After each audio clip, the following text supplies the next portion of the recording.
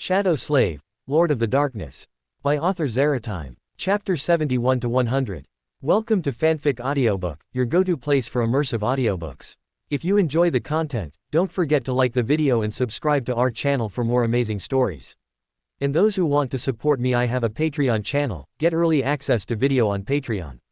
Chapter 71. That time Uriel joined the evacuation army to save a continent. The week had passed quickly. In fact, it was too fast for Uriel to adapt and assimilate everything that was about to happen over the next months in Antarctica. During the week, he had gone to the ivory tower to relax and simply stop thinking. He helped Cassie understand the runes of the Tower of Hope. Likewise, he trained with Effie and Kai for a while, more specifically his battle arts with the bow and spear. Then he trained with Neffys and Sunny in combat style to regain his senses, somewhat dulled by the lack of fighting. Aside from that, he had met with Aiko, giving her a new batch of transcendent soul shards to sell, as well as delivering about 100 chapters of his manhwa, which, due to its popularity, was being planned to be turned into an animated series that would be broadcast on the internet. After doing all that, and about 2 days before departing, he had prepared all his things to leave on Sunday and arrived Tuesday at the coastal military base. Uriel looked at his home one last time. Although he had lived there for only a month, he had obtained very good memories. Well, I guess when I return to this place, I'll be very different from how I am now. I hope it's more good than bad, he murmured, closing the door and setting the security system before simply turning around and leaving. Uriel observed the long-range transcontinental train. Its appearance was like that of a metallic steel beast stretching hundreds of meters, its body made up of several enormous segments. His attire was a black suit, with a black hoodie and a cap on his head. The train was loaded with high-caliber ammunition, as well as machines to repair damaged sections, and Awakened who would guard the journey. Uriel observed with slight amusement the face of Sunny, who had accepted Jet's proposal to head to the Antarctic Center. "Are you sure about joining, Sunny?" he asked. "I am. Although it doesn't surprise me that you accepted. Antarctica seemed cool to me. I wanted to visit it someday. Of course, not under these circumstances, but no one can have everything they want in life, I suppose." "And what do you think?" "About what?" "About all this that's happening. Honestly, I don't know. But if there's one thing I'm sure of, it's that Antarctica will be worse than the Dream Realm. Of that, I have no doubt. You're going to suffer, I'm going to suffer, possibly tens of millions will die before we can evacuate them. Can't you say something more pleasant for once?" "Hey, I'm being positive. What's the worst that could?" "Don't finish those words, Uriel. Trust me, don't." Uriel pressed his lips into a thin line. "Well, I guess everyone will be quite busy in Antarctica, so I'll send you some messages, maybe twice a week," said Uriel, beginning to walk toward the transcontinental train. "Hey, Uriel, don't you dare die," said Sunny with a serious tone. "I won't. Don't you do it either, Sunny. If you do, who will I tell the story of how I came across a sleeping cursed demon?" With a final laugh, Uriel entered the train, leaving Sunny alone, who let out a sigh before also entering. He prayed that nothing bad would happen. Although, knowing his terrible luck, it was very likely that many things would happen to him. Uriel, as a master and of the highest rank, had his own personal cabin, as large as his room at the academy. Uriel sank into the expensive-looking armchair. He didn't have any suitcases or backpacks, since everything was in his dark storage, safe from being lost or misplaced. Uriel observed the desolate landscape of the world devastated by war and the spell. There were corpses of nightmare creatures, as well as ancient skeletons and war machines damaged by time. Uriel took out his communicator, taking advantage of the fact that he still had stable internet coverage. Closing his eyes, Uriel entered his mental space, where he simply did nothing for a few hours. The next morning, nothing attacked the train, which he was grateful for. After going to the train's dining car, some gave him a respectful salute. After eating and listening to some trivial chatter, he returned to his cabin to continue resting. Before coming, he had traveled to his citadel, where he called all his creatures back to his soul, since he would need all the help he could get during the nightmare chain. After 2 days of travel, the train had finally reached its destination.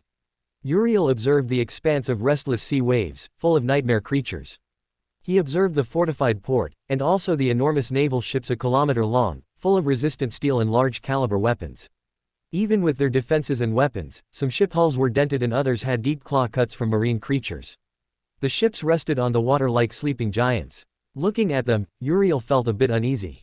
From what Uriel knew, these ships were in charge of going back and forth between Antarctica and this place with millions of refugees.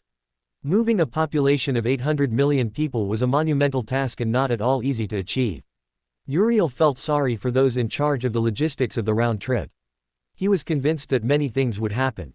He only hoped it was just his paranoia working against him. "Hey, you have to stop overthinking things," said Shade. "I'm not overthinking it that much.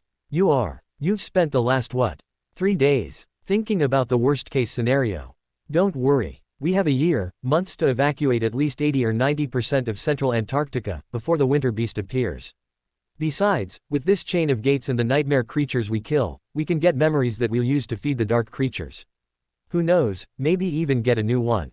But still, for the love of. Look, if you keep this up, I'll simply take control for a few months to see if I can shake off your paranoia, understand?"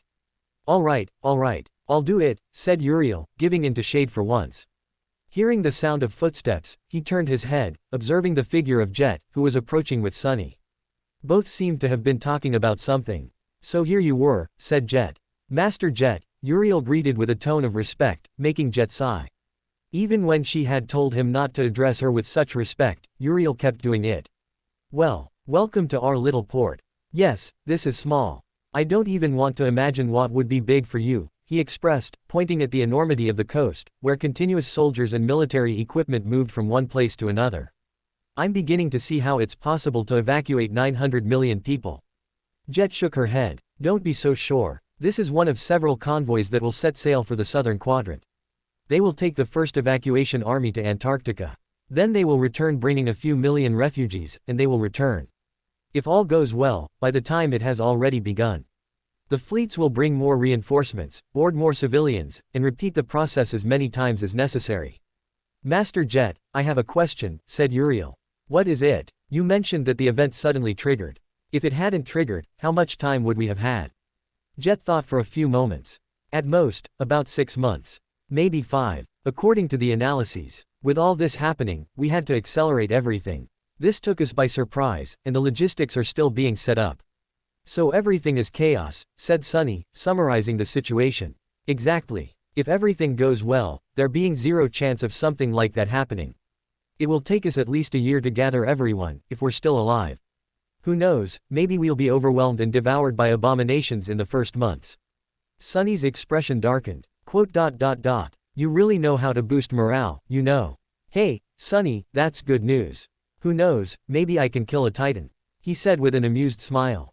"If a Titan appears, you'll undoubtedly die." "Hey, what do you know? I've killed one, you know." "Well, my realistic giant flying dragon did it, actually. You know. It was a beautiful butterfly." Sunny rolled his eyes. Jet observed the conversation between the two with considerable amusement. Her mind traveled to the past, remembering how those two at the beginning barely tolerated each other, but now they treated each other so closely that, if Jet didn't know better, they would seem like brothers.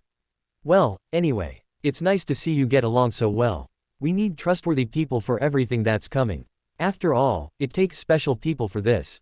"I didn't know I was so special," said Sunny. "It takes a special kind of people to face the deepest despair and keep fighting. You two are those kinds of people. Why does that sound like the, 'I've gathered you here because you're the best of the best,' recruitment speech from Men in Black?" said Shade, amused. "I guess she's doing it to boost morale," Uriel responded mentally. Uriel returned his attention to Jet's words. "And we will all experience a lot of despair in the coming months. I have a feeling." Uriel sighed. Looking at the sun high above, he had the feeling that it would be an incredibly long and terrifying night. End of Volume 3, Dark Peace. Note: well, this is the final chapter of the 3rd volume of this story. In the draft of this Volume 1 had many things, but after rereading I realized there was a lot of unnecessary filler that would simply make the story boring and difficult to read, so I only left the most relevant parts.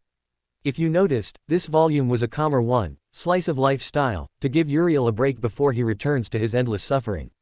And believe me, starting from the next volume there will be no rest for the main character. Anyway, comment and give me power stones. Also leave me comments with your opinions about this volume. Well, I'll take some vacation time. I think a time finish the final chapters of the 4th volume. Well, that's all, see you I think. Chapter 72 Meeting. After getting into their PTV, Jet began driving through the camp at high speed.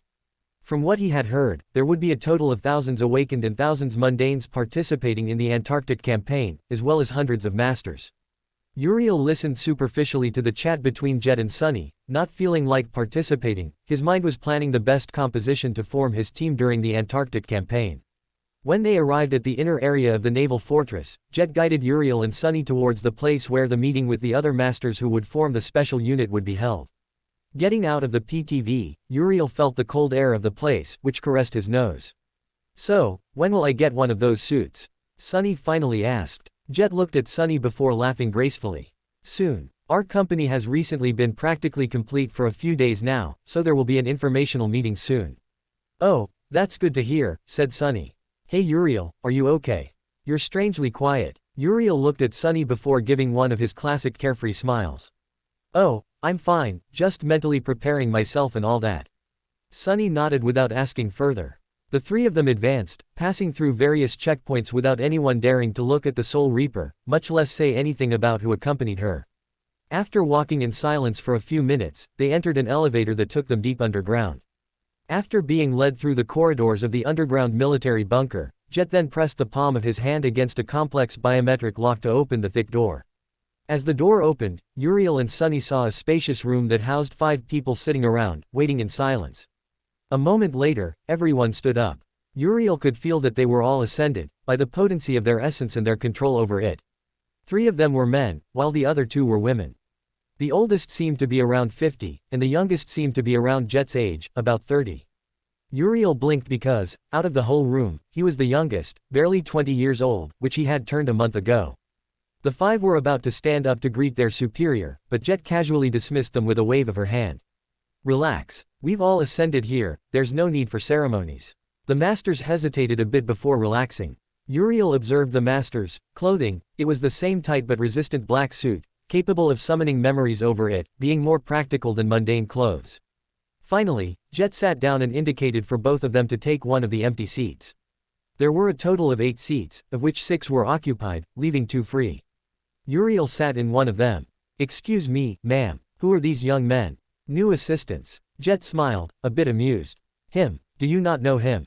Jet asked. Uriel simply dismissed the cosmetic memory, letting his blue hair return to its usual black, surprising the masters present. "This young man is Master Uriel, one of the latest additions to the command structure of the First Irregular Company. Not only one of the youngest humans in history to become a master, but also the only one who challenged the second nightmare as a sleeper and survived 2 death zones of the Dream Realm. And he holds a record for the most nightmare creatures killed," Jet said with a slight smile. "The other, youngster, is Master Sunless, the latest addition to the command structure of the First Irregular Company.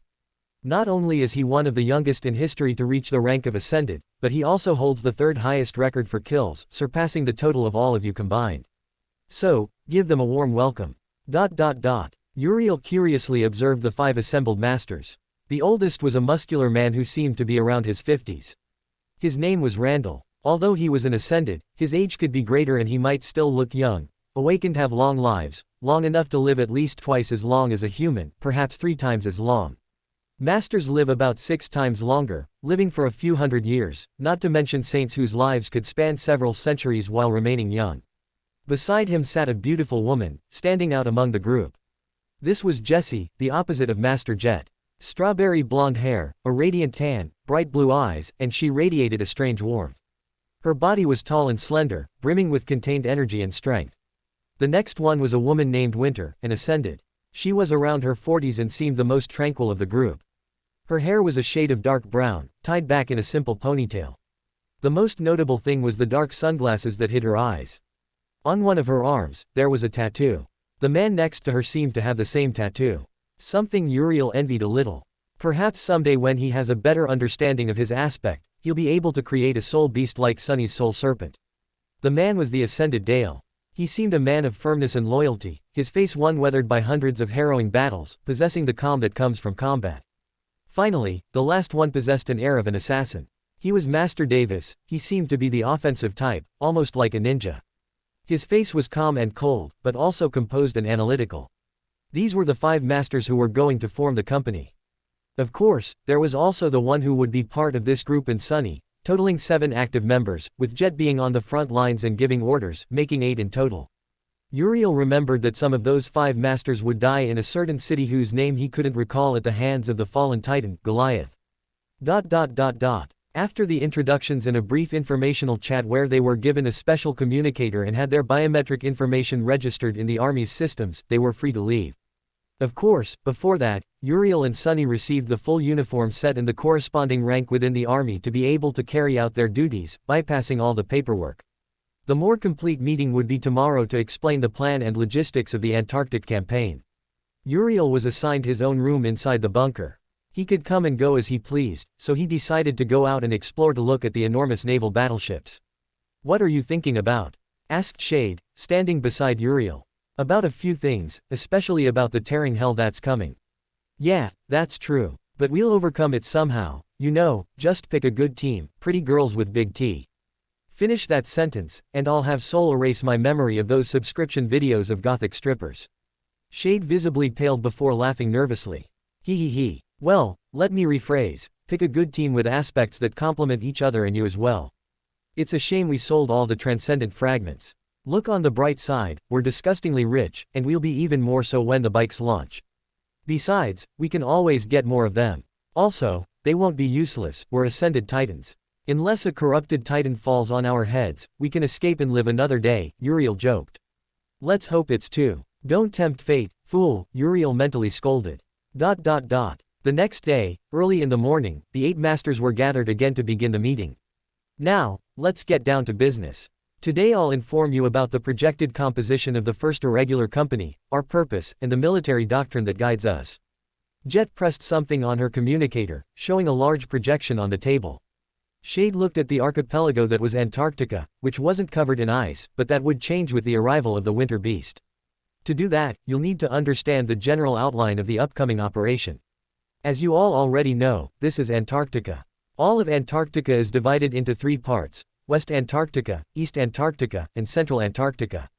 Shade looked at the projection with interest. West Antarctica was practically submerged and consisted of a set of scattered islands, some small, some large. The eastern part was a large landmass dotted with lakes, with a prominent mountain range in the center. Central Antarctica was a long, narrow continental mass stretching between the two, occupying almost all of the high mountains. West Antarctica is practically uninhabited, so it's of little interest. Central Antarctica is an administrative and technological hub of the quadrant, while East Antarctica is the most densely populated region. Jet paused and then continued. The First Army will set sail in 2 weeks. We'll arrive in Antarctica 2 or 3 weeks after that. By then, the nightmare chain will have already begun. Local garrisons are already experiencing an increase in the number of gates, but the number will skyrocket by the end of March. After that, it will continue to grow. No matter how many soldiers we send, we won't be able to contain the avalanche of nightmare creatures entering through these gates. This is unprecedented in history. Even the great wars fought by the first generation pale in comparison to the nightmare chain. Don't forget that almost all the abominations back then were of the dormant rank. We're not that lucky. Jet let out a slight sigh, leaning back in her seat. According to scientists and diviners, the massive portals will be of the 2nd and 3rd categories. That means awakened, fallen, and corrupted creatures in quantities greater than anything we've ever seen. Of course, something even worse could happen. So, we're not going to try to contain them. Everyone's expressions gradually darkened, even Shade's. There are better ways to achieve this. Our objective. Once the army arrives on land, it will split into 3 parts. Each of the objectives is to turn a small number of selected cities into fortified evacuation centers that can withstand the siege of creatures for months or years. The second objective is to relocate the external human population to these centers, where they will wait their turn to board the ships. Neither the relocation nor the waiting will be a short process. Finally, the third objective is to establish and maintain evacuation corridors for the citizens being relocated. Once everyone is safe behind the established perimeter of the siege fortresses, the first phase of the operation will be considered complete. Shade listened to the information, slightly focused on his own thoughts. He would be moving from one place to another continuously to keep the corridors safe from the nightmare creatures. The briefing lasted a little longer, with everyone having quite a bit to discuss to make the terrible approaching situation even clearer. Finally, the conversation ended, and the 5 masters left to make their own preparations. Shade decided to stay, where he had a hot, steaming cup of tea. Then he took out 2 more cups using a dark tendril, placing one in front of Sunny and Jet. They both took the hot tea. When you told me you wanted to leave, I thought it was to Ravenheart or Bastion, not the Antarctic campaign, Sunny said. I told you months ago, I was going on vacation to Antarctica. Although this development is certainly somewhat unexpected. And exciting. Crazy guy. I'm not crazy, Sunless, the world is the one that's crazy. A mysterious wind moved Ural's hair despite there being no ventilation where they were. Jet blinked. How do you do that? A magician never reveals his tricks, Master Jet. Shade took another sip of tea. I'm not going to lie, all of this seems a bit overwhelming. Jet smiled slightly while shaking her head. Don't worry too much. You already have the necessary experience for everything to work. It's not like the others are better prepared to deal with what's coming. Above all, we need the ability to learn and adapt quickly, that's how we'll survive this unprecedented disaster. Shade yawned a bit before standing up. Well, I have things to do and some subordinates to choose, he said while leaving the meeting room. See you later. With that, he left the meeting room, heading to his office where all the information on the awakened he could choose from was located. Note: well, 3 full weeks have passed since I stopped uploading chapters. But I'm back with this story now. As you can see, this is the start of the 4th volume, and I think it will be the longest so far. For now, I'm going to publish 1 chapter a day, maybe 2, until I get back to my usual writing rhythm. So, leave me some comments as well as power stones to encourage me. If we reach 50 power stones, I'll release the next chapter. Chapter 73: Forming a Cohort. Uriel sat in his chair, looking at the hundreds of files he had to review to form his cohort of awakened. The configuration of his team would have to be one that could adapt to any circumstance, along with great teamwork. He knew the Antarctica campaign would be long and deadly. Everyone would suffer, some more than others. Looking at the mountain of documents, he sighed. Well, let's begin, he said to himself. Focusing on the task at hand, he began to read the files with boredom. He read their mental state, then their aspects and abilities, as well as the slight hints about their flaws. He also looked for the files of his irregular companions, which were a censored version with occasional mentions of their actions and mental state. They didn't mention anything concrete about their aspects or flaws. His own file was also there, with the information he provided to the government, though of course, with huge gaps in information. He noticed that his aspect was visible, being able to change his form through surrounding shadows. Of course, this was a mistake. He had simply mentioned that he could change the shape of his body with darkness, so they listed it as shadows, when it was true darkness, much more vast and hungry than mere shadows. Aside from that, there wasn't much relevant information other than his height, being about 170 centimeters. Even in the full 2 years, he had barely grown 2 or 3 centimeters, but he trusted he would eventually grow. If not, he would create a body to be taller. Pushing those thoughts aside, Uriel thought about what he was specifically looking for in his cohort of awakened. He needed synergy, intelligence, attack power, healing, and more. His abilities gave him several fields: adaptability, attack power, intelligence, creativity, and stealth. And yet, he still had other aspects to cover. Reading and discarding documents, he made 3 piles. The first pile was of files that weren't useful to him, of awakened who were not what he was looking for in his team. The second pile was the ones that held his interest. The third pile was the ones that caught his attention with interesting aspects. When he finished classifying them, he read them again after dividing them. Shade, after reviewing them all, grabbed the first one. It was an awakened with the ability to increase the general recovery rate, both physical and mental. According to his file, it was hinted that his flaw might be not getting good rest and that the effect is lost after a certain rank, which wasn't specified. So he discarded him. Although having a higher recovery rate would be useful, he possessed the Crown of Repose, which had the same effect and was passive. The next one was an awakened whose aspect was versatile. Her aspect involved darkness. She could move through darkness, as well as control it slightly.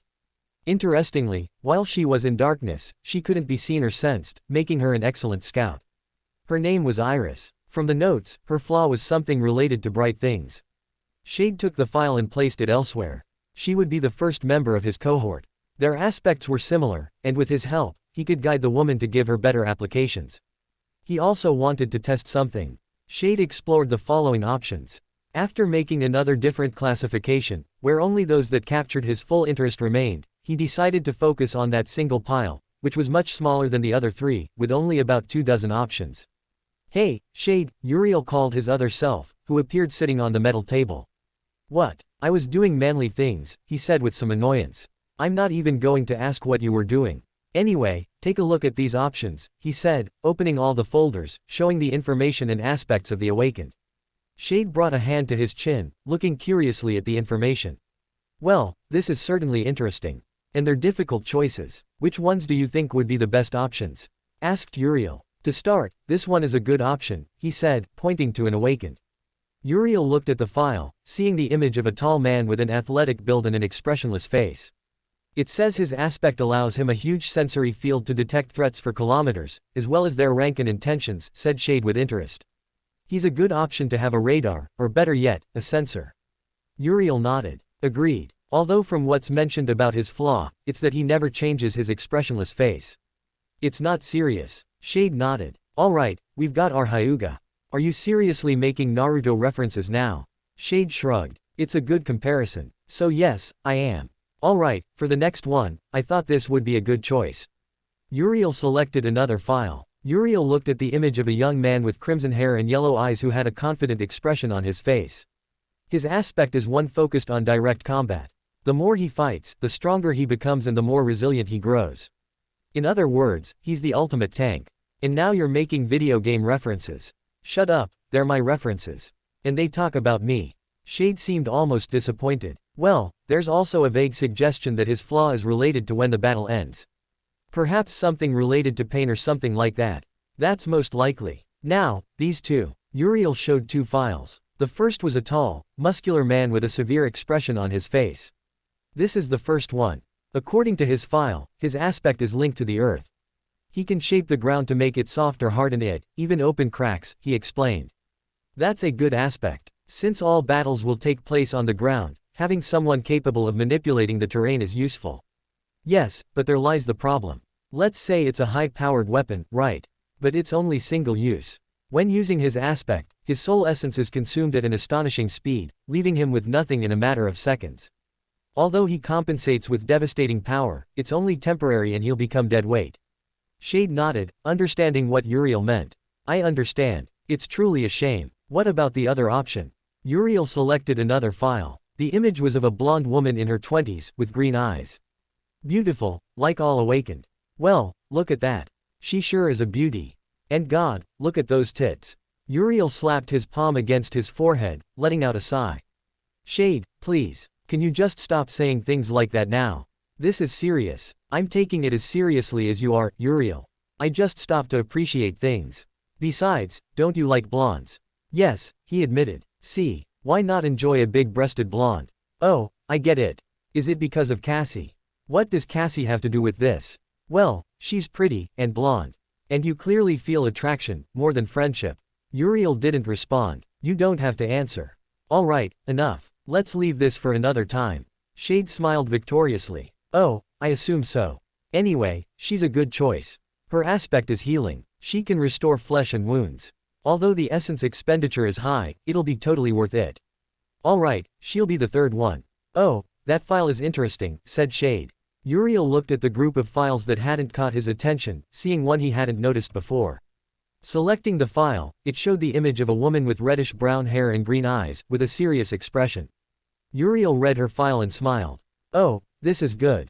Very good. It seems we have another fighter. Yes. Her aspect is to strengthen herself under the open sky, whether day or night. Which is a huge advantage. Although it mentions she has never been seen wearing armor. Either she's very confident, or that's her flaw. Either way, she's on the team, said Uriel. Now we only have two more left to select. What about this girl? Asked Shade, pointing to another file from the classification that caught his attention the most. The file showed a woman in her 20s, with short brown hair and red eyes. Like all awakened, she was beautiful. Let's see. Her aspect is related to intangibility. It says she can pass through solid objects, as well as enemy attacks. And her attacks are aimed at the soul, Uriel reflected. Don't you think her ability is like a ghost, or something like that? Yes. Although being intangible is a huge advantage, there are nightmare creatures capable of striking the intangible. Even we can do it with the Eclipse Claws. Yes, but that's where her soul attacks come in. She can weaken enemies after several consecutive hits, even kill them. It's like Master Jet's aspect. Uriel thought about it for a while before nodding. Alright, she'll be the fifth member. Now we have a healer, a scout, and 3 fighters. We need a tank, said Shade. I already have one. In fact, he was the first to catch my attention. Shade raised an eyebrow and said, really? Uriel, instead of answering, selected another file showing the image of a young man easily in his 20s, with dark blue hair and yellow eyes. His aspect is the ultimate defense. He can generate lasting barriers for his allies within a large range. From what I can read and guess, nothing weaker than him can break this barrier. Which will be useful against awakened abominations, he explained. Shade let out an impressed whistle. Damn, that's definitely a broken ability. Just imagine, hundreds of soldiers surrounded by a barrier capable of stopping awakened creatures. Shade's eyes shone with excitement. Uriel's sweat dropped. It wasn't hard to see he was imagining his other self. Alright, these will be the 6 awakened of the Dark Cohort. We need to improve the name. It works for now, said Uriel, looking at the 6 files he had selected. Asher, Lucian, Miranda, Lily, Tiffany, and Abel, he said, looking at the 6 awakened who would be his subordinates in the coming months. After marking the files with his personal identification code, he would only have to wait for the bureaucracy of the 1st Evacuation Army to approve the recruitment request. Then, he would finally meet his subordinates in person. And boy, was he anxious to put them to the test. Chapter 74 First Impressions. After selecting the 6 members who would form his team, Uriel decided to explore the complete set that had been delivered for deployment in Antarctica. The equipment covered all the basics, from thermo-regulating clothing to invaluable medical kits with enchantment technology and more. Of course, he would enchant these suits using his practice in runic sorcery to see the results of his studies in the ivory tower. He also focused on the central piece, which was undoubtedly a large, armored all-terrain vehicle that would allow them to move from one place to another on the missions assigned to them. The vehicle looked like a mix between a turtle and a rhinoceros. Despite its size, armor, and weight, it possessed great engine power, allowing it to reach enormous speeds on many types of terrain, as long as the driver knew what they were doing. Uriel also saw the interface for parts to improve the rhino's performance.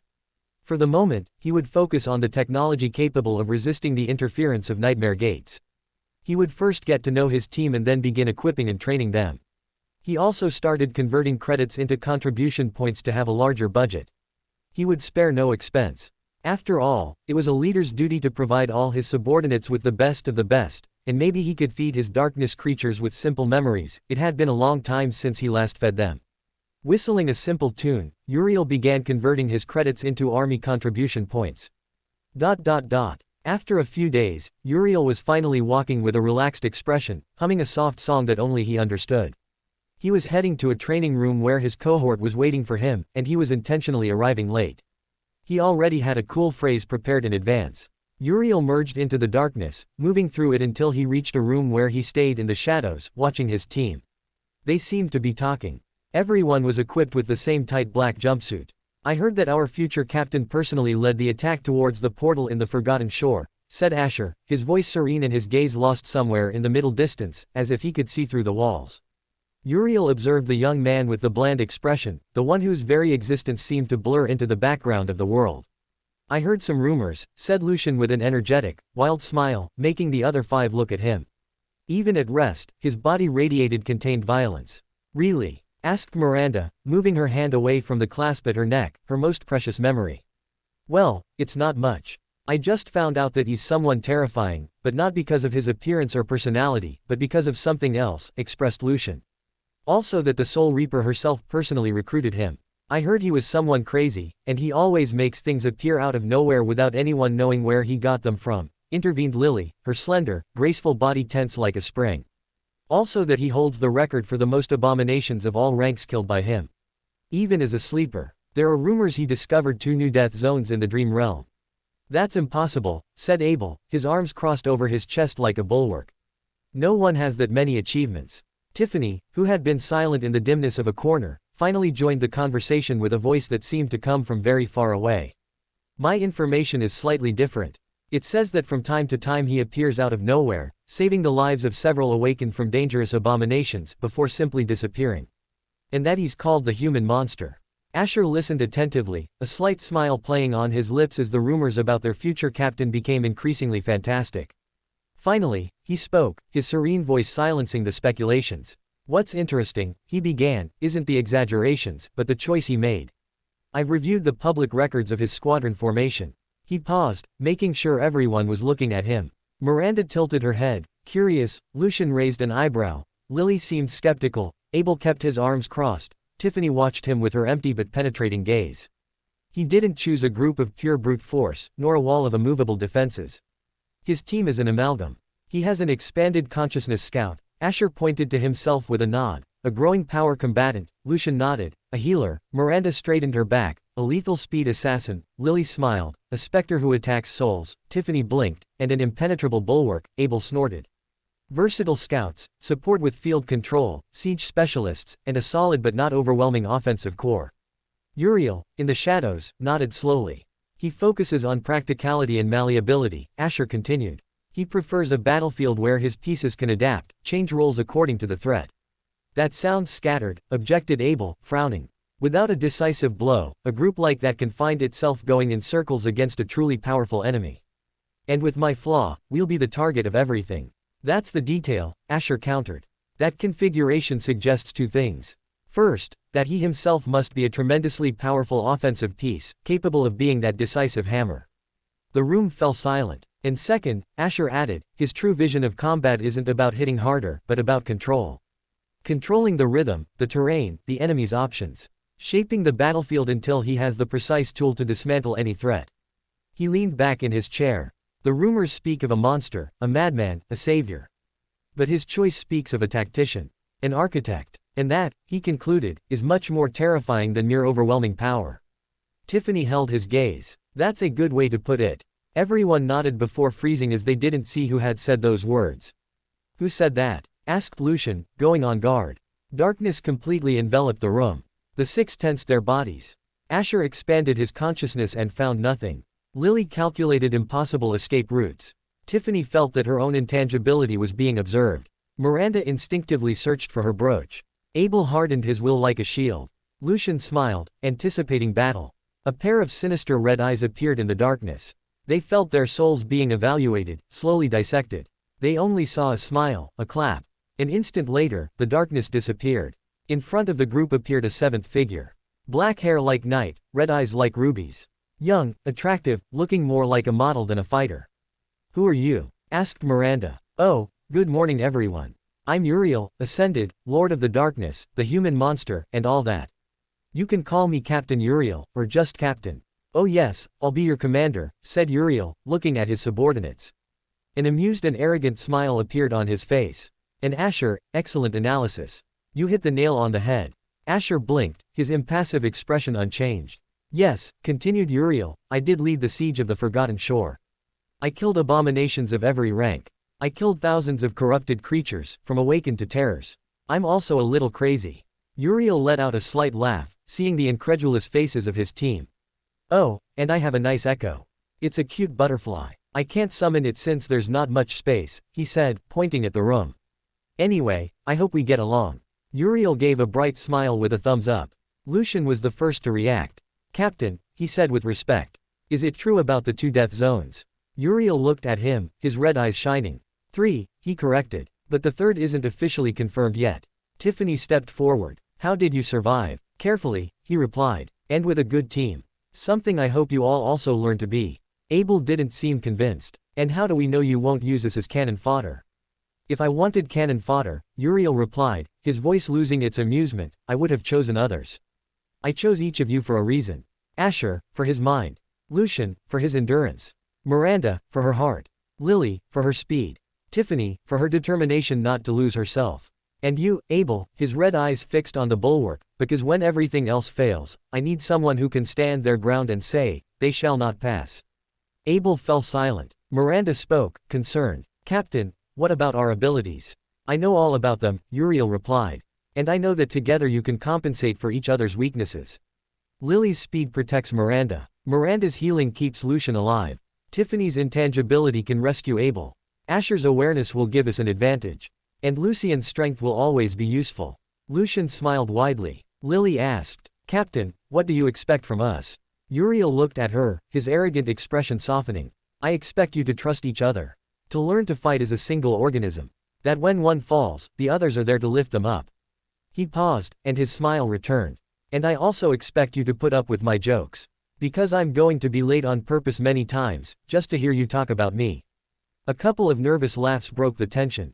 Uriel clapped his hands. All right. In 1 hour, we meet in the training hangar. Bring your gear and your will to survive. This won't be easy. He began to walk towards the door but stopped at the threshold. Oh, and one more thing. What you said, Asher, about me being a tactician, an architect, it's true. But I'm also the human monster. And when things get ugly, when the plan fails and only violence remains, I'll be there, on the front lines, fighting alongside you. Not because I have to, but because you're my team now. And I take care of what's mine." He disappeared into the darkness. The six looked at each other. "Well," said Lucian, "I think we're going to do all right. Or we're going to die horribly," added Lily. "Probably both," concluded Asher. Note: yes, this is a short chapter, but the next one will be longer. Chapter 75 Infernal Training.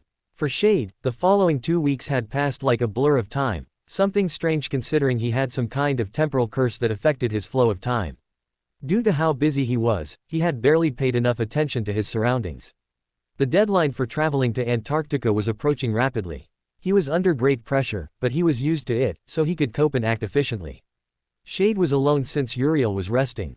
They had used the same strategy as in the Forgotten Shore, dividing the load. One would take over at certain intervals throughout the evacuation campaign, then the other would switch, and so on, until everything was finished. After Uriel had introduced himself to his new team, he decided to take a break, leaving Shade to handle the rest. Shade accepted grudgingly, but it wasn't like he had many options. He explained the objective of the Antarctica campaign to them, as well as the suffering they would endure from the continuous attacks and the possibility of dying at any moment. His words were harsh but served to let them know that at every instant, their lives would be in danger. After the briefing came the exciting part, getting to know them through battle. So, he simply created a sword of darkness, stating that they would win if they could destroy his weapon, using any strategy or plan they wished. By doing this, Shade achieved small secondary objectives. The first was to gauge his team's current ability to fight as a group and how their aspects interacted with each other. The second objective was to earn their respect. Strength commanded respect. It was easier to trust someone strong who had your back than someone weak who would run at the first sign of danger. Although forming a bond would require time and effort, this would be the first and most important step. Over the next 40 minutes, Shade crushed what could be considered elite awakened of the government. He hadn't even fought seriously. And they hadn't even managed to destroy the dark sword he had created. The only interesting ones were Lucian, Tiffany, and Lily, who possessed good combat skills, but could improve. As for Asher, Miranda, and Abel, their aspects weren't focused on direct combat, but they had a decent level of fighting that would need improvement. After defeating them several times, he began working with them to improve their strength and essence control, indicating which parts of their muscles to channel essence to for the best results at the lowest cost. Slowly, their essence control became more refined. He also began purchasing equipment that would be useful for the Antarctica campaign. After the first week of training, he made the six fight among themselves to understand and analyze their opponents and gain a better understanding of their own abilities and limitations. When the second week arrived, Shade used the dreamscape, modifying the battlefield. He wouldn't use nightmare creature simulations, instead, he would be the nightmare creature his subordinates had to eliminate. He chose landscapes that were difficult to navigate, orient themselves in, even dark places that favored them. In his opinion, it was a fairly simple game. He would be a nightmare creature, and they had to eliminate him. Of course, he transformed into multiple monsters, large and small. The largest among them was his black serpent form, about 40 meters long. He also used his stone saint form, maintaining a height of 20 meters to cause great devastation. At first, the six awakened were confident, having the numbers, the advantage, and the combination of their aspects and plans. All their plans and strategies proved useless when a fist the size of a house impacted the ground, lifting enormous chunks of rock, or when a great black beast destroyed them before they could plan anything, or even when a simple monster put them through hell. In the end, they tried to fight against a kind of black ladybug capable of creating dark weapons fired at enormous speeds, which defeated them instantly. The funniest thing Shade did was transform into a kind of diminutive goblin that loved to bite and was terrifyingly fast and annoying. After everyone came out of the dreamscape, Shade looked at his subordinates with a jovial smile. "You managed to last 10 seconds longer than last time. Congratulations, you can take the rest of the day off," expressed Shade with a very cheerful smile as he left the gym. When Shade left, the six went to the staff kitchen next to the gym. Lucian looked tired, he didn't even have the strength to smile. He wasn't the only one. Miranda had her head resting on the metal table, muttering about terrifying diminutive demons. Asher and Abel were tired and a bit on high alert, in case of a surprise attack from a game of cat and mouse. Of course, they were the mice. Lily and Tiffany were exhausted because their captain focused on them first, even when protected by Abel's barriers, which shattered like glass with a single blow. "He's a devil," No, he's worse than a devil, straight out of hell itself, said Lucian. A bit further away, Asher shook his head. Even a devil can die, but the captain, the man shuddered slightly. We can't even know what he's planning, or what his next move will be. When he gave us time and let us choose the most beneficial scenario for us, he completely turned it around, using it against us. Don't remind me. He doesn't even have a weakness. Everyone has weaknesses. Head, heart, skin, arteries, and so on. Not him. It's like logic breaks before him. I told you, he's a devil. He's not even human, he's a nightmare creature disguised as a human. Lily, do you know he's possibly somewhere listening to all this, right? Asked Miranda. Lily looked towards the dark shadows but saw nothing. She didn't know if her captain was really there or not, and she truly hoped he hadn't heard that. Shade yawned. He hadn't slept in the last 2 days. Although as a master he could last at least 2 weeks without sleep, mental fatigue was accumulating. However, he couldn't stop to sleep for a while. He would do so once they were on the battleship. For now, he focused on improving his subordinates' equipment. After training with them, killing them various times in the dreamscape, and testing them in different areas, he knew what would be best for them and which areas to improve. Intentionally, he attacked them with the same power as a fallen devil so they wouldn't have trouble dealing with fallen beasts below tyrant rank. The result was as expected, they had no chance. Using contribution points, he began purchasing memories for them. The first was Asher. His aspect was based on reconnaissance, being able to sense everything within a large range. That included being able to identify the ranks of nightmare creatures, although he didn't know if Asher could sense that he had 7 soul cores instead of 1, or if he had remained silent. He would have to watch him. Since his main method of attack was archery, he got him a first-level ascended rank bow, which had an enchantment that allowed him to increase damage upon impact. He also managed to get a quiver. According to what he read, one of its enchantments was to replicate the last arrow used. For this, he got him an arrow capable of making things explode and another with a potent poison. For Lucian, who was a frontline fighter due to his berserker-like aspect, he decided to give him the blood flower.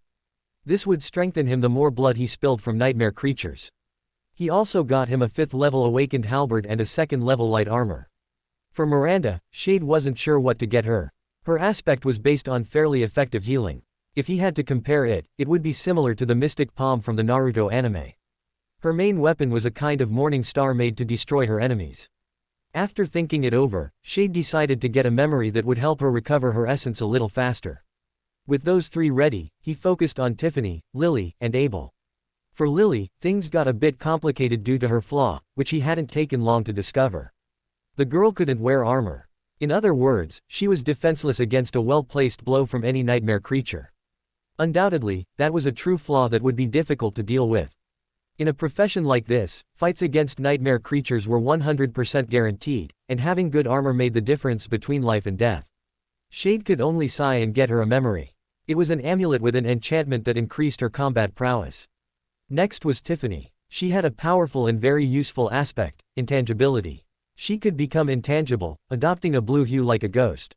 Not only that, but her attacks went directly to the soul.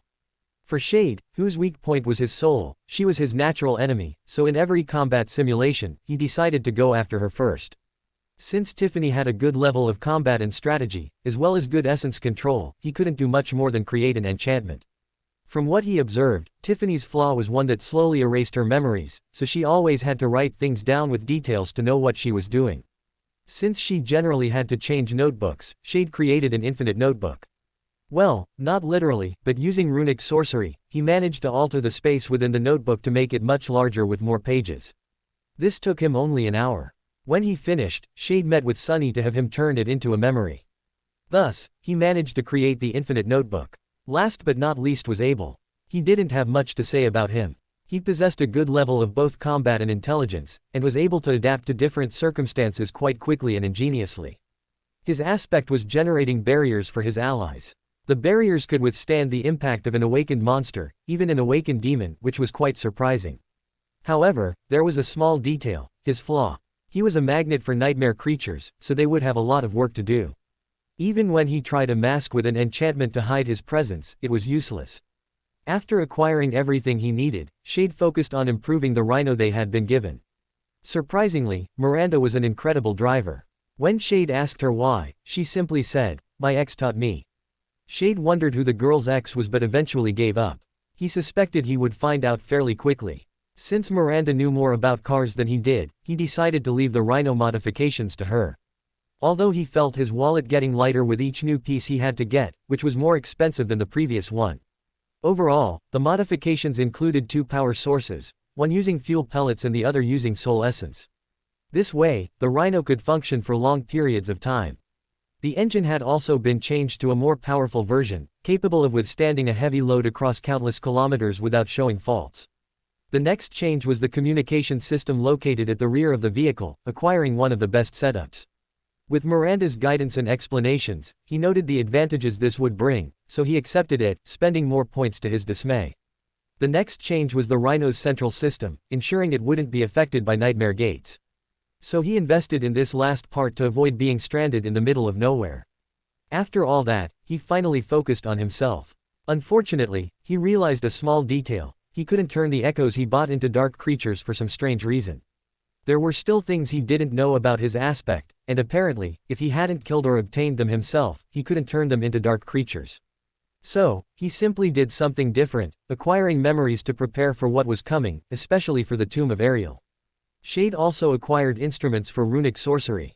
Since there were few sorcerers, the materials were a bit expensive, but nothing compared to the exorbitant amount of money he had spent. At the beginning of it all, when he sold almost 4,000 transcendent soul fragments, he had obtained nearly 1,100,000,000 credits. And after converting them into contribution points, he simply had about 500 million credits in his personal account. He still had a supreme soul fragment left, as well as the sacred fragments, which he would never sell. A few days later, Shade was sitting in the military bunker's cafeteria, consuming food at a slow pace. His eyes were a bit dull, with barely visible dark circles under them. He wasn't the only one. Sunny was in the same state, maybe a bit worse. Shade was simply eating, largely ignoring the conversation happening among the other captains. "Hey Uriel, what area will you focus on?" asked Winter, and ascended, making Shade blink. "Well, combat and reconnaissance," he replied calmly. "Explain." "Well, I guess I prefer practicality, stealth, strength, and strategy." "So you're a bit like Davis," said Jesses. "In a way," he replied. The conversation continued, where the gray-haired veteran explained how the nightmare call worked for Awakened, which gave Shade a slight idea for the future. When the night before departure arrived, Shade gathered his subordinates for a small party with drinks and banquets of delicious food that Shade had prepared after taking some cooking classes on various websites. Surprisingly, he was quite good at preparing meals, especially meat. The 7 were sitting in a high place, watching as the containers were loaded onto the ships in preparation. "Hey, Captain," said Finn, making Shade look at him. "What's the biggest thing you've encountered in the dream realm?" he asked curiously. I've encountered gigantic things and killed some of them. But if I had to recall something I personally saw, it would be traveling through a desert and coming across a great demon," he explained, making everyone's eyes widen. "A great demon? How did you survive that?" "Oh, don't misunderstand. I didn't literally run into it head-on. I just saw it for a few moments, about 50 kilometers from where I was. It was gigantic. I think it measured about a kilometer or something." The 6 Awakened paled a bit, trying to imagine a creature of such titanic proportions. "And you?" asked Shade. "Well, although I haven't killed creatures of corrupted rank or done half of what you've done, Captain, the strongest I've fought would be against a fallen demon. It roamed the borders of the citadel where I was staying at the time," said Lucian. "The demon was big and terrifying. A team formed to kill it.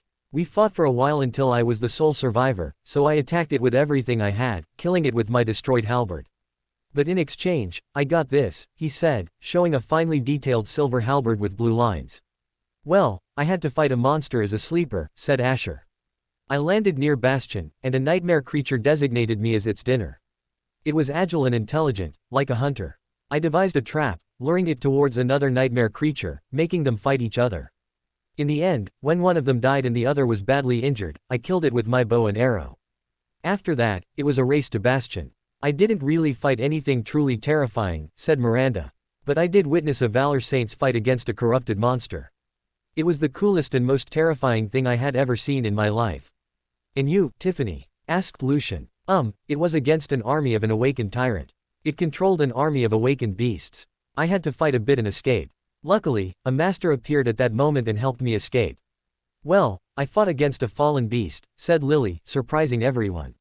"It was an ugly worm. It was during my winter solstice. The worm was one that moved through vibrations, so I had to take refuge on a large rock. I spent 2 or 3 days there, enduring hunger and thirst. Gathering all my courage, I used a dagger and fought the nightmare creature but received a serious wound. Fortunately, a team of awakened treated me and took me to their citadel to return to the waking world. And you, Abel? Asked Tiffany. Well, the biggest thing I encountered was a fallen devil. It was my winter solstice. I landed in Revenheart. The fallen devil immediately focused on me, so I could only run and pray to the gods for my life. Unfortunately or fortunately, I attracted too much attention from nightmare creatures, which started fighting among themselves. Everything happened too fast. I managed to reach the bridge and use the portal to return to the waking world. Those were the longest hours of my life. The next morning, after Shade had rested properly with the crown of repose, recovering all his depleted mental stamina, he silently observed the 40 ships that would travel to Antarctica. Shade and the rest of the captains stood in silence, observing the now dismantled camp and the endless gray mass of the sea.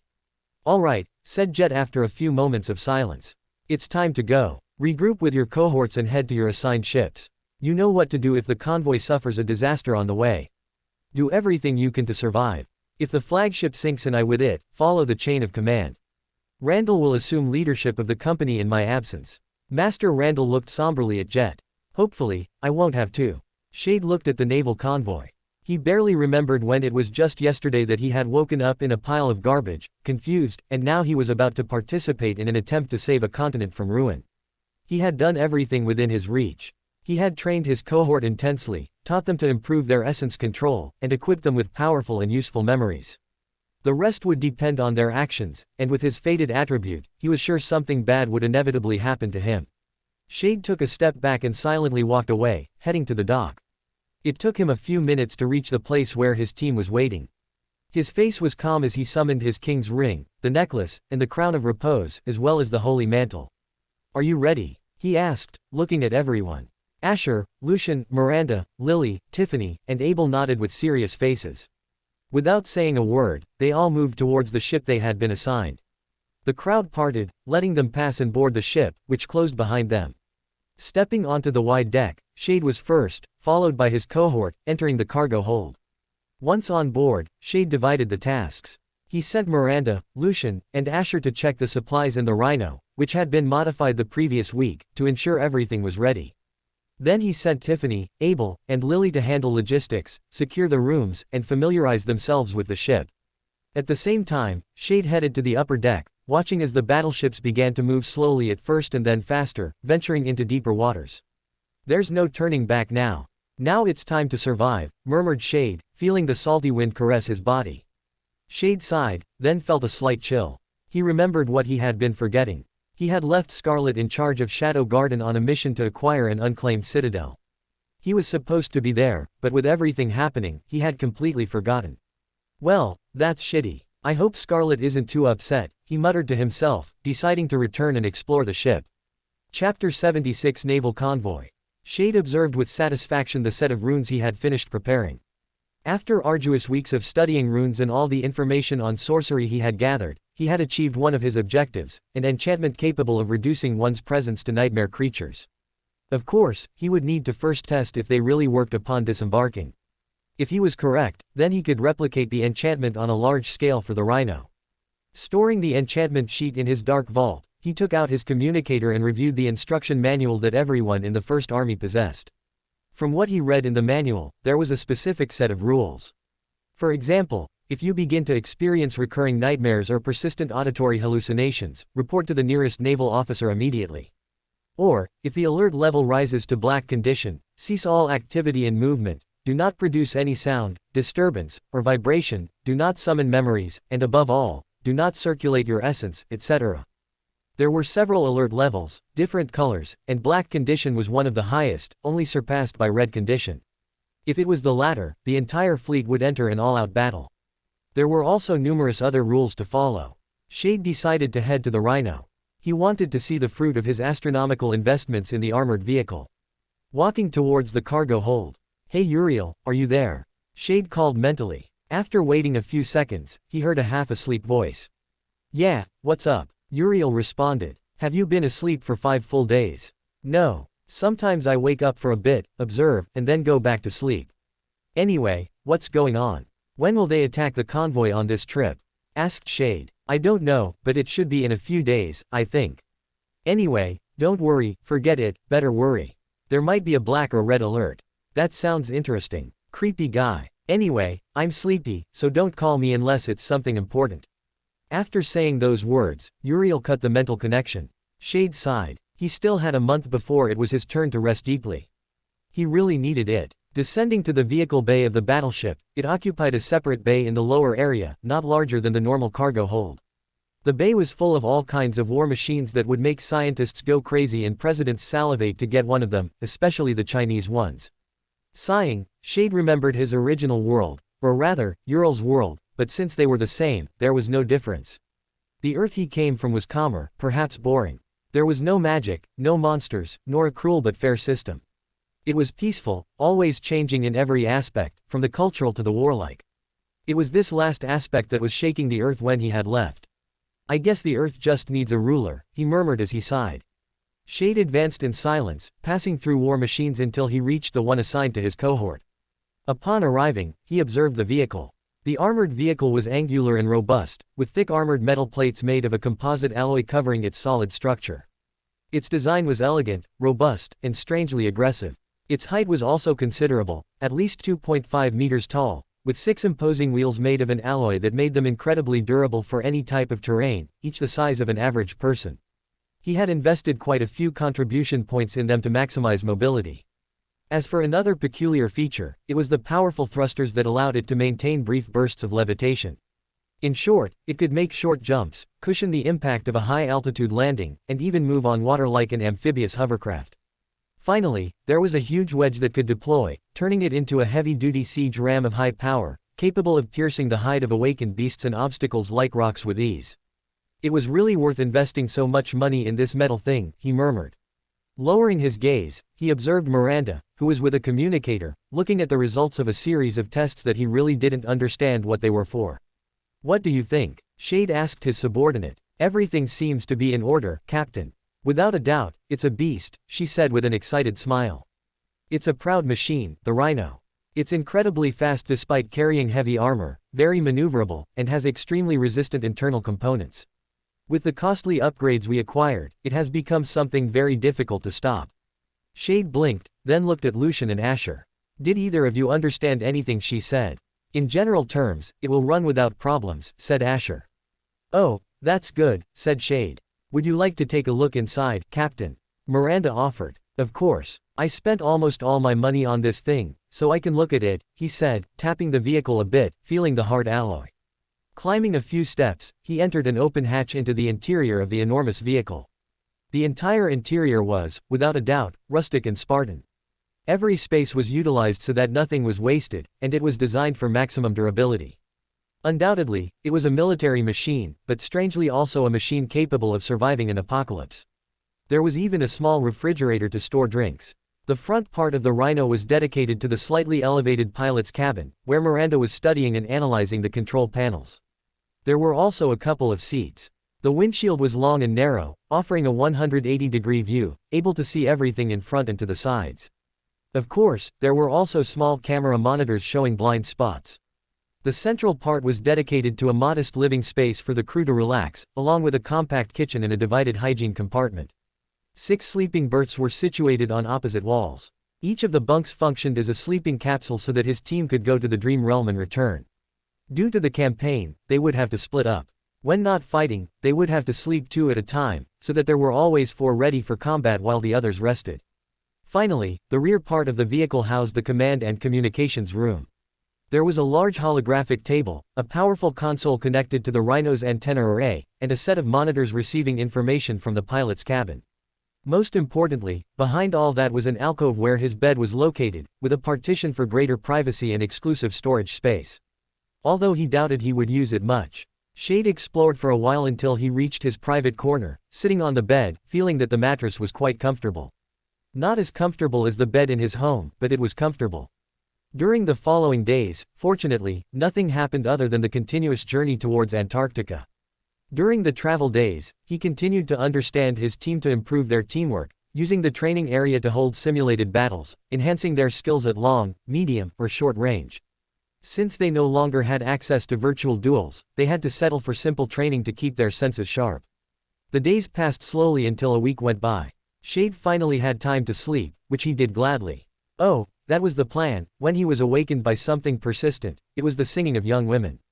Damn it. It's already begun, Shade thought. He could feel a mental attack, but the crown of repose, still resting on his head, shattered the insidious attack of the creatures, leaving him with a clear mind thanks to the anchors he had prepared beforehand. His first anchor was towards himself, his name, his true name, and his identity. His second anchor was towards his friends. His third anchor was towards his purpose. And his fourth anchor was towards his mission. With these 4 anchors to cling to, the crown's effect activated, blocking any attempt at a mental attack. A moment later, everything went dark, and an alert arrived on his communicator. It was a black code. Shade remained calm, not moving. After a minute, red lights turned on. Shade stood up with an annoyed expression. And I wanted to sleep, he murmured grumpily. Writing to his team, he ordered them to gather near the Rhino in the lower bay. He had a feeling something bad would happen. Moving through the darkness, he arrived at the bow of the ship, observing the naval war against the black water that had darkened a large part of where they were. It's darkness, Shade thought, looking at the dark water. He could feel hundreds of nightmare creatures swimming rapidly and 2 large presences, perhaps a terror and a tyrant, though he wasn't sure. Looking at the flagship, he observed the Saint of the Night jump into the water, transforming into an enormous orca heading into the black water, and moments later it was agitated, followed by members of the House of Night. Shade, after watching a bit longer, traversed the darkness until he reached the lower bay where his subordinates were gathered along with other awakened. The interior of the bay remained silent and calm, but also tense. Every now and then, the ship would tilt due to the powerful bursts of gunfire, as well as the enormous cannons aimed at the dark water. The House of Night was confronting whatever was beneath the water while the 100,000 soldiers of the First Army had no choice but to wait and beg any deity for salvation. Shade walked towards where his cohort was with a calm expression on his face. Seeing him so calm, they relaxed a little. Chapter 77 Naval Convoy 2. Shade saw Miranda, Lucian, and Abel, only 3 of the 6. Where are Tiffany, Asher, and Lily? He asked. In the dream realm. We secured their bodies in the Rhino, Abel responded. All right, said Shade, his voice betraying a trace of relief. A powerful impact shook the ship as if something had struck it from below. Shade looked at the Rhino. If necessary, and the ship sank, they could use it to stay safe, or he could directly take the form of a dark creature to save as many lives as possible. Shade looked towards the armored walls. He had verified their hardness, and undoubtedly, even he would have a bit of trouble opening a hole inside. Although he didn't distrust, something was wrong.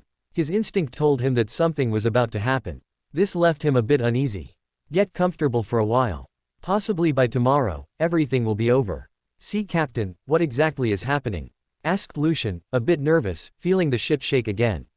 Oh, nothing really serious.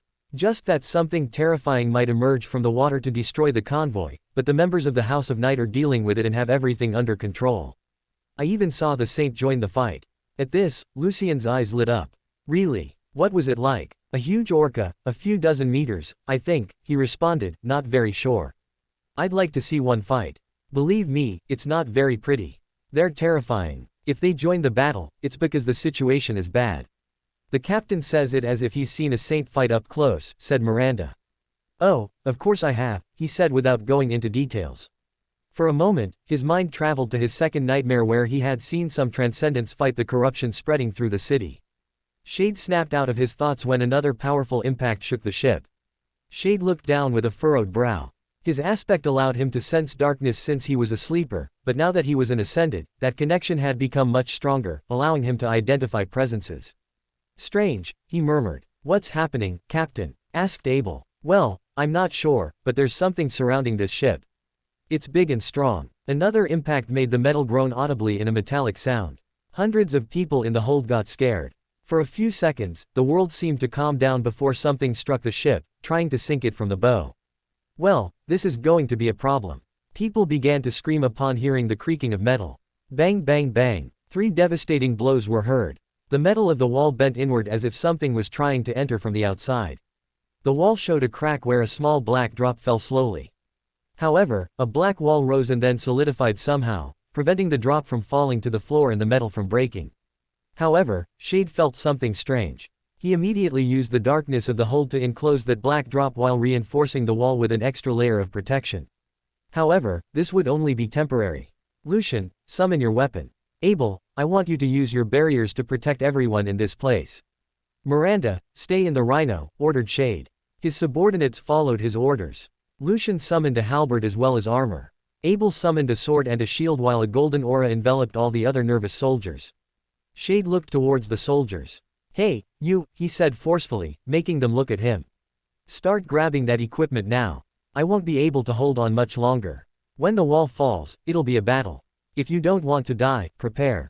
That aura enveloping you will protect you. The few awakened and the mundanes looked a bit strange, but another impact shook the ship, making them react. The awakened summoned their memories, and the mundane soldiers took up their weapons, just in time when a devastating impact opened a hole in the hull, destroying Shade's darkness. He clicked his tongue. The outside was in chaos with a rain of yellow blasts falling in all directions. Several figures leapt in. They were humanoid creatures with a fish-like appearance, eyes full of hunger and madness. Immediately, the fishmen attacked, but several dark tendrils pierced them, throwing them back into the sea. You have killed an awakened monster, the drowned one.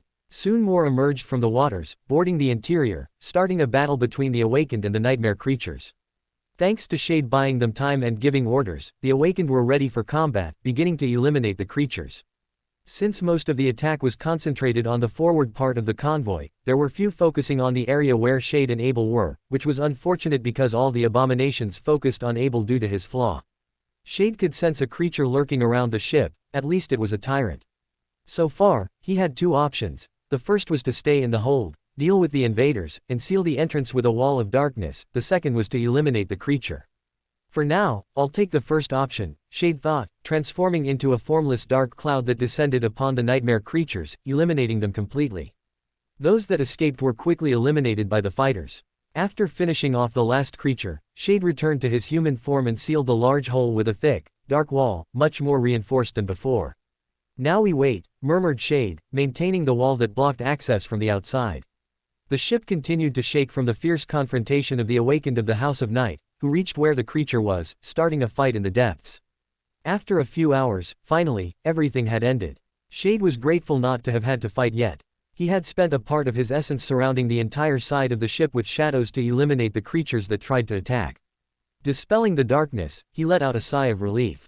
Everything had finally ended. Soon a team of engineers arrived to assess the hole that had been opened in the lower hold, beginning to move equipment to repair the wound in the ship's hull. Chapter 78 Arrival in Antarctica. In the end, none of the 40 ships were lost.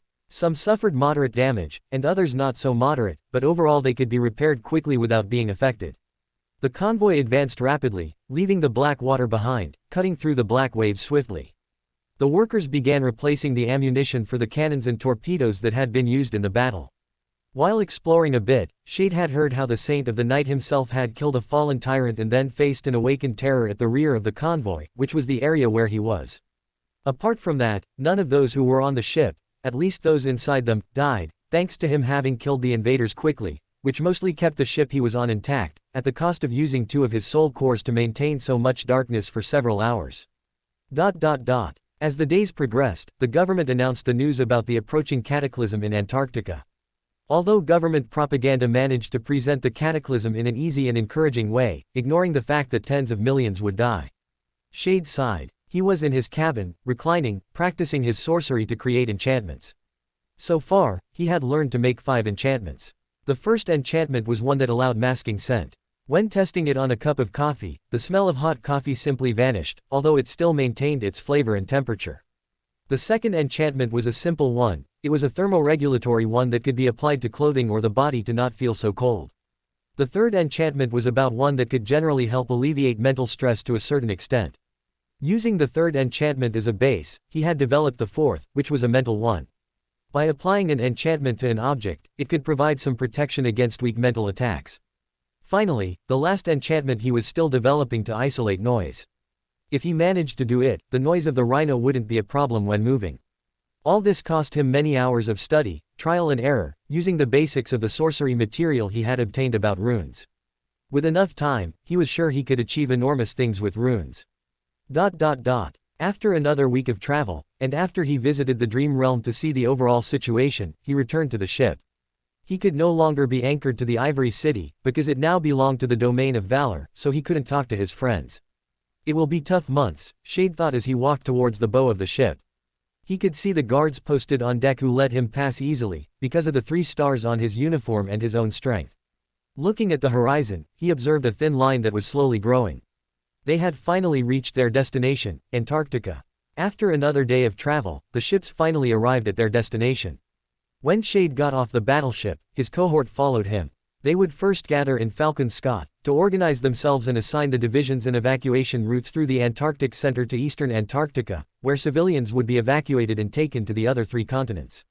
From what he studied, the Antarctic Center was a huge area full of mountains that served as the administrative center of the continent. As such, it housed a large number of priority targets that had to be evacuated at all costs. During the first few days, the city was in chaos. Millions of ordinary people had just found out that their lives would be uprooted, or even lost.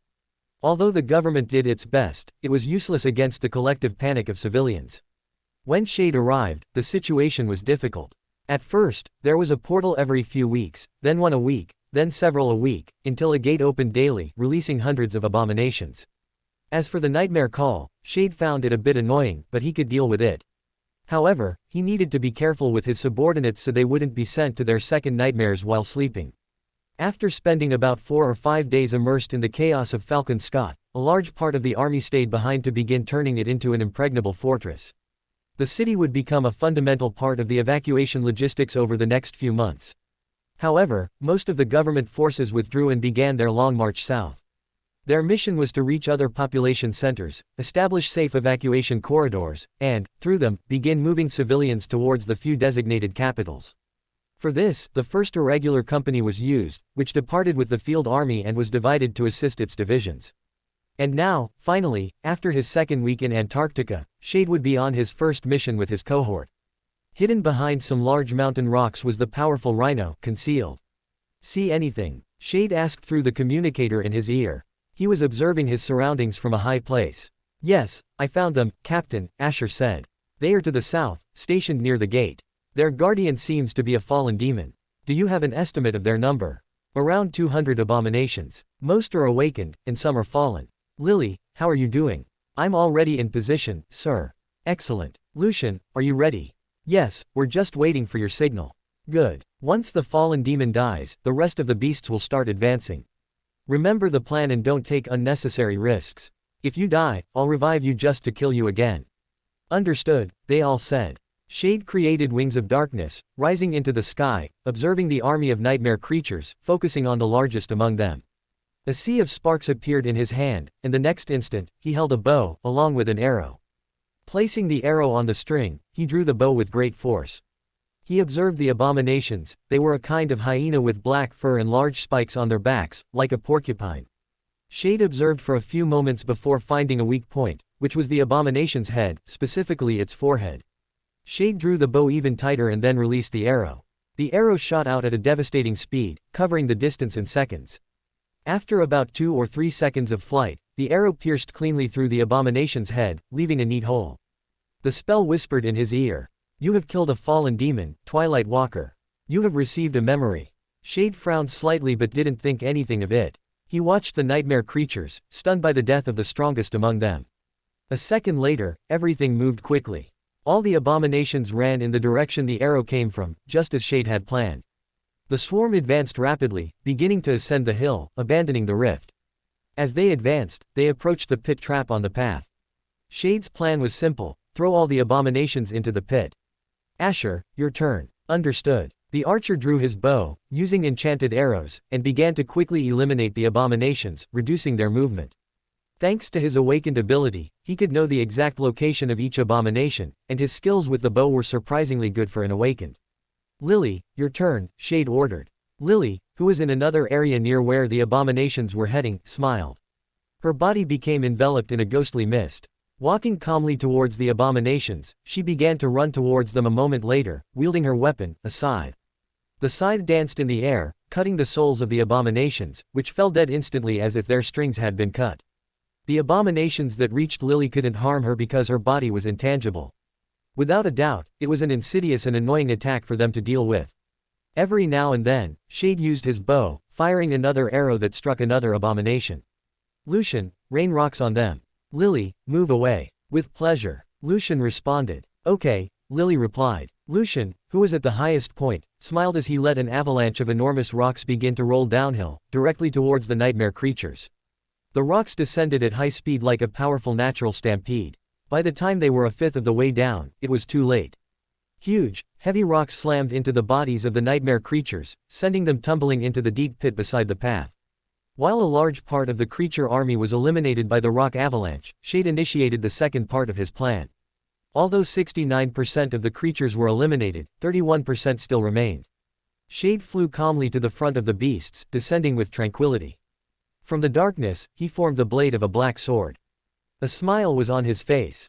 When the rock avalanche ended, the monsters lunged at Shade, who did the same, beginning a massacre. His body moved at terrifying speeds, cutting and eliminating the awakened creatures in a matter of seconds. In less than a minute, the last of the nightmare creatures was completely eliminated. Shade smiled, feeling energized again. After a month of doing nothing, he was dying of boredom. He still had 2 more weeks before he could rest for a good while. Using the winged mantle over the holy mantle, he returned to the rhino, ordering everyone to come back. When everyone returned, they gathered around the rhino and started a dinner, which, of course, he cooked for everyone. Looking towards the twilight of the sunset, he sighed. Soon, Antarctica would be covered by night for months, which would be best for moving freely and strengthening himself with the darkness. Miranda, report to Army Command that this passage is now secured. The rest of you, rest while you can, and good job. Captain, when you said it would be an easy mission, I didn't imagine you'd throw a bunch of rocks at nightmare creatures to toss them into a cliffside pit, said Abel, who had stayed in the rhino along with Tiffany and Miranda. I'm a man who uses what's practical and what's at hand.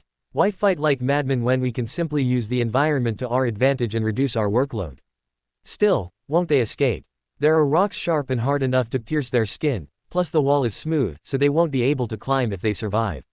A perfect trap. Captain, you are diabolical, said Tiffany. I am the Lord of Darkness.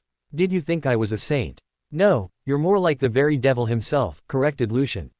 Well, whatever. You did well. Saying that, Shade looked at the nightmare gate, feeling its call, but then looked away. Instead, he summoned his runes. Name, Uriel. True name, Lord of Darkness.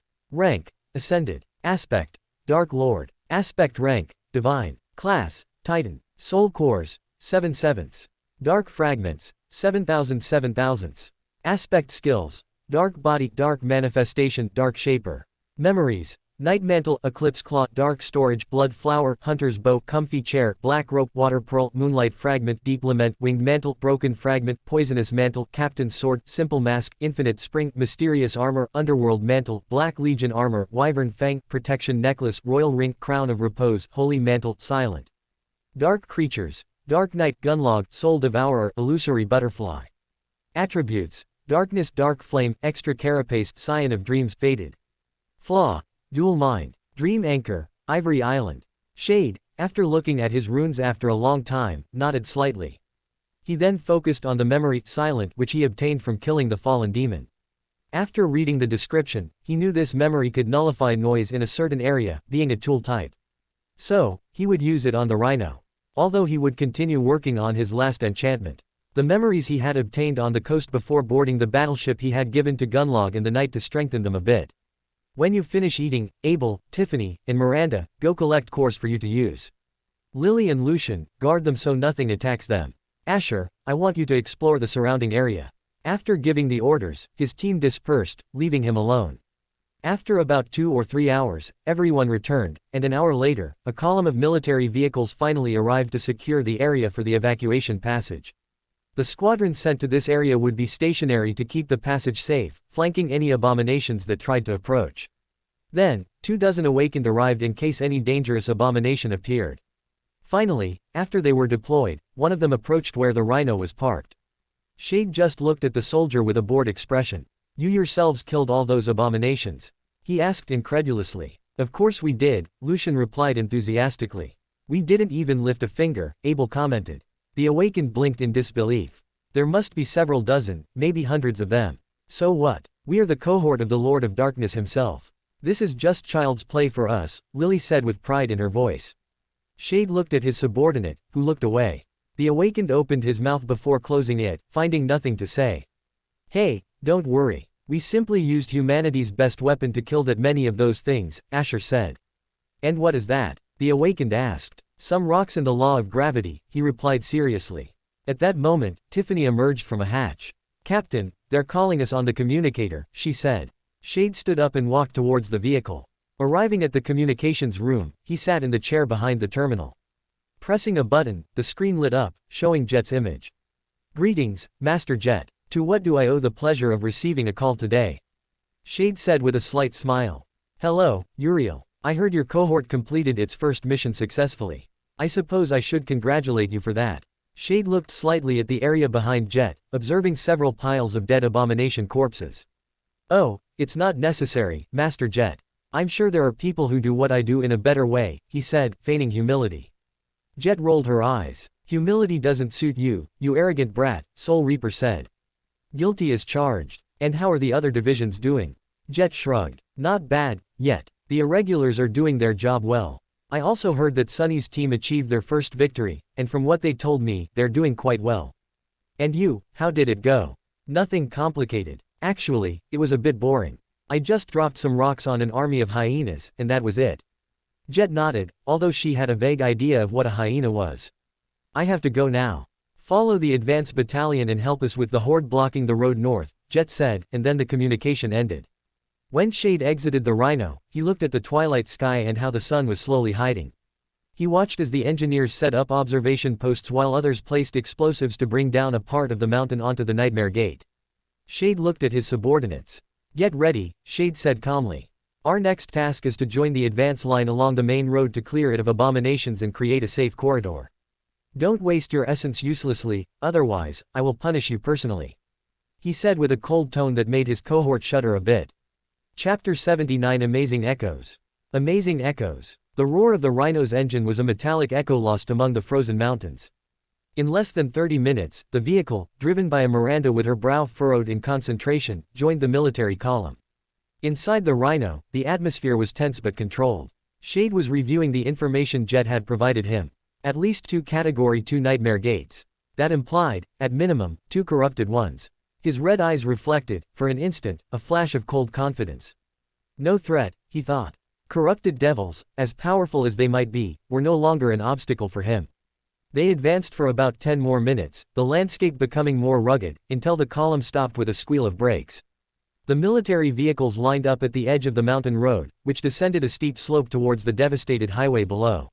Shade, Asher, Lucian, and the others peered out of the Rhino's hatches. The spectacle unfolding below was like something out of Dante. The highway, once a main artery, was now a seething hive of nightmare. At least 400 creatures swarmed among the wreckage of abandoned, rusted vehicles. Most were awakened ones, twisted and grotesque humanoid figures, and fallen ones, beasts that seemed like amalgamations of animal nightmares.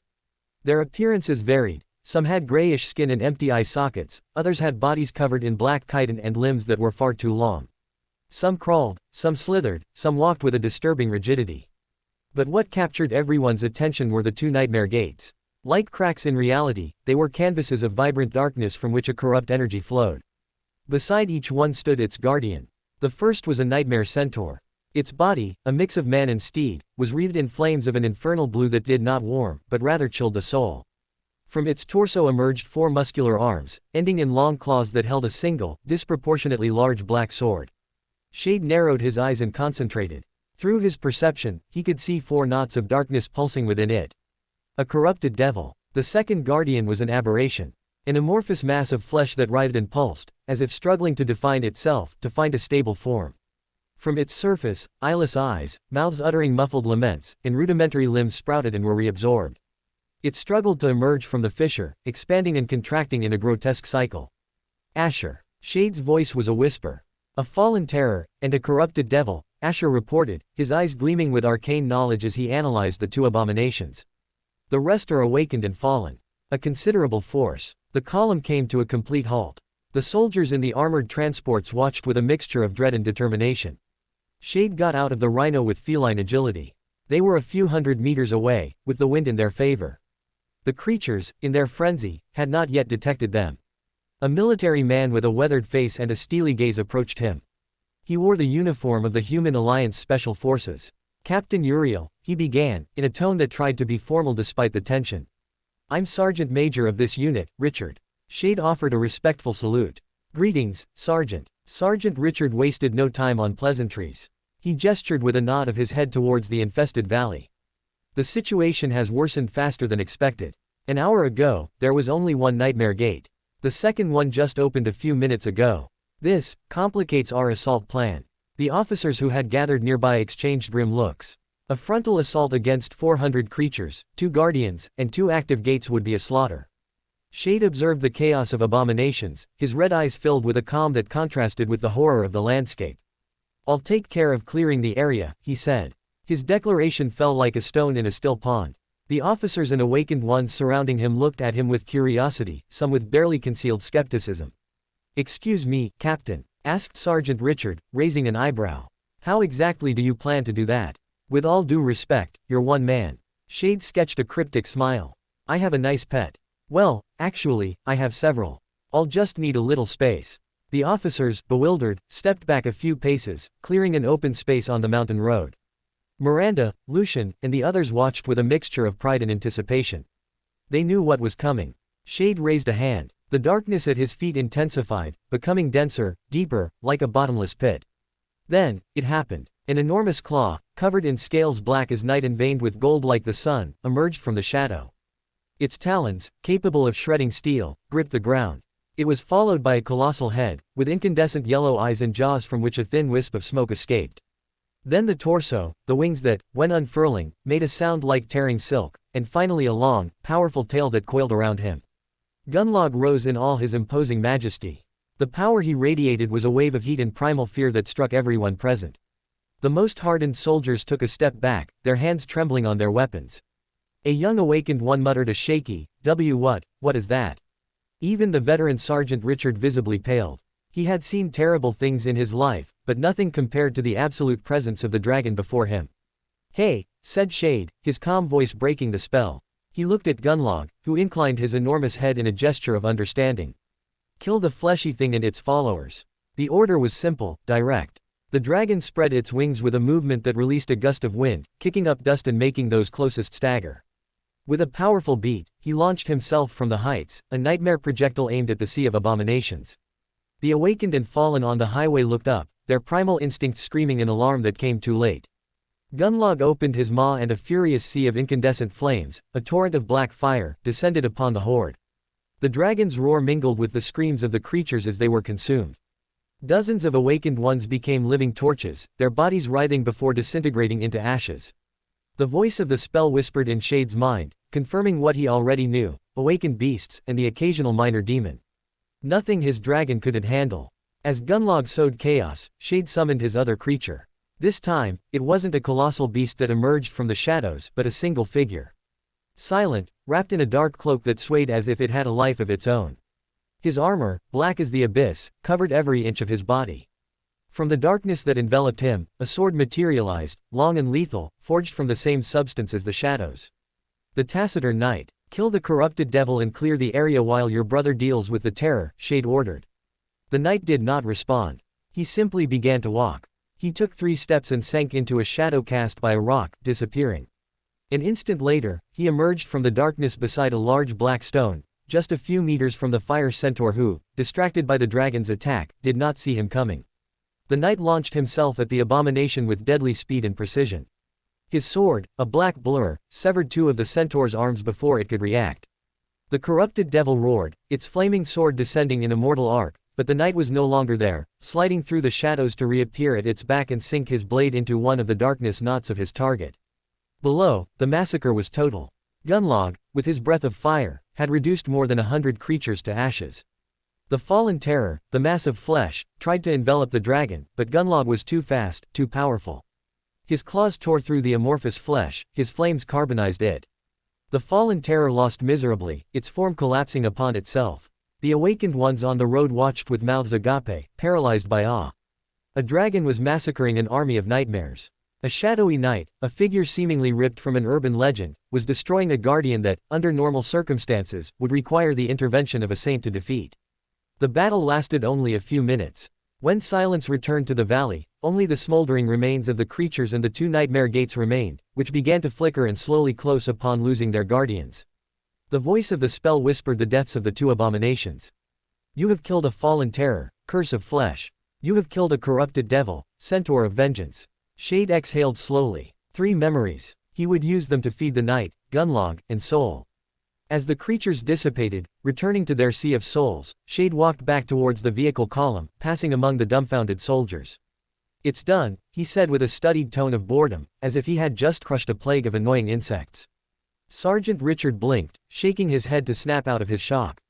Quick, secure the perimeter. Make sure nothing else comes out of those gates. Mobilize the collection teams. His orders, shouted with authority, broke the spell that had held the soldiers paralyzed, and they mobilized with mechanical efficiency, although their glances kept drifting, again and again, towards the calm figure of Shade. Shade returned to the Rhino, where his subordinates waited with eyes like saucers. Miranda was the first to break the silence. What the hell, Captain?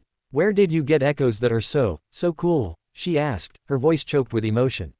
Shade shrugged, leaning against the side of the vehicle. Oh, it's not a nice story. That was incredible, Lucian chimed in, his eyes shining with a childlike light. Can I ride the dragon? Everyone looked at him with a mixture of disbelief and amusement. What? Lucian defended himself. I've always wanted to ride a dragon. It was my childhood dream. Shade couldn't help but smile slightly. I'd let you, but you'd die instantly. Gunlog is a very proud and powerful creature. He doesn't accept riders. Oh, Lucian's illusion vanished as quickly as it had appeared. Even so, Abel interjected, his tone more reflective, what about that shadowy knight? He was incredibly strong. He defeated the Guardian in a matter of minutes, without much effort. How much are you hiding, Captain? Shade looked at him, a spark of amusement in his red eyes. You'd be surprised to know. Then, his gaze drifted to the gray horizon. Although, who knows? Maybe a nice butterfly. Everyone blinked, confused. A butterfly? Asked Tiffany, frowning. Shade nodded, with sudden nostalgia. I like butterflies. I always wanted to see one, before they went extinct. The response, so unexpected and human, broke the tension. The chatter among the irregular company continued, mixing the awe of what they had just witnessed with the everyday nature of their personalities. Meanwhile, the offensive division advanced the few hundred meters separating them from the massacre site. They began the meticulous task of collecting everything useful. Soul fragments, skin, bones, claws, any valuable parts from the monsters, especially from the fallen terror and the corrupted one, whose remains were excellent materials for creating high-level equipment. Of course, Shade kept the lion's share, 4 transcendent soul fragments and 6 ascended fragments. He handed them to Miranda, Tiffany, and Abel, bringing them one step closer to saturating their cores and reaching the next level. Shade sat on top of the Rhino, watching the soldiers and awakened ones come and go. There wasn't a single injured person, not a single casualty. The operation had been a resounding success. To prevent any surprise attack, he had summoned the Dark Knight to scout the terrain.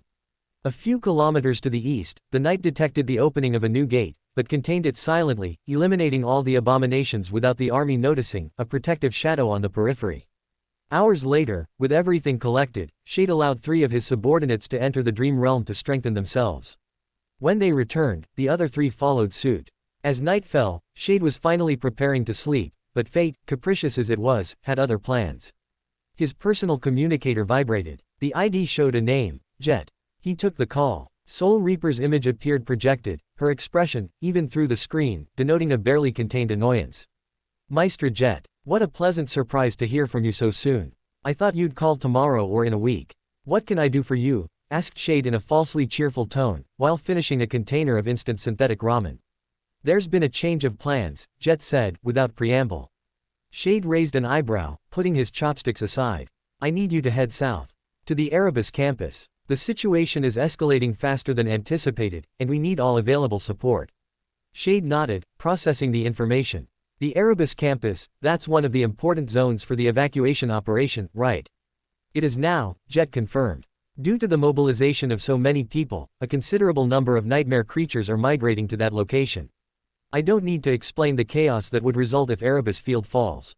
Shade imagined the scenario. Millions of refugees, supplies, the logistics of the entire evacuation depending on a point that, if it collapsed, would cause a devastating domino effect for the entire evacuation operation. Yeah, everything would go to hell. Will I be alone, or will I have help? You'll have help. Dale and Randall are heading to the Erebus campus right now. Shade felt slight relief. Dale and Randall were heavy hitters. And after that, what am I supposed to do? For now, your focus is to be the defensive line at Erebus Field. For a few weeks, at least, until we manage to evacuate a few million people to the Eastern Quadrant. All right, I'll get moving as soon as my subordinates return from the Dream Realm. Jet nodded, her image serious. I'll send you the relevant information as soon as possible. And with that, the communication ended. Shade let out a deep sigh and set the empty ramen container aside. He looked at the rhino's ceiling, his expression grim. This is bullshit, he murmured, his voice tinged with contained frustration. There were supposed to be at least 2 months left for this. I haven't even been in Antarctica for a full month. He rubbed his eyes, feeling the weight of responsibility and fatigue. So, the Erebus campus. At least it'll be an easy place to defend. I guess Sol will have a lot of work with so many souls converging there. His mind, however, was already plotting strategies, calculating risks. There was still time before the real nightmares appeared. The Titan Goliath, the Winter Beast, the Terror of L049, and the Devouring Swarm. And then, Falcon Scott.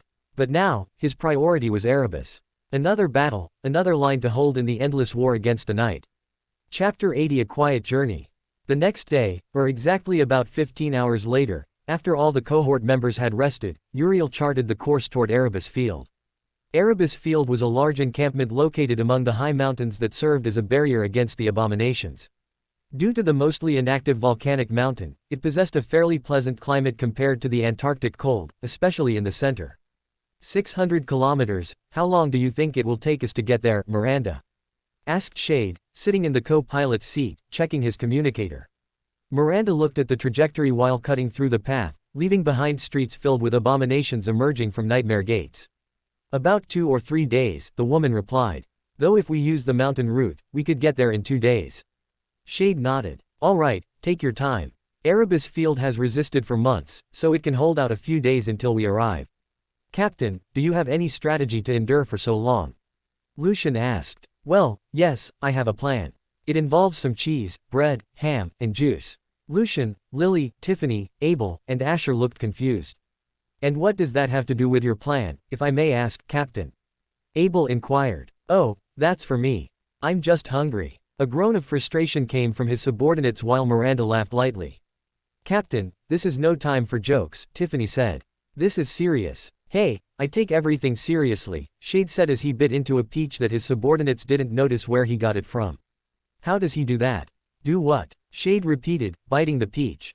That, Lucian said. What? Shade asked. That, Lucian repeated. Shade frowned while biting another peach. The what? That's enough, Abel said, already frustrated by the exchange. For God's sake, this exchange is starting to give me a headache. Don't get angry, Lucian and Shade said at the same time. Arg. Anyway, Shade said, biting another purple peach. The rhino continued advancing over the cleared terrain, still littered with the shattered corpses of abominations from recent battles. After a few hours, Miranda abandoned the dirt road and returned to the paved road, making for a smoother journey. Thanks to the memory she had obtained and after studying it, she managed to complete the enchantment she had been working on for the past month. After applying it to the rhino, along with another to slightly reduce their presence, Shade was left with little to do but wait until they reached Erebus Field. On the rhino's system, Shade had insisted on installing a music player system, which had been totally worth it. Currently, one of Nightingale's songs was playing, making the place feel almost lively. Turning his head, Shade looked at his subordinates. They were in the rhino's small lounge, playing cards with soul fragments. There were Lucian, Abel, Asher, Lily, and Tiffany, who was dealing the cards. Undoubtedly a rather curious scene, to say the least. Returning to his spot, he took the co-pilot's seat and closed his eyes for a while. Shade returned to the mental space, entering his home, and saw Uriel lying lazily, reading the manga of The Strongest Disciple. Oh, looks like things are a bit boring, Uriel murmured.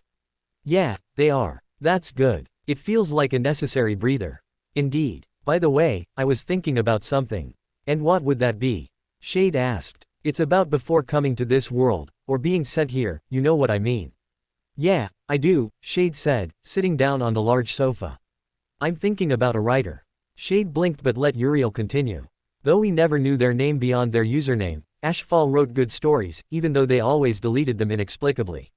Shade blinked and, after a moment, smiled. Oh, right. I remember you started an argument about one of their best and most promising stories, only for them to delete it an hour later. Yeah, that day I got angrier than ever before. Uriel blinked slowly. I guess it's a shame. I was about to learn how to hack to find their address and threaten them to finish what they wrote. Too bad we got sent here and all that. I wonder what became of them. Surely better than us, still creating and deleting stories, Shade said. Anyway, Shade, I've noticed something. And what's that? Why do I feel like I've forgotten something? You mean Shadow Garden? No, I gave Scarlet the mission to secure a citadel. Besides, the other agents are mixed in with the great clans as well as the government. It's something else. Shade looked at Uriel for a few moments, then shrugged. I guess it's nothing important if you forgot it. Maybe we ask Sol to check our memory. No, let her rest. She'll have a lot of work when we get to Erebus. Same as us. Shade stood up. Well, I have to go back before something happens. See you in 2 weeks for the swap, Shade said, then vanished. Uriel remained staring at where his other self had been, with a strange feeling. He had recently noticed that his other self was acting a bit differently. Usually, Shade was a joker, cheeky, someone who did what he wanted without caring about others' opinions. But since the Antarctic campaign began, he had recently been more tense and acting more mysteriously than before. He had even moved the fragments of the second nightmare, leaving only a few cycles. Uriel didn't know exactly how many cycles he had repeated time during his second nightmare, but he knew it wasn't just a few dozen times. Shade was hiding something, and he didn't like it at all. However, for now, he decided to trust him. After all, Shade was a version of himself within his own mind.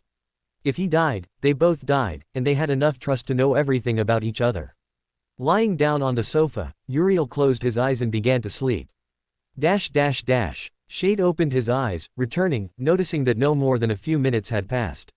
His face remained calm, showing no emotion. Time continued to pass slowly. 3 days of travel later, they were finally a few kilometers from reaching their objective. Lucian, contact the guard. Inform them of our arrival.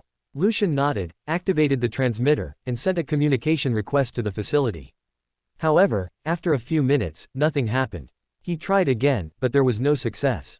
Captain, there seems to be interference due to the gates, he explained.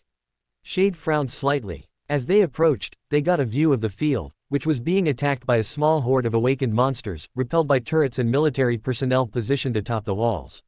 As they approached the gates, they opened, revealing a familiar face to Shade. The rhino stopped, and from there, Shade descended through the hatch, stopping a few meters in front of the figure. Master Randall, it's been a while, Shade greeted with an amused smile. Kid, looks like you didn't have trouble getting to this place, said the veteran master. Just an abomination here and there, but nothing serious compared to this. Randall sighed. Come in, we've been waiting for your arrival. Dale and the others are already gathered, the master said. I suppose Master Jet told you about my arrival.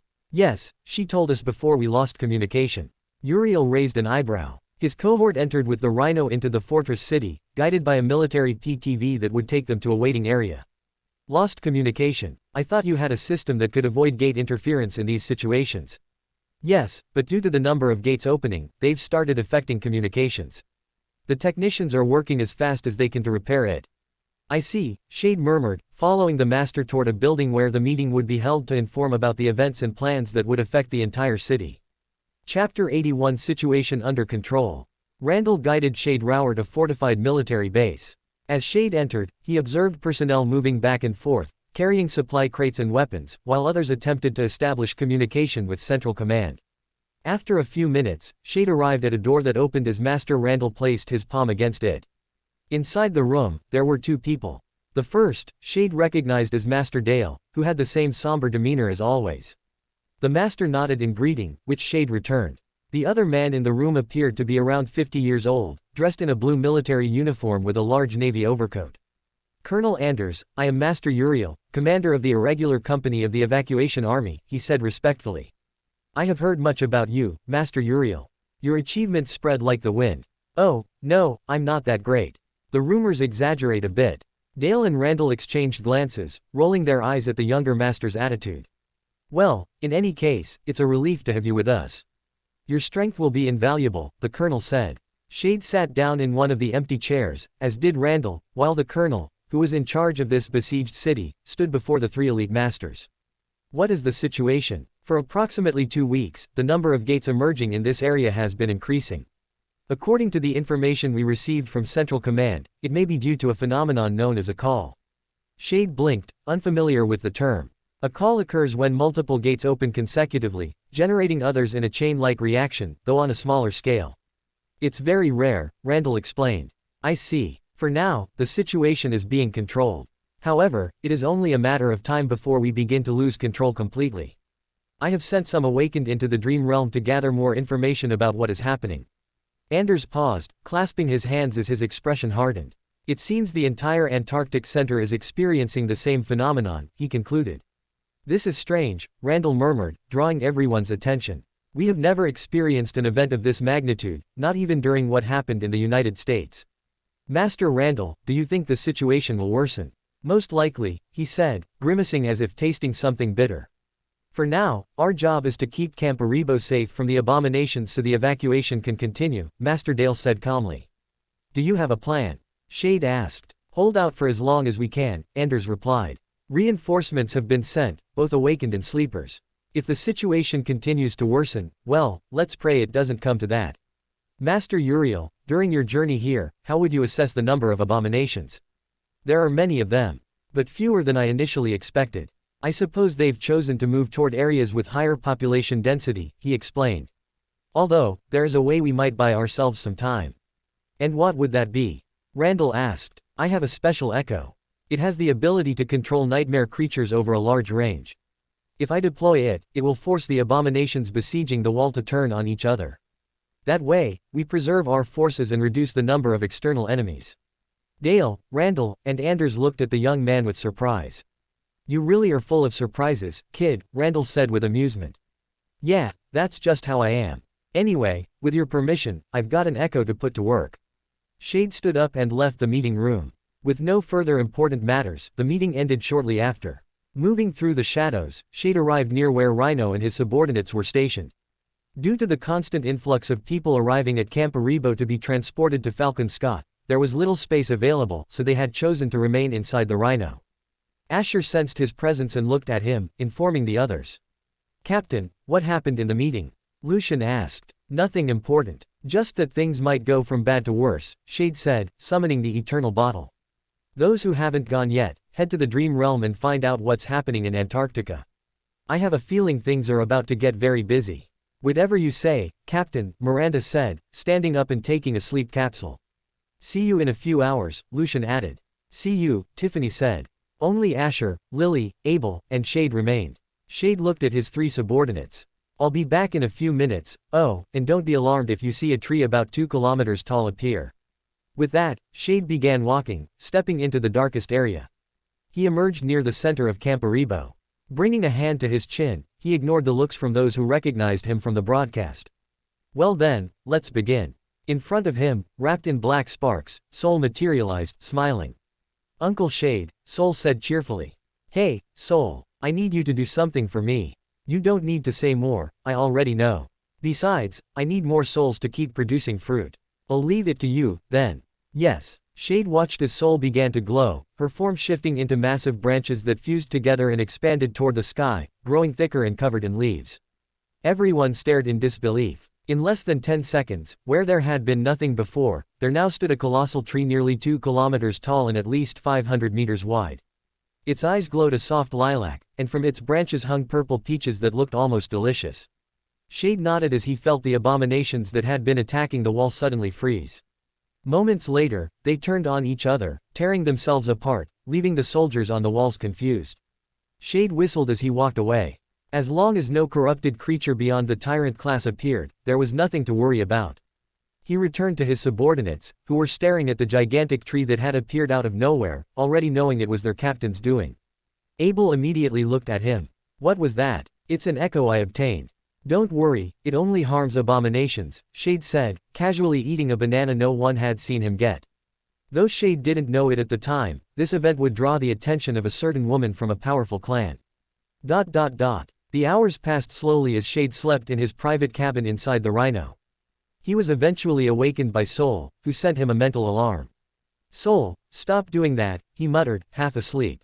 "Uncle, wake up. There's a big problem. A corrupted tyrant has just appeared." Shade's eyes snapped open instantly. "Are you sure?" "Yes. It's at the peak of the mountain. For now, it's gathering its troops." Shade frowned, stood up, and stepped out of his room, stretching slightly. Lucian, Miranda, and Tiffany, who had already returned from the dream realm, looked at him. "Good morning, Captain," Lucian greeted. Shade nodded. "Where are the others?" "Asher, Abel, and Lily are still in the dream realm, but they should be back soon," Abel replied. "Is something wrong, Captain?" "Yes. Prepare for battle," Shade said in a serious tone. The three of them turned serious as well. They had rarely seen their captain with such an expression, and when he did, it meant one thing: the upcoming battle would be difficult. "Miranda, have communications been restored?" "Yes." "Good. Contact Master Randall, Dale, and Colonel Anders. Inform them that a corrupted tyrant is in the mountains near the northern wall." Miranda's face turned slightly pale. "A corrupted tyrant?" "Yes." She quickly moved to the rear of the vehicle and made the calls, reporting the situation. The two masters tensed upon hearing about the tyrant and immediately began preparing. Colonel Anders quickly mobilized the mundane soldiers, equipping them with heavy MWP for the battle. In less than an hour, an army of around 2,000 mundane soldiers, about 100 awakened, and 3 masters had gathered to eliminate a corrupted tyrant, without the support of a saint. Upon learning of the tyrant, Anders immediately contacted Central Command to request support from Saint Therese. However, she was currently occupied defending Falcon Scott against a corrupted terror.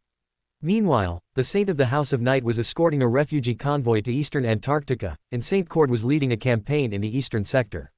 They were on their own. "This will be difficult," Randall said. "Without a saint, we'll suffer heavy casualties," Dale added. "Hey, Master Uriel, don't you have any tricks up your sleeve?" "Yes," Shade replied. 2 echoes appeared beside him. The first was the Dark Knight, and the second was Gunlog, not in his dragon form. "They'll be of help, but it will still be difficult. Even so, we're talking about a corrupted tyrant. It's not like dealing with a fallen creature, not to mention its army." "That's not a problem," Shade said calmly. I will kill the tyrant. You deal with its underlings. Master Uriel, no matter how strong you are, we're talking about something corrupted. I've killed things stronger than me. Things no Ascended could kill, by the way. Among all of us, I'm the only one who can make sure most of us survive." Randall and Dale exchanged glances, then looked toward the massive lie in the mountain where the abominations resided. "All right," Randall said. "I'll trust you. Kill the tyrant. We'll handle the rest." Chapter 82 Battle Mountains. "It's time to mobilize, we'll hide among the rocks. Once Master Uriel has the tyrant's attention, we attack," Randall said. With the plan ready, the information was transmitted to all the troops, who felt tense but followed orders. They could not abandon the mission, because if they did, there would be hundreds of fallen abominations besieging the siege city, which was of extreme importance for the evacuation of civilians. If they won this battle, it was certain that morale would increase significantly among the awakened and mundane forces. The army moved silently, in a stealthy manner. Shade smiled as darkness began to surround him. A moment later, he had created his dark dragon shell. Of course, this one was small, about 15 meters, to reduce essence consumption and improve control. Rising into the sky, he felt the call of the nightmare, which he ignored. While flying above the mountain where the corrupted tyrant was, Shade molded the darkness that formed his body, shaping a massive spear, which he then fired. The black spear was launched under his will. Boom! The speed and power with which the spear was thrown were so immense that the mountain itself shook under the impact. A tremor shook everything within a wide range, ash and dust rising into the air. However, once it settled, it was revealed that the thick shell of the nightmare creature had not suffered even a crack. The tyrant, due to the impact, raised its massive body, focusing its multiple eyes on the winged figure above its head. Shade smiled within his dark manifestation as he observed the tyrant's appearance. It resembled an insect. More specifically, it had 6 legs ending in sharp points, a large abdomen where it likely hid a stinger, and on its back were 4 membranous wings that unfolded. Around it were easily about 300 subordinates, among them corrupted ones acting as fallen generals and awakened beings.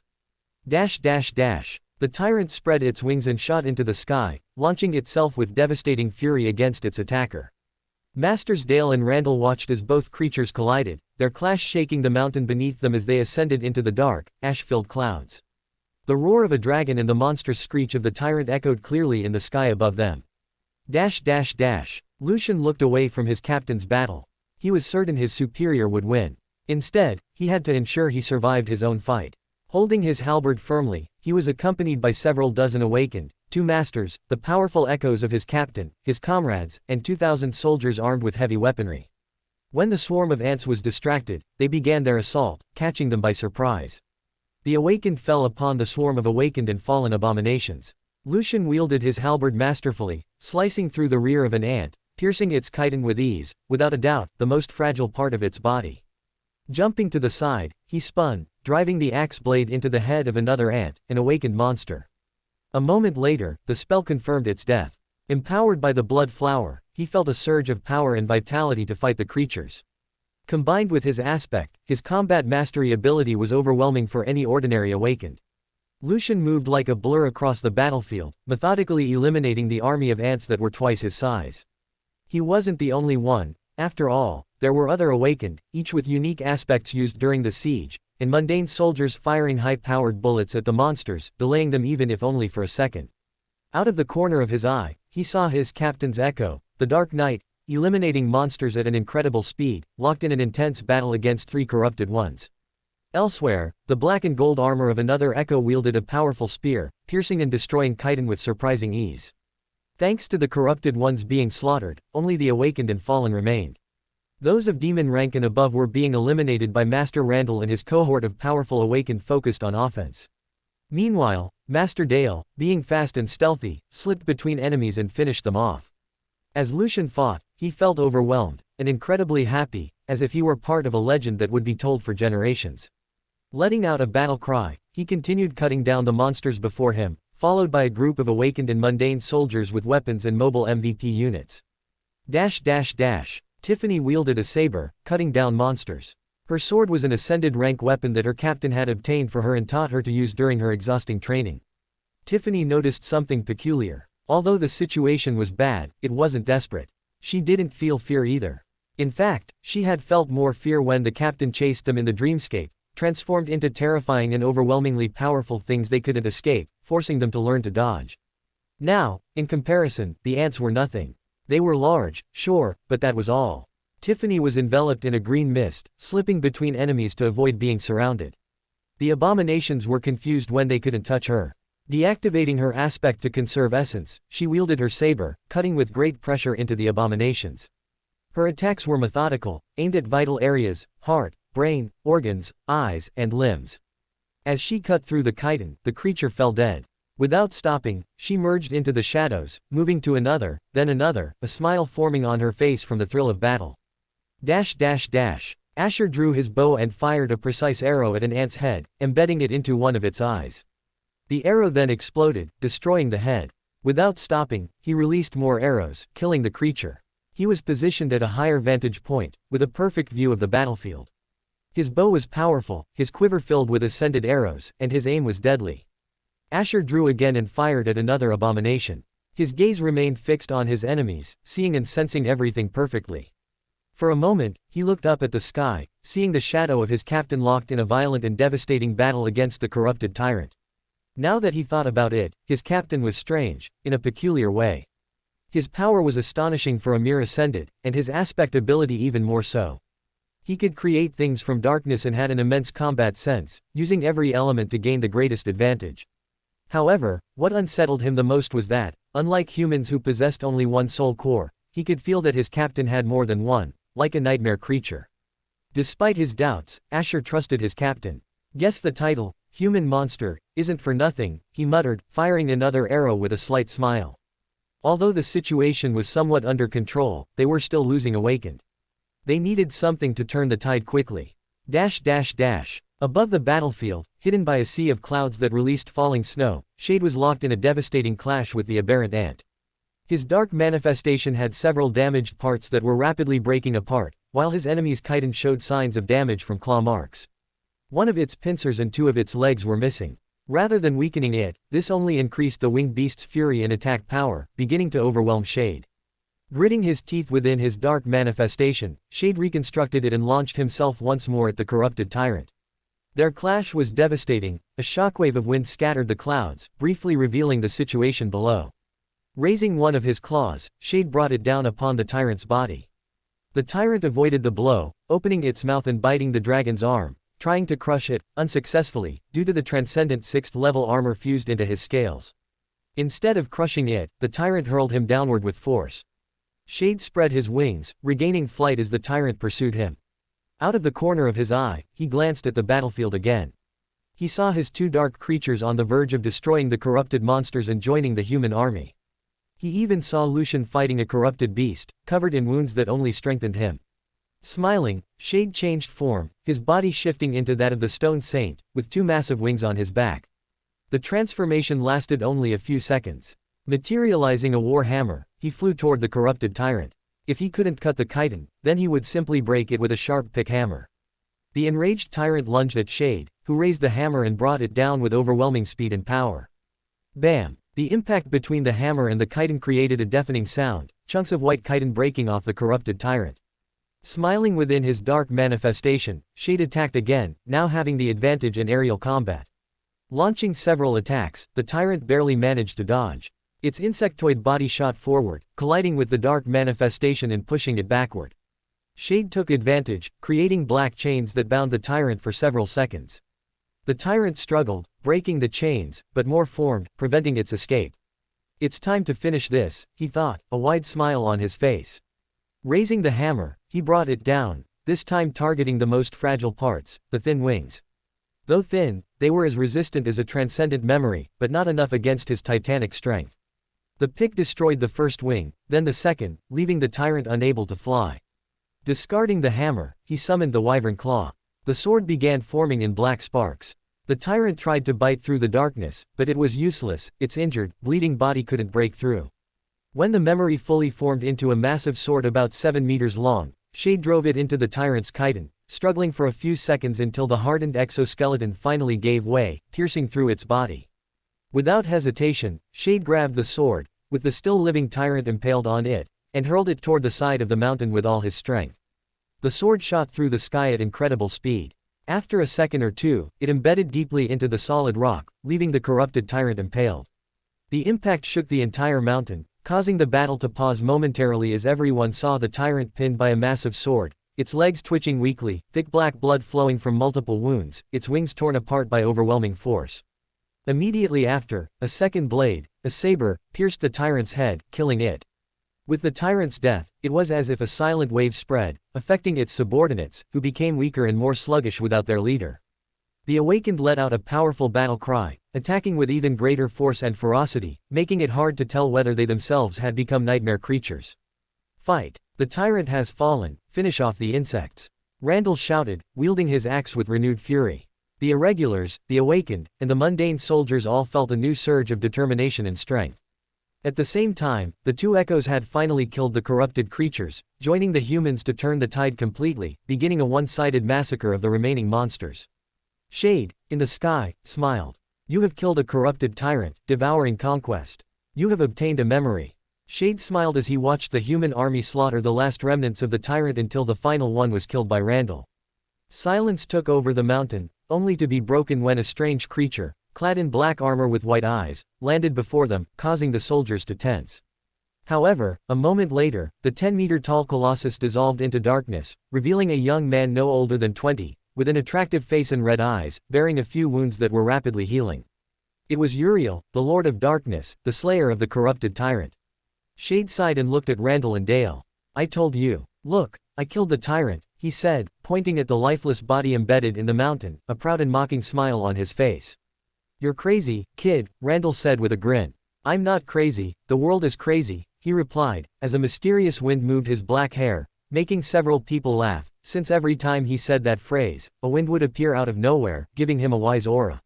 Soon, the survivors began to rest after the arduous battle, which had lasted no more than 20 minutes, but for them, felt like an eternity. Chapter 83 Reward. After the battle against the corrupt tyrant and extracting all the soul cores, where Shade kept the 5 transcendent cores he left in his dark storage, he reunited with his 3 subordinates. Lucian, Asher, and Tiffany. Lucian had obtained a second-level transcendent memory, which was a silver halberd with 2 enchantments. The first increased his body's resistance, and the second offered a minor regeneration ability using blood as a medium. Asher had also achieved results, obtaining an echo of a fallen demon, perfect for aiding him in battle. Finally, Tiffany obtained a memory with an enchantment that allowed her to recover essence faster. Overall, the three had very good results, and Shade, who had obtained a transcendent memory, might be lucky, it could be a weapon. He couldn't always rely on Wyvern's Fang, a 4th-level transcendent weapon he obtained in the nightmare. Well, technically Uriel had obtained it, but they used it constantly. The army withdrew from the mountain, not before sealing the rift under multiple tons of rock to prevent other nightmare creatures from emerging. The situation inside Camp Erebus was stable. Upon arriving at the Rhino, no more than an hour passed until Abel, Miranda, and Lily returned from the Dream Realm. There, Lucian brought them up to speed on everything, recounting in vivid detail what had happened on the mountain while the newcomers listened attentively, still processing the transition between the Dream Realm and reality. Currently, Shade was sitting in the co-pilot's seat, examining his new memory while listening to Lucian's narration in the background. And then the captain transformed into a huge black knight with 2 enormous crow wings and shot up into the sky alongside the corrupt tyrant while I fought the corrupt monster. Afterwards, I heard a powerful impact that shook the mountain and saw how the tyrant was completely impaled by a great sword and spear as the captain descended. It was incredible. He recounted animatedly, taking several breaths at the end, his arms gesturing widely as he recreated the scene for his companions. Lily looked at her captain sitting in the co-pilot's seat, who was holding a long, pale white sword with a focused gaze. Her eyes studied each rune engraved on the blade with the calmness of someone in no hurry, although her attention to the background conversation was evident in the slight tilt of her head. Abel, who had been listening with his arms crossed and his back against the vehicle's panel, raised an eyebrow with genuine interest. It wasn't common for Lucian to be so excited, let alone about a story involving a transformation of such magnitude. Beside him, Miranda tilted her head to one side, her fingers tapping gently on her knee as she absorbed what she heard, processing each detail with the meticulousness that characterized her. "Is that true, Asher?" asked Abel, turning slightly to look at the most reserved member of the group. "Yes, it was undoubtedly surprising," Asher replied in a calm tone that nevertheless conveyed his emotion, an unusual gleam in his eyes betraying that the experience had left a lasting impression on him. "I wish I had been there to see that," said Miranda in a tone that mixed admiration with a hint of nostalgia, though a slight smile curved her lips as she imagined the scene they described. Lucian, still brimming with energy and unable to contain his curiosity, turned toward the co-pilot's seat, stepping forward. "Hey, Captain," he called with a firm but respectful voice, capturing everyone's attention inside the Rhino. Shade didn't look up from the sword he held in his hands, though his fingers paused briefly over one of the runes to acknowledge he had heard. "What's the hardest or most annoying thing you've ever killed?" asked Lucian with genuine curiosity, his eyes shining in anticipation of an answer that promised to be as impressive as the tale he had just shared. "A corrupted terror," replied Shade without taking his eyes off the sword, his voice as calm as if he were commenting on the weather. The group of 6 were surprised to hear that. Abel stopped the gesture of drinking water he was about to make, the container frozen halfway between his hand and his lips. Miranda stopped tapping her fingers and opened her eyes with evident surprise, her eyebrow arched to a point it rarely reached. Lily, who normally maintained an impassive expression difficult to read, blinked a couple of times in succession, which for her was equivalent to a gesture of great astonishment that did not go unnoticed by the more observant. The others exchanged glances among themselves, a mixture of incredulity and fascination reflected on their faces, unsure whether to believe it or not given the almost legendary nature of the creatures Shade had just mentioned. Shade observed the memory's runes in his hands once more, letting the conversation flow around him while his mind focused on the technical details of his new acquisition. Memory, white flower. Memory description: the king, whose thirst for conquest knew no bounds, forged a kingdom through conquest and victory. Feeling invincible, he led his army into battle, only to encounter a plague of steel. The plague shattered his tyranny and cursed him, transforming him into a beast filled with fury and madness. Memory, white flower. Memory rank, transcendent. Memory level, V. Memory type, weapon. So it's a 5th level transcendent sword, although its description mentions nothing more than it being created from a star fragment. Enchantments: Terror, Soul Breaker, Brilliant Edge, Puppeteer, Light Devourer. Terror enchantment description: enemies who gaze upon this blade will feel great terror towards it, weakening their mind and body. Soul Breaker enchantment description: this sword can cut both incorporeal beings and the soul itself. Brilliant Edge enchantment description: as long as there is light, the edge of this sword will be lethal. Puppeteer enchantment description: this enchantment allows the user to mentally subdue weak beings. Light Devourer enchantment description: this sword can devour light to increase its wielder's power. Shade smiled as he read the enchantments, each was undoubtedly powerful for a 5th-level weapon. The combination of abilities it offered was versatile and lethal in equal measure, perfectly suited for a wielder facing increasingly diverse and dangerous threats. He could use it to attack incorporeal enemies, which were the most troublesome to deal with at the moment, those beings that mocked conventional attacks and required specialized methods to be brought down. Furthermore, the puppeteer enchantment was perfect for starting to gather his own army of abominations, like Soul did, a strategy that had proven its effectiveness time and again on the battlefield. However, Soul's ability had a much greater scope than his own, covering a wider territory and allowing him to control a greater number of creatures with an efficiency that Shade recognized as difficult to match. Although he couldn't use Brilliant Edge to its fullest potential, since his attributes were deeply tied to True Darkness, which was more volatile and hostile than Shadows, an essence that, while granting him immense power, also imposed certain limitations on the use of light-based abilities. Similarly with Light Devourer, although it gave him a boost, it wouldn't be as much as he would expect, reducing the effectiveness of an enchantment that in other hands would have been devastating. I suppose I'll give it to Soul in the future, he thought, dismissing the memory and sending it to his Sea of Souls, where it would rest alongside his other acquisitions until he found the right moment to transfer it. Taking out his communicator, he checked the date. It was October 16th, there was still a full month before December arrived, and about 3 weeks before he switched with Uriel, a period he knew would pass quickly between pending missions and the constant need to maintain vigilance over the territory under his protection. Shade stood up and walked towards the outside of the Rhino, observing the enormous tree that rose in the middle of the city, an imposing structure whose presence dominated the horizon and served as a constant reminder of the changes that had transformed the settlement. In the distance, he could sense the abominations controlled by Soul killing other abominations, opening a passage for refugees from other siege cities, a systematic and meticulous task that his companion had been carrying out with an efficiency bordering on mechanical. Shade paused to think for a moment. Generally, when an echo kills a creature, the death counts as its own, granting it the corresponding benefits and feeding the growth of its abilities. However, this occasion was different.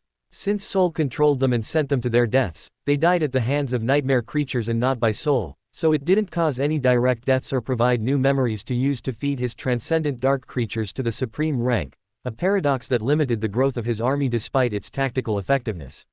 Of course, there was the option of natural supremacy, but he doubted any great beast powerful enough for them to achieve such a feat would appear, leaving his creations in an intermediate state of development while they waited for an opportunity that might not come soon. Chapter 84 Concerns. 3 weeks later, October 16th had faded into a distant echo. Now we were at the beginning of November, and everything had changed, though deep down it was still the same shit as always. Nightmare gates had multiplied like mushrooms after rain. When the battle against the tyrant ended, I'd counted 7 in the nearby perimeter. 3 weeks later, the number exceeded 24. Not all active at the same time, but enough to keep us busy 24 hours a day. The army officially withdrew from the mountain and established a tighter perimeter around Camp Erebus. The orders were clear: protect the civilians, evacuate in waves toward Falcon Scott, hold out until reinforcements arrived. What they didn't say out loud was that we were losing ground in the rest of Central Antarctica. I knew it from the communicators, from intercepted conversations, from the way officers looked at maps with that tension in their jaws that betrayed bad news. Reinforcements arrived in the second week. 2 companies of hunters from Falcon Scott, hardened by battles I hadn't witnessed. Good soldiers, but they arrived with essence reserves at 20% and morale in the gutter. Their commander, a woman named Hartwell, struck me as competent. We exchanged no more than 3 sentences throughout that time due to the continuous battles. The civilian relocation was problematic. Every convoy that left was a moving target. The corrupted and fallen creatures learned fast: attack the caravans, scatter the escort, drag the stragglers into the darkness. We lost people. Enough that the numbers started to hurt. Even so, the situation inside Camp Erebus remained stable. And there was a reason for that. Soul, the abomination I had created from that nightmare, now controlled a network of lesser creatures that patrolled the perimeter like guard dogs. It was a large army, but it wasn't enough to filter the flow of monsters trying to approach the civilian population. Tens of millions of refugees. The reason we weren't being overrun was because of Soul and all the abominations it controlled 24 hours a day. This meant a massive expenditure of essence on Soul's part, which still had to use the souls of those who died to convert them into soul essence in an endless chain. Shade sighed as he rolled his neck. It had been nearly 3 days since he'd last been able to sleep. Shade looked out from the top of a tower, observing as a massive 70-meter dragon brought down a sea of golden flames upon a swarm of awakened and fallen abominations, turning them to ashes. The voice of the spell whispered in his head, granting him several memories. After reviewing them and finding them useless, he used them to feed Gunlog, Soul, and the Dark Knight. Shade spotted a swift blur. Raising his hand, he caught an arrow which had a piece of paper wrapped around it with a message. He unfolded it and noticed it was from Asher, informing him that he had a call from Master Jet. Shade stepped into the darkness, moving between shadows for a few seconds until he emerged from the rhino's shadow. He observed his subordinates. Abel, Lily, Miranda, Tiffany, and Lucian were talking while Asher drank a cup of hot coffee. Shade entered the rhino, sat down in a chair, and answered his superior's call. Shade took the call, seeing Jet's image. She looked more animated and less dead than usual. Honorable Master Jet, it gladdens me to see you so full of energy on this nightmare-inducing infernal day in Antarctica. To what do I owe the honor and pleasure of receiving a communication through this incredibly useful communication device? Jet sighed, rolling her eyes at the grandiose greeting. You can stop doing that every time I call. I'm learning poise in my free time, Shade replied, shrugging. How do you even have free time to begin with? It's a long story involving an ancient millennial tree, a dragon pulled from a fairy tale, and a stoic knight in dark armor. Jet maintained a calm expression, showing no emotion. Of course, Shade had interacted with Jet enough over this past month and a half to deduce what was going through her mind. Why'd I even ask? Anyway, how's everything going at Camp Erebus? Shade began eating instant ramen nonchalantly. Everything is under control for the moment. Recently there have been a greater number of gates opening, but we're keeping it under control. Shade paused. Randall got injured recently, but Miranda healed him, so he'll be ready for combat after a while, he explained. Jet nodded. Understood, Jet said, showing something resembling a badge. In fact, it was a golden badge. It was a circle with 4 stars engraved on it, looking impressive. Shade blinked. What's that badge? You don't know. It's the Transcendent Star of Valor. The highest military decoration one can receive. It's your medal, idiot. I finally got it after Army Command granted it to me. Shade scratched his hair, confused. I understand the badge, but why am I receiving it specifically? Jet looked slightly deflated. She seemed almost disappointed. You may not know this, but the higher-ups have read the reports about your feats and leadership in holding such a strategic location as Camp Erebus. Killing a corrupted tyrant with minimal casualties, eliminating waves of fallen nightmare creatures, killing a flying corrupted terror, and creating a stable evacuation passage free of abominations, Jet pointed out. I was just doing my job. Honestly, if there were even 100 more like you, we could save Antarctica. Shade grimaced. Anyway, this also includes a very generous reward in contribution points. Oh, that's great, he said animatedly at the mention of money. Anyway, I'll keep it until we meet in person. Speaking of which, I suggest you be careful. I've been informed that several Category 3 gates have emerged, so there might be a Titan or two, though nothing is confirmed yet. I'll keep that in mind. See you, Uriel. Goodbye, Master Jet. Next time I'll come up with a more elegant greeting. With that, the call ended. Since he had time, Shade decided to make a call. After waiting a while, the call on the other end was answered. He observed a woman with reddish-brown hair and green eyes. If he remembered correctly, her name was Samara. Captain Uriel, the woman greeted with a respectful tone. Hello. Is Sunless around? He asked. Yes, just a moment. Shade watched as the woman stood up and moved out of the screen's frame. Half a minute passed as he continued eating his instant noodles when he saw Sunny, who looked like he hadn't slept in days. You look terrible, was the first thing Shade said to his friend. You don't look any better. Hey, that's natural. I'm busy maintaining a defensive line at Camp Erebus right now and all that. Yeah, Jet told me. Oh, well, where are you headed now? A place called L049. Shade blinked, then frowned. I see, he said quietly. Sunny, I suggest you be careful about mental attacks. There are nightmare creatures capable of altering your senses. I know that, but why mention it now? So you keep it in mind. Well, that's all. I'll call you if I have more free time. Oh, and before I forget, can you make more of those infinite notebooks? Sure, but you know the price. Yeah, I'll give you a transcendent shard. Just make them, please. With that, he ended the communication. Shade stretched. Well, now the rest depends on whether he takes my warning seriously or not. The profaned Sibyl is a nuisance because of its mental attacks, though it's not very strong in direct combat. Shade frowned, looking at the rhino's metal ceiling. I need to prepare for Goliath's eventual arrival by sea. I can't let it destroy Camp Erebus. But those worries would have to wait for the future. Chapter 85 We Are Alone. Shade finally managed to sleep after nearly 2 days since the last time he had done so. After talking and vaguely warning Sunny about the corrupted terror, Shade took the opportunity to sleep for a few hours, making sure nothing would change by settling in for a while. However, when he woke up, he realized something. He had underestimated destiny and knew that his days of peace were already over. When he exited the hatch, he spoke briefly with his subordinates before a soldier arrived in front of them. Ascended Uriel, Colonel Anders requires your presence. All right. Uriel followed the soldier back to the facilities. Upon arriving at the same room as before, he noticed Randall and Dale arriving at the same time. Without saying anything, they entered the room where the colonel was waiting for them with a grim expression.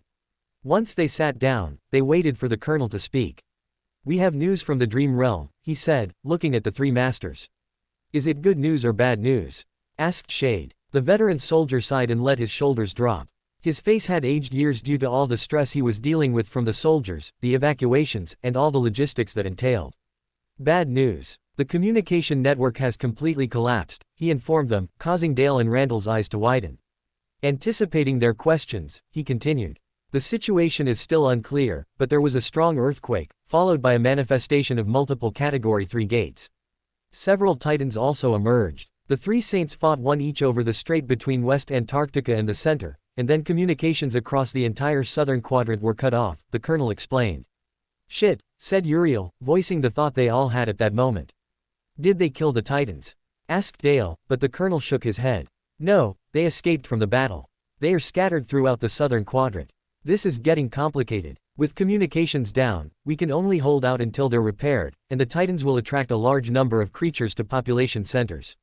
We don't know much. This event will change everything soon. Colonel Anders, did you manage to find out anything about the advance team they were sending? Yes, but it's not good. There are many abominations roaming around, which makes it difficult for them to arrive soon.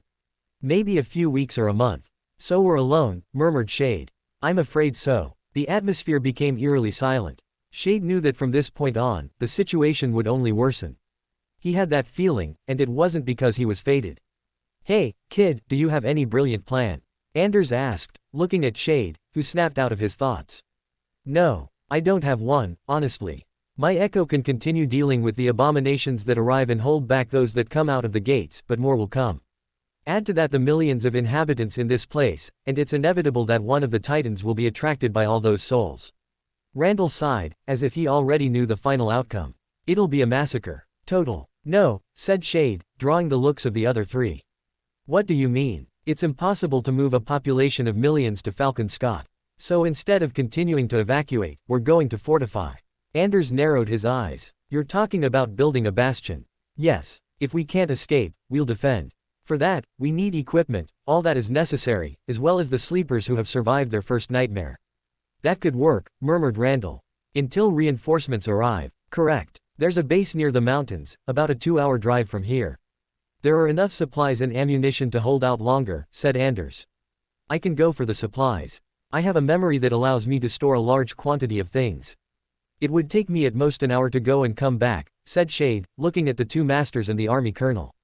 No matter how fast you are, the supply base is too far. Colonel, you underestimate me. Just tell me where this place is, and I'll go. Among us, I'm the only one with the means to come and go in such a short time.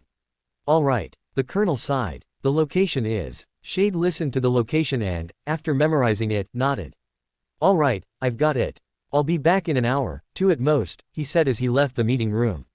As he did, the two masters and the colonel looked at each other. Do you think he'll make it? Asked the colonel. Yes, was Dale's simple response. He killed a corrupted tyrant and survived places that would kill anyone. If anyone can do it, it's that kid, said Randall. At that moment, an officer entered the room. Sir, there's a new swarm of nightmare creatures. 3 fallen tyrants. Anders frowned. Organize the troops. We're going to kill some abominations. Yes, sir. ...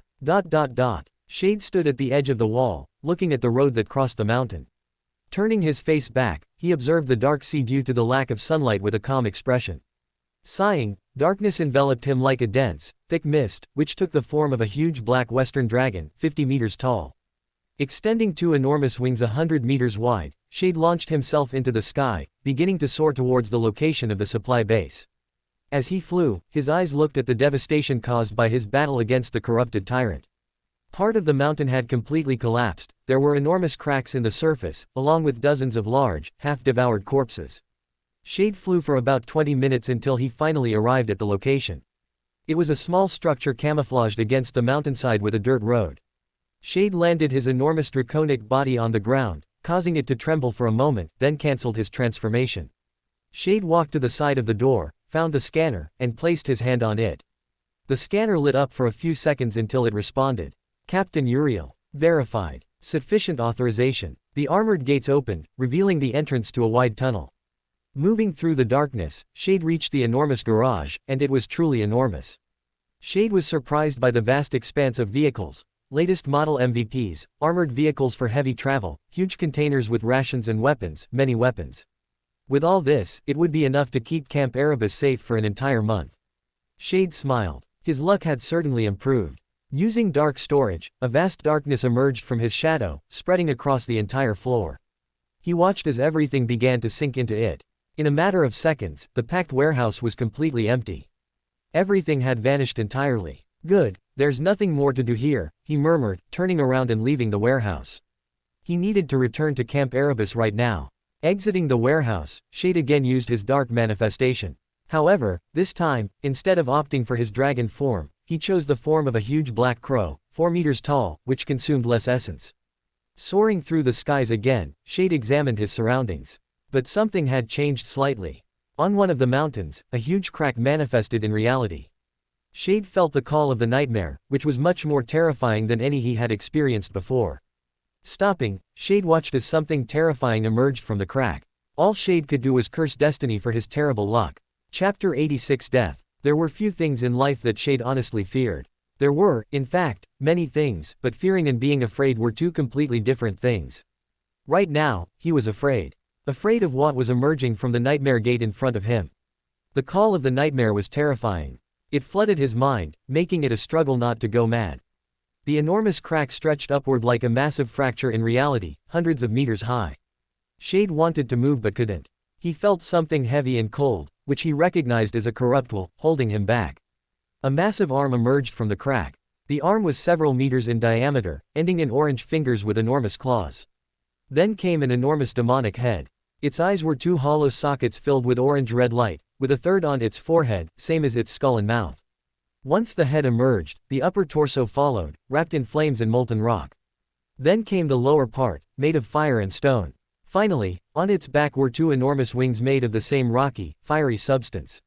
Shade trembled. The abomination's malevolent will held him fast. Using all his willpower, Shade finally managed to break free from his fear and move, just in time to avoid being caught by the abomination's enormous hand.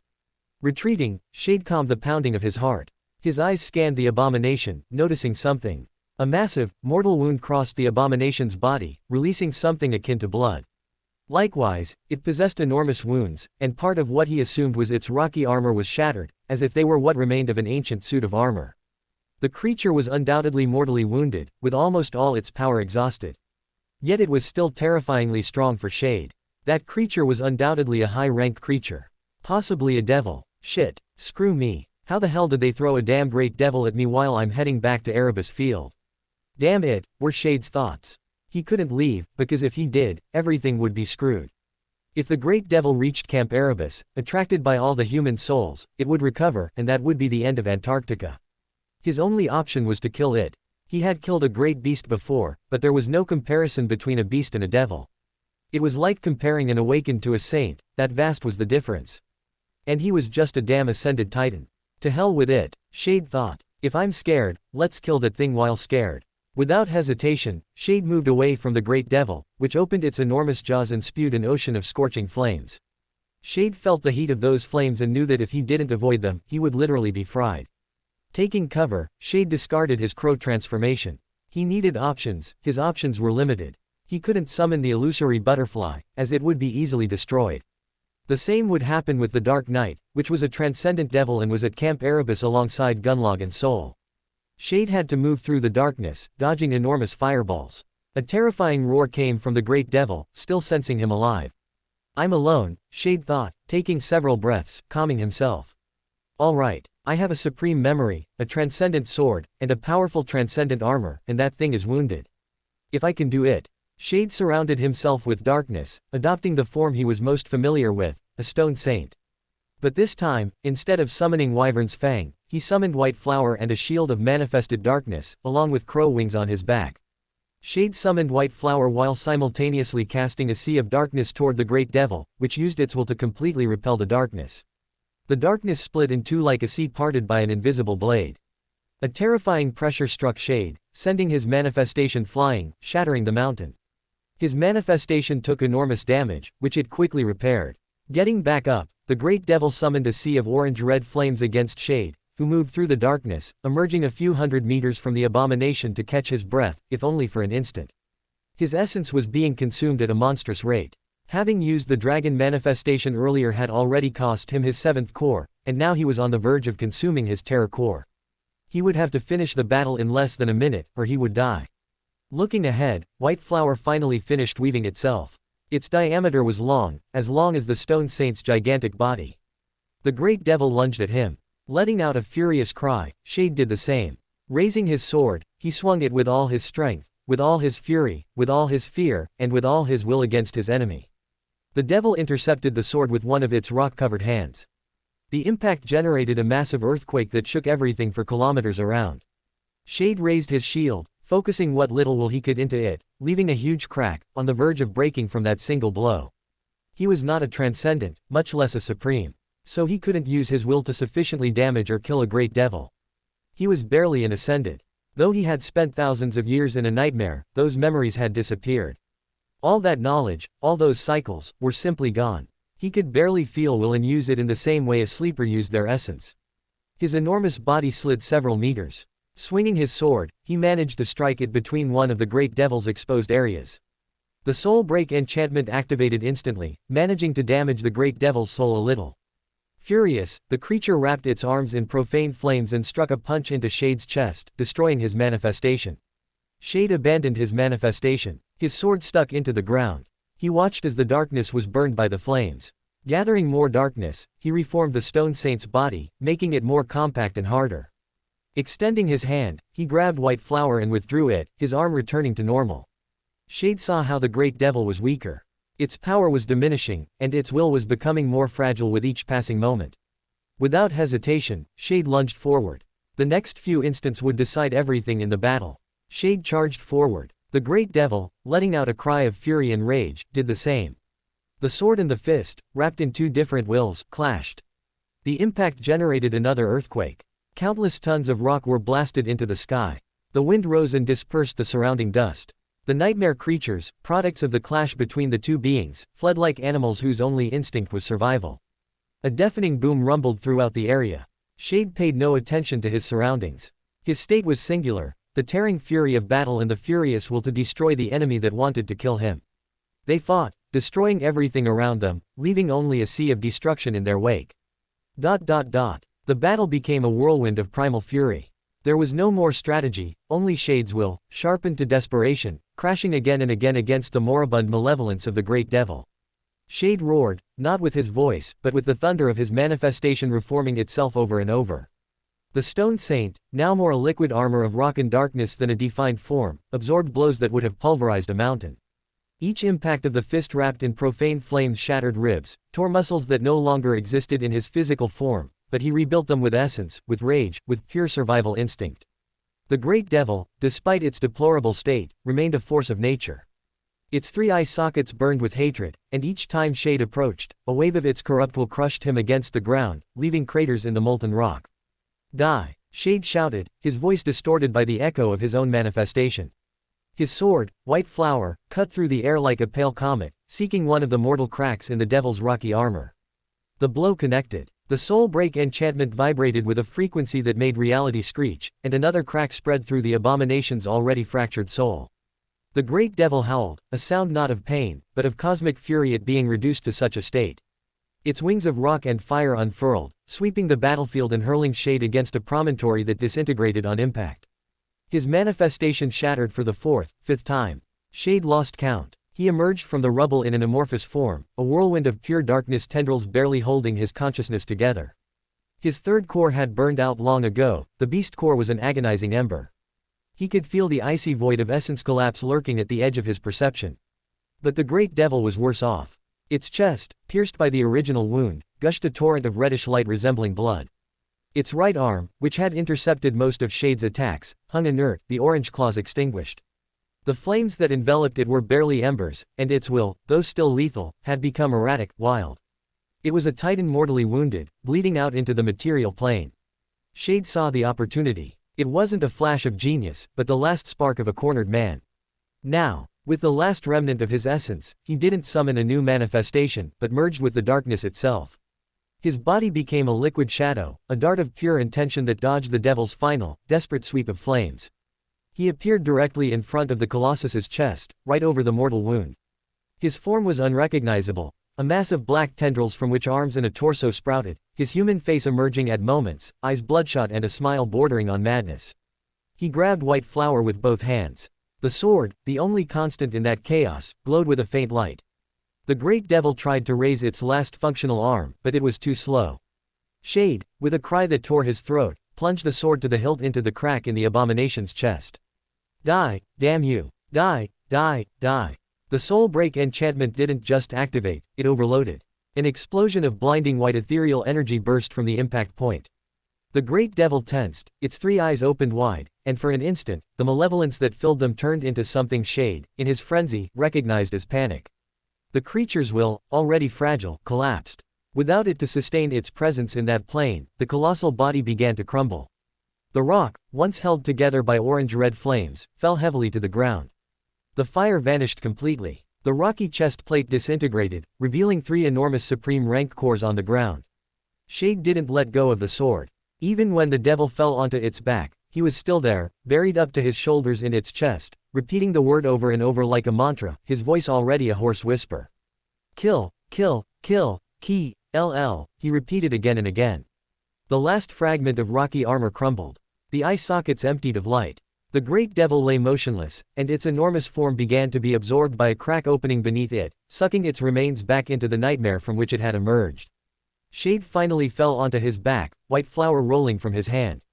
His amorphous form retracted, revealing his human body, bruised, with deep cuts and bleeding. He couldn't move. His chest rose and fell with labored, painful breaths. He had killed a great devil. He, an ascended, had just killed a creature that operated on an order of magnitude higher, something impossible to kill. The mad smile remained on his face.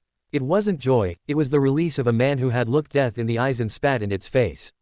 Fuck you, he whispered to the sky, as the little essence he had left faded away. He had used up all his essence completely. Before losing consciousness, he heard the spell's voice, which seemed to hold surprise. You have killed a great devil, Scatty, incarnation of burning destruction.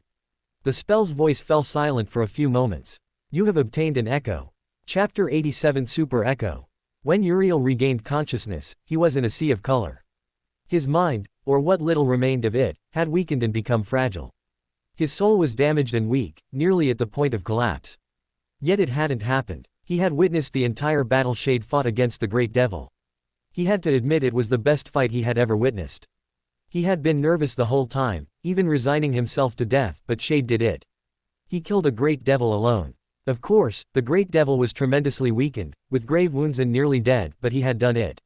He had killed it. That was unheard of and shocking to anyone, yet there was no one to witness the battle, only the surrounding destruction that stretched for several kilometers. You did well, Shade, Uriel thought with a smile before frowning. He was out of essence. Though his body had healed thanks to the enchantment of the Holy Mantle, he needed at least some time before he could move again. Arg, everything hurts. Uriel waited patiently, feeling the agonizing pain. The crown of repose began to restore his essence slowly. When he gathered enough essence, Uriel finally managed to sit up, leaning against a large rock. His eyes examined his surroundings. Everything was destroyed. There were gigantic craters here and there. The mountains had disappeared or were partially destroyed. Enormous cracks stretched hundreds of meters, while rocks had been melted by the flames of the now-dead great devil. Uriel summoned his runes. His runes read, Name, Uriel. True name, Lord of Darkness.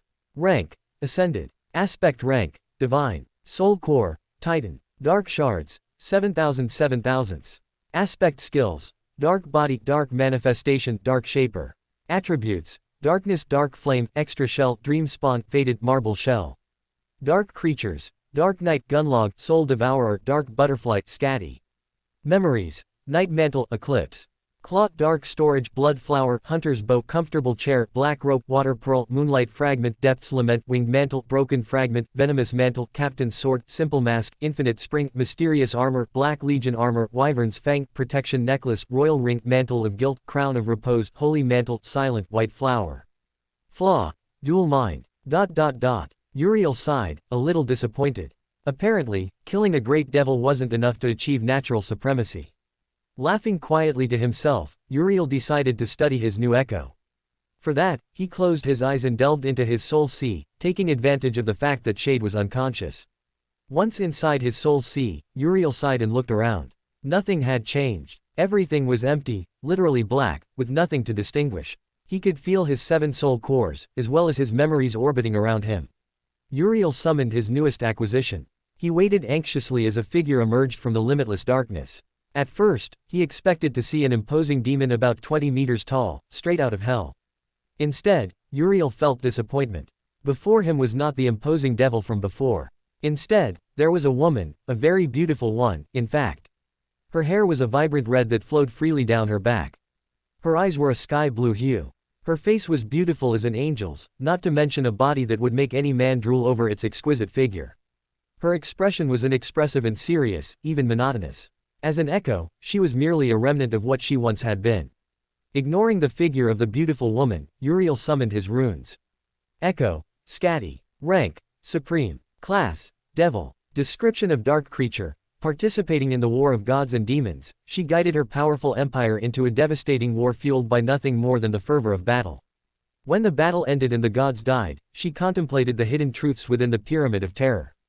Being corrupted, she wandered and massacred countless beings until she encountered a creature more furious and hungry that put an end to her tyranny. A more furious creature, Uriel thought. He was someone perfectly calm, unlike his twin. Attributes: War Maiden, Conqueror, Blessing of War, Flame of Divinity, Blessing of Fire. Uriel blinked once, twice, 3 times reading that. Well, that's certainly unexpected, Uriel thought. Echo skills: Burning Heart, Healing Flame, Armageddon, Ruin, Subjugation. Skill description: Burning Heart. This echo can greatly empower itself with flames and utilize objects provided by its master. Skill description: Healing Flame. This echo can create flames capable of healing any wound, even when on the verge of death. Skill description: Armageddon. The more chaos, blood, and destruction it generates in its wake, the stronger it becomes. Skill description: Ruin. This echo can assimilate damage and transform it into flames that consume everything in its path. Skill description: Subjugation. This echo is capable, through its will, of subjugating weaker beings under its command, using them as loyal soldiers. Uriel was speechless. Wow. Just, wow. This was the most absurdly powerful echo he had ever seen. Seriously, aside from being of supreme rank, that made it even more valuable. Uriel felt like crying. He could see his bright future toward supremacy on a path not too far away. Uriel touched the echo's shoulder, and immediately another line of runes appeared. Transform the echo into a dark creature. Uriel was about to do it when he remembered something that made him sigh. He couldn't do it yet. First, he needed to return to Camp Erebus. He calculated he had already been gone for at least 3 hours. Dismissing the echo, Uriel left his soul sea and returned to the outside. Uriel stood up. He could feel that he had his beast core back, full of essence, and his second core was beginning to fill. Uriel prepared to leave but stopped. Moving among the remains left by the great devil after its death, he found 4 enormous soul fragments. Without hesitation, he stored them in his dark storage. I'll have to clean out the dark storage. I don't even remember how many things I've stored there anymore, he murmured. With that, he transformed into a small crow and flew toward Camp Erebus. It took Uriel only about 30 minutes of fast flight to finally spot the great soul tree.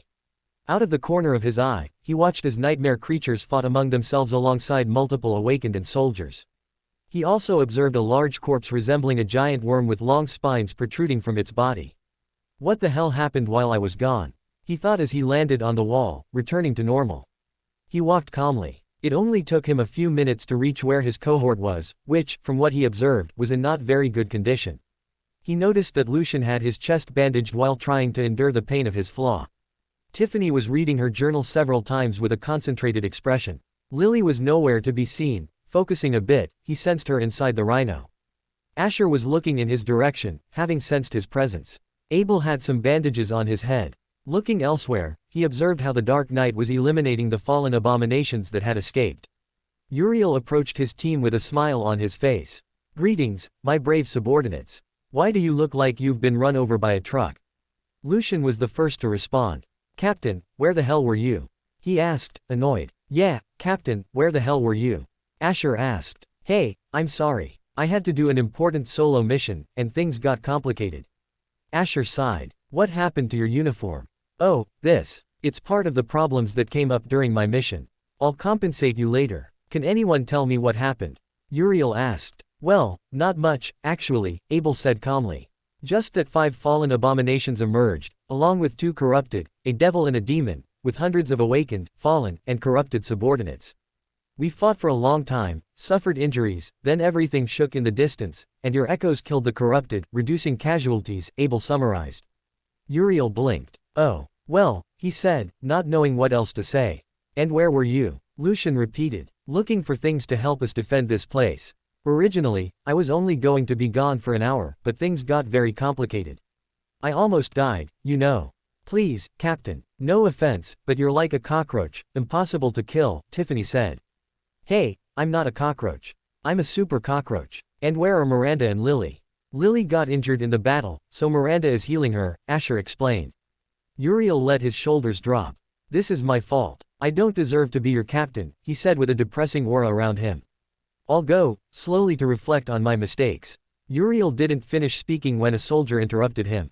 "Captain Uriel, Captain Dale, Captain Randall, and Colonel Anders are waiting for you for a meeting." "All right." Uriel walked toward a dark area and, after using some of his diminished essence, appeared in front of the meeting building. Without hesitation, he entered the building. After taking the elevator that descended underground, it stopped. Walking down the hallway, he reached the familiar door, opened it, and saw the 2 masters, as well as the awakened Hartwell and Colonel Anders. "Master Uriel," Anders greeted.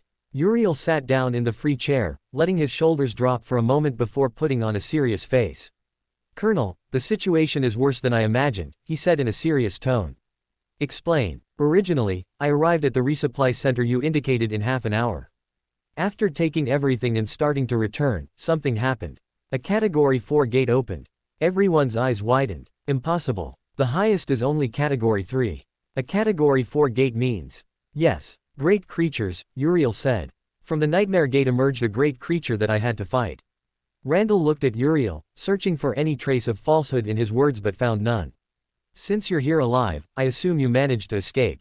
"No. I killed it." Everyone's expressions shifted from disbelief to astonishment in an instant. Hearing that an Ascended had killed a great creature was simply too much. "You must be joking," Hartwell said. Uriel extracted one of the supreme cores from the devil he had stored. The enormous soul core materialized beside him, revealing a great shining sphere 1 meter in diameter. Faced with irrefutable proof, they didn't know what to say. "You're insane, kid. You've accomplished the unthinkable," Dale said with amusement.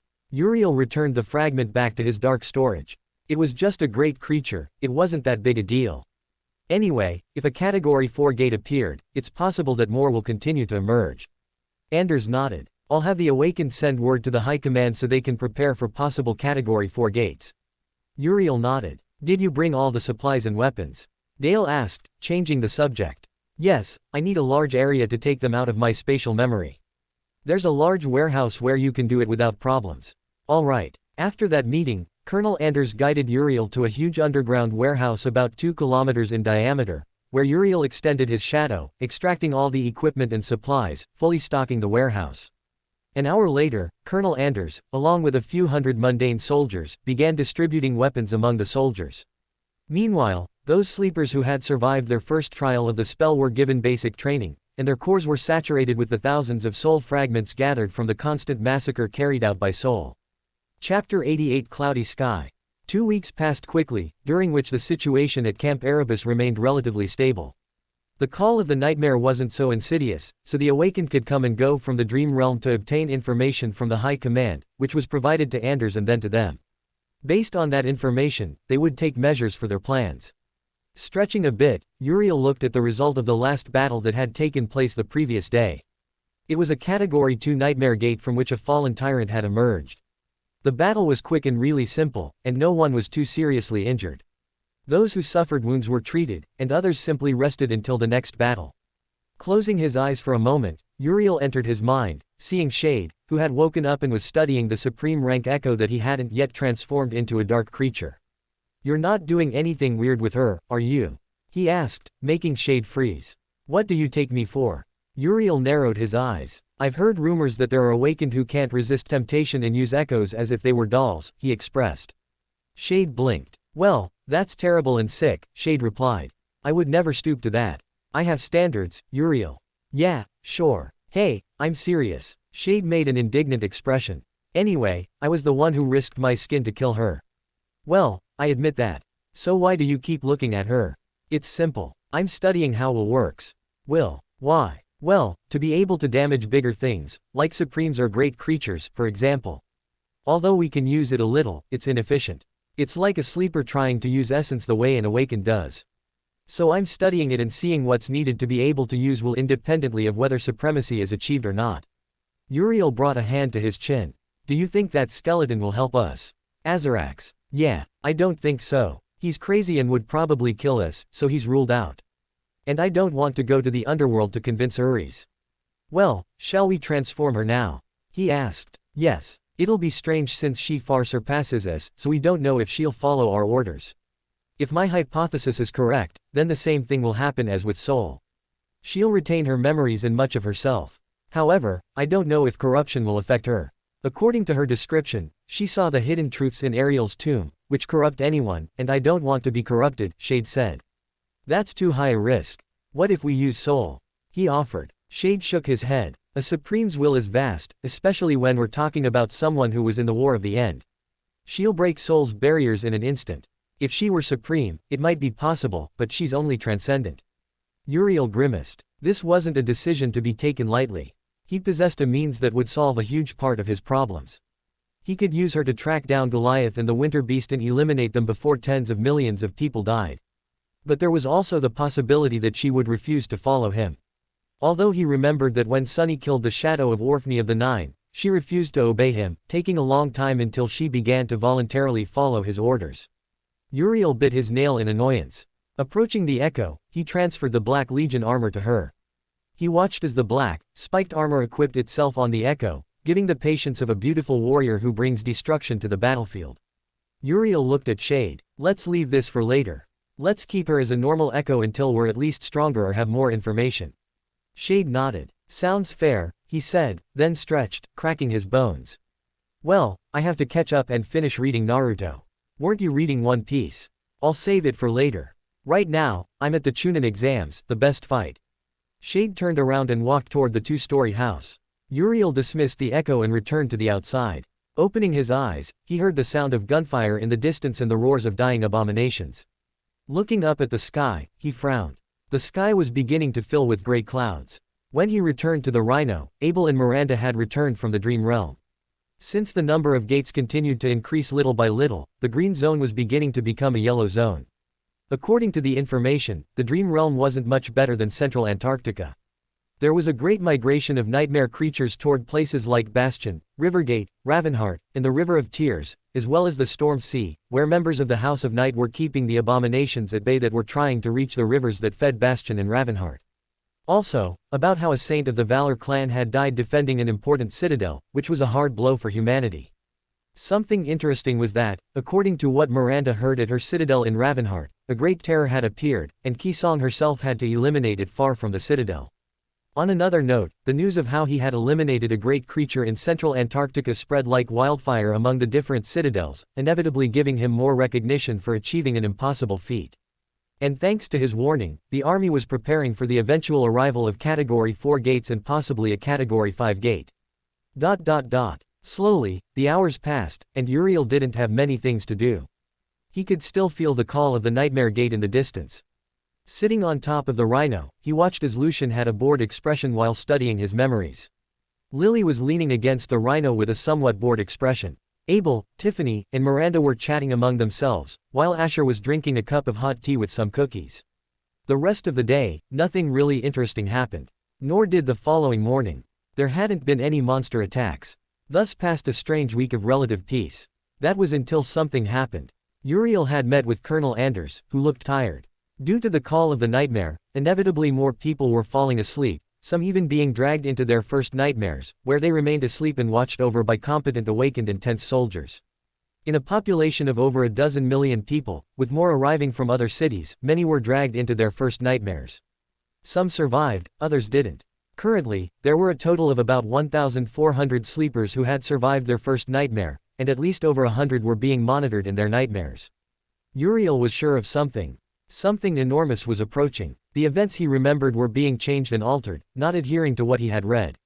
He wondered if it was because of his presence but ruled it out, yet he kept that window open. Snapping out of his thoughts, Uriel paid attention to the meeting and the information Colonel Anders would give him. The colonel looked at the three masters and the group of assembled awakened and spoke. Disappearances have begun to be reported, he finally said, making them look at him.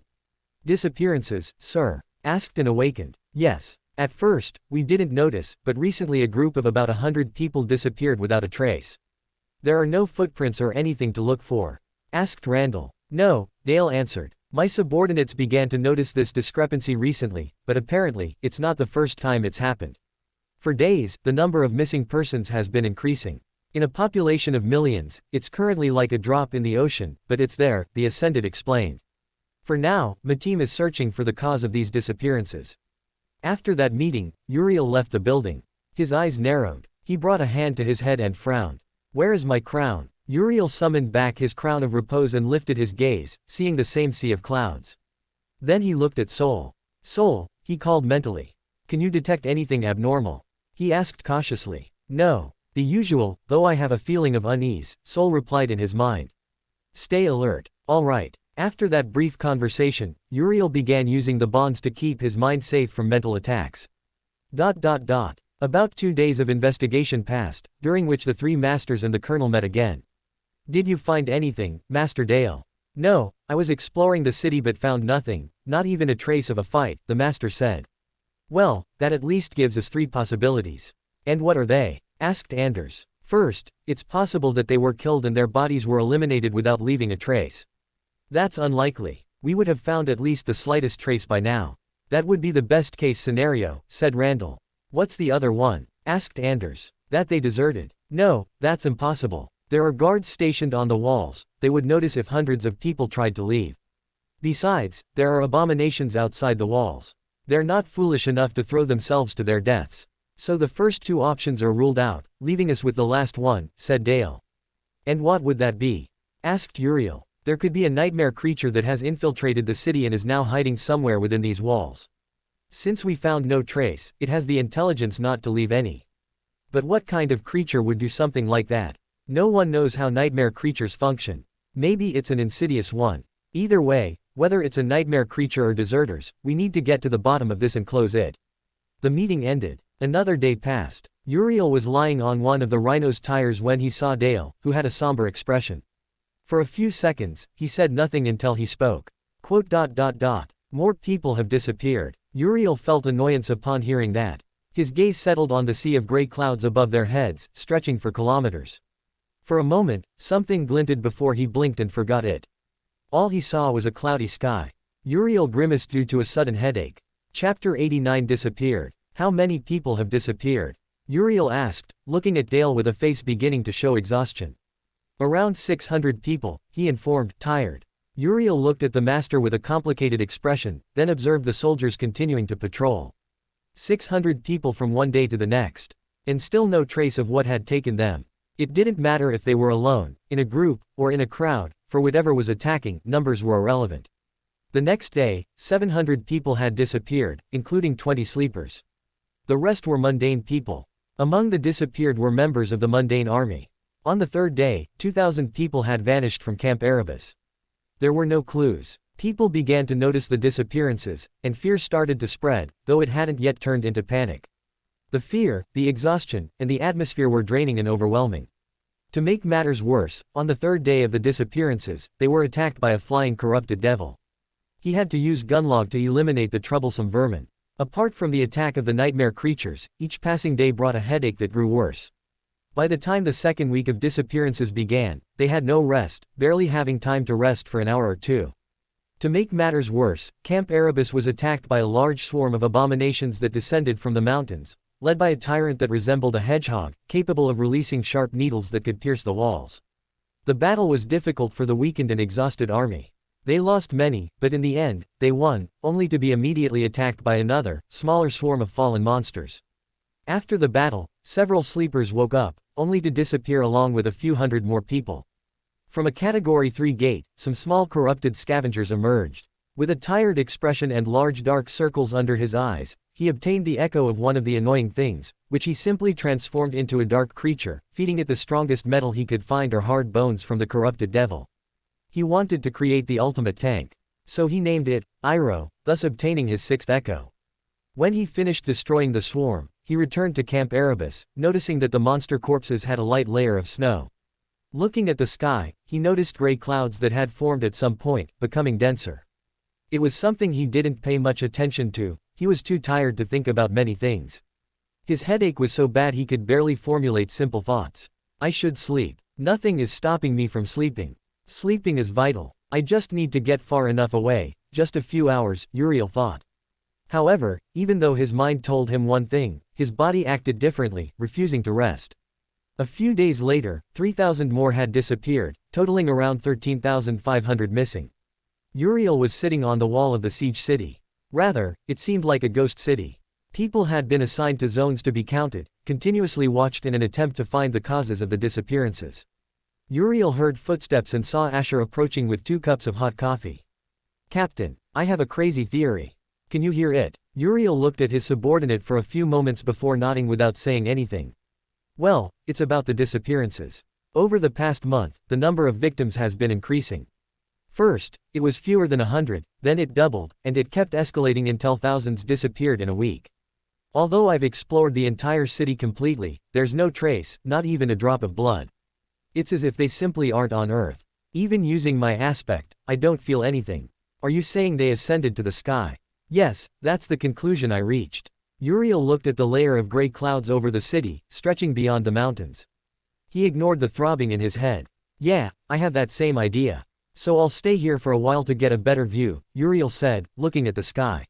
Somewhere, a thick mist began to surround the streets toward a small crowd of people, at least 100 strong.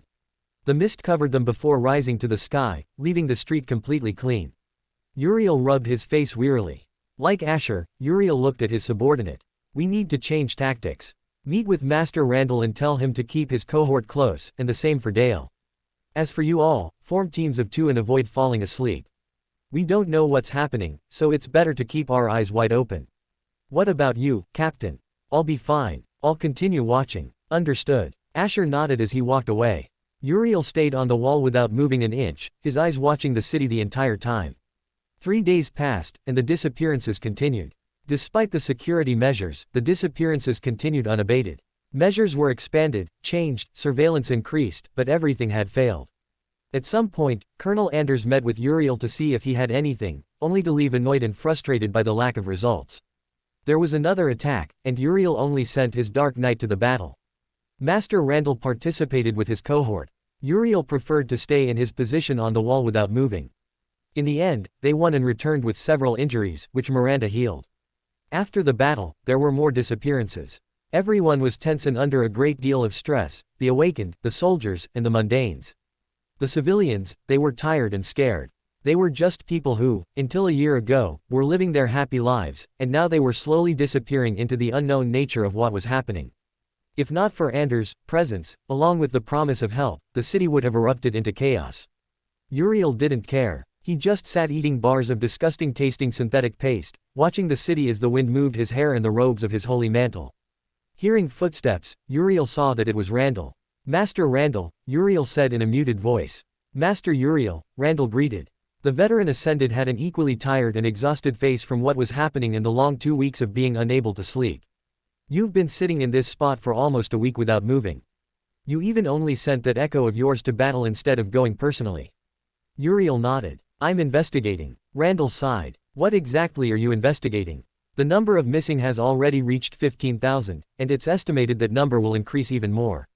And we've made no progress. At that moment, a group of people from one of the bunkers came out into the street with clouded eyes and calm expressions as a ghostly mist surrounded them before rising to the sky and disappearing, leaving the street silent. True, but what can we do? We have to keep trying to find whatever is causing these disappearances. We can't even leave, the streets and surrounding area are full of abominations, including several corrupted. Even with my echo keeping them at bay. Randall made a sound resembling a low, tired curse. It was evident that the Major was having a hard time, like everyone else. We can only wait for help. They should have arrived a week ago, but there's still no sign of them, Randall said. Uriel closed his eyes and sighed. At that moment, another group of people left their shelters, disappearing into the mist without leaving a trace. Possibly they're dead, or the gods know what happened to them. We'll wait another month. If no help arrives, we'll somehow move all the civilians to Falcon Scott. Randall nodded. All right, I'll start making preparations, then, the master said, withdrawing from the walls. Uriel watched as the master walked away before bringing a hand to his head and growling quietly at the last stab of pain that spread through his entire head. Breathing with some difficulty, his vision darkened for a few moments. Chapter 90 Origin. 2 days passed, and the disappearances had stopped. No new disappearances had been recorded, and the headache Uriel had been feeling had lessened a bit. His eyes looked at the cloudy sky, then he summoned his echo. If his suspicions were correct, they were royally screwed. Uriel watched as sparks of light materialized and took the form of Scatty, who was wearing the Black Legion armor. Despite the cold weather currently setting in, the echo didn't seem to mind. Her eyes moved and settled on Uriel. Use your will to remove any altered state I have, he ordered. The echo looked at Uriel for an instant. Uriel felt an invisible pressure hit his entire body. The sensation was similar to submerging into a viscous, cold mass that lasted a few moments. The strange state of mild confusion, as well as the mental fog he had been under, dissipated like the wind, allowing the bonds of the Crown of Repose's enchantment to take effect on him, making him let out a sigh. Taking out a peach, he began to eat it. When he finished, he took another and ate it. He continued doing this until his fatigue faded, the aching pain dissipated, and his body returned to its optimal state. The reason he always ate the peaches, aside from their delicious flavor, was because of their effects. In a way, the peaches were like sacred fruits that restored a portion of the essence of whoever ate them, while also reducing fatigue and stress, leaving you in an optimal state. Standing up, he stretched a little, then inhaled the fresh air before looking at the cloudy sky with his arms crossed. Without hesitation, Uriel shifted through the darkness, appearing next to the rhino, startling his subordinates a bit when they saw him appear out of nowhere. Captain, stop appearing out of nowhere, you'll give us a heart attack, said Miranda. He. Sorry, but I'm in a good mood. The cohort blinked before looking at him, clearly noticing the difference. Their captain seemed renewed, with no sign of the exhausting fatigue from the nearly 3 weeks since the disappearances had begun. Captain, what's going on with you now? Why are you in such a good mood despite the current situation? Oh, I simply discovered the reason behind the disappearances, that's all. But first, eat these. Uriel handed his members 3 peaches each. Peaches? Asked Asher. Just eat them. They'll give you energy, and they're delicious. The 6 looked at each other before taking their first bite. As they did, their eyes widened at the delicious flavor, as well as the revitalizing energy that dissipated some of their mental fatigue.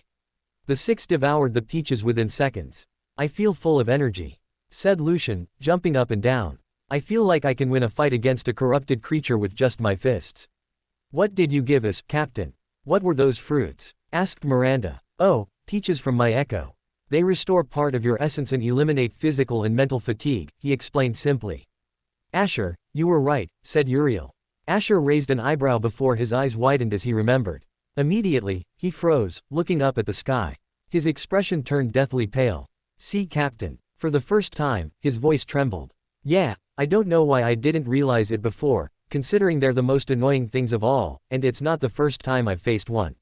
Though I suppose I was arrogant, Uriel murmured, annoyed. Hey, tell us what's happening, don't leave us hanging, said Lily. I don't want you to panic.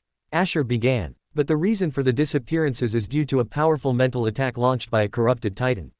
Uriel watched in surprise as the expressions of Lily, Tiffany, Miranda, Lucian, and Abel went through a wide range of emotions. Disbelief, astonishment, nervousness, and finally fear, pure, raw fear. Their faces paled as they looked at the sky above them. Now that their minds were free from stress and their bodies without fatigue, combined with Soul's protection, they could see a massive dorsal fin cutting through the cloudy sky like a blade. See corrupted titan, Miranda stammered. Cappy, tell me you have a plan. Yes, said Uriel, letting out a sigh.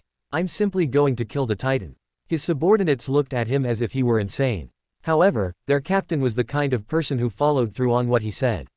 If he said he was going to kill a corrupted Titan, then he would kill a corrupted Titan. Asher, meet with Master Dale and Master Randall to inform them of this, said Uriel. All right. Asher summoned his transcendent echo and ran off in the direction where he sensed the nearest captain to his location. You all prepare. We'll likely have an avalanche of abominations besieging Camp Erebus. Yes. Uriel disappeared, moving through the darkness. It only took him a few seconds to reach the meeting building. After entering, he headed to the room where he knew Anders would be. Entering the office, he saw Colonel Anders reading some documents with bags under his eyes. The colonel looked up with a wrinkled face at the irregular division captain in front of him. Colonel Anders, before anything else, eat this, said Uriel, handing him several peaches. These fruits will restore your lost energy and clear your mind, Uriel said. Anders looked at the fruit distrustfully. After smelling it a bit and catching the sweet, tempting aroma, he bit into it, feeling an indescribable flavor run across his tongue, while at the same time his body began to have more energy. When he finished his second fruit, his face seemed to regain several years of life. Thank you for the valuable fruit, but I didn't order any meeting to talk about the disappearances. That's what I'm here for, sir. I found the origin of the disappearances. Anders frowned. Are you sure? Yes. It turns out our assumptions, at least the vast majority, were wrong. We thought the disappearances were people awakening from the city or that there was some serial killer loose, but the truth was simpler. Uriel paused. The origin of everything is a corrupted Titan that has been playing with our minds this entire time. Anders' eyes widened as he looked at Uriel with cold eyes. A corrupted Titan. Yes, one of the most insidious. Mental powers, abominations with mental powers have a pattern. They don't like their prey to know their presence or their nature, so they use their powers to keep them ignorant or focus their attention on something else, preventing them from noticing. Anders frowned. The attacks and the disappearances. Exactly. Being attacked by abominations, combined with the stress of the disappearances and the frustration, we never stopped to think that we were already under mental influence. How did you discover this? Recently, thanks to my echo. Of course, Uriel didn't reveal Scatty's existence, so he left it to Anders' interpretation which echo he meant. Upon realizing this, deducing the rest was simple, he expressed calmly. At that moment, the door to the room burst open, and Randall and Dale entered. The two veterans had somewhat shocked faces at what they had heard. What your subordinate said is true, kid. Yes, a corrupted Titan is above our heads right now. Randall massaged his temples. If that was true, he felt like an idiot for not realizing that his mind was being controlled by an abomination. Here, eat this. Uriel gave them peaches, which they devoured, feeling their strength and essence return to them. What will we do? Asked Randall. We can't mobilize tens of millions to escape from a corrupted Titan. No, but we can kill it. Correction, I will kill the Titan. The three looked at Uriel. Then we entrust it to you, said Dale, surprising Uriel, who was already prepared to answer their questions. You're just accepting it that easily. Yes, you killed a great creature, a corrupted terror, and various corrupted beings. If anyone can kill something that only a group of saints can eliminate, it's you. Dark hero. Uriel grimaced, remembering a certain movie. Well, thanks for the vote of confidence, I suppose. And how will you kill it? With a terrifying devil, he replied with a malicious smile. Randall looked at the young Ascended in front of him, feeling a shiver. Uriel looked at the Ascended. I currently have a few thousand fruits left. Give them to the soldiers, awakened, and sleepers. We'll need every single one for what's coming, Uriel said. After a few minutes of formulating a plan, Uriel distributed all the peaches from his dark storage, and civilians began handing them out to the warriors who would defend them. Everything was ready in less than 2 hours. Over 100 awakened, 2,300 sleepers, 3 masters, and several transcendent echoes were ready for an unprecedented battle. The entire army gathered. Camp Erebus was a natural fortress, which meant the abominations would gather in one place for the attack. The mundane soldiers took their positions in the siege turrets on the wall, while the sleepers were tense. Until recently, they were just normal people, but they had survived their nightmares, gained aspects, and been trained. Their eyes settled on a single figure. Not just them, the entire army looked at the one who would save them, the one who would guide the battle to victory. The Lord of Darkness, the Dark Hero, the human monster, the strongest master in the world, he whom the world favors. Uriel. Their hearts, flooded with courage thanks to Soul, crushed their fear. They watched as the Lord of Darkness summoned his powerful echoes. A massive dragon 70 meters tall. An imposing knight in black armor.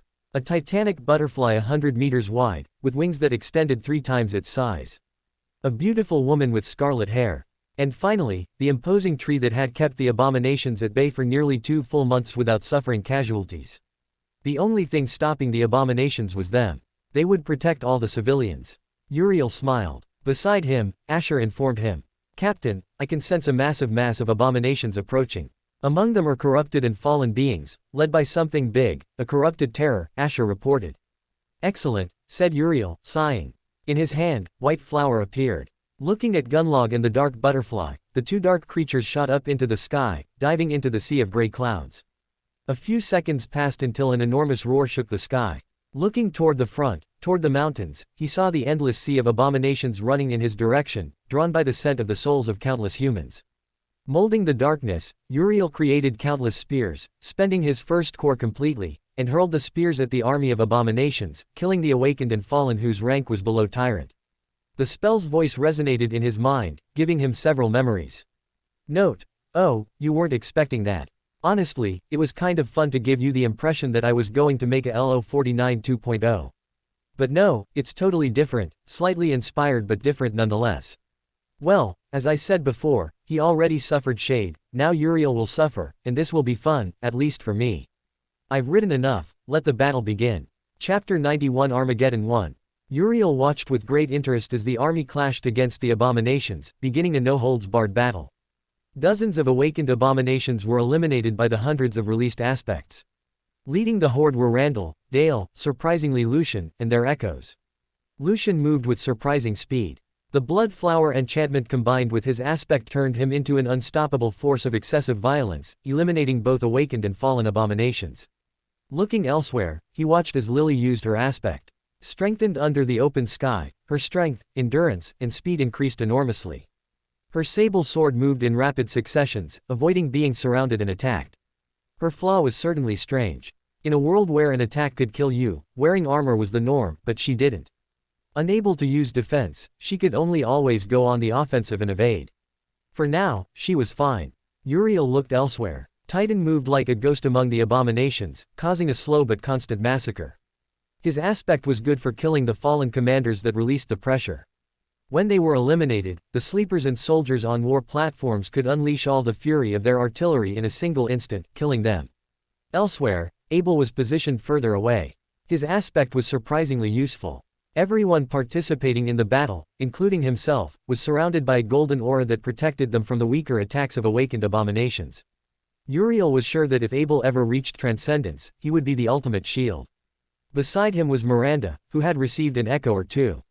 Although her aspect was more healing-oriented, she knew how to fight, though she chose to heal the wounded. Uriel observed multiple explosions occurring on the mountainside, generating rock avalanches that buried more nightmare creatures. The arrows were fired by Asher, who was using a transcendent bow that Dale had temporarily given him for the battle. Speaking of the master, Uriel watched the aforementioned man. He wielded a large blade. As he suspected, his aspect was related to wind.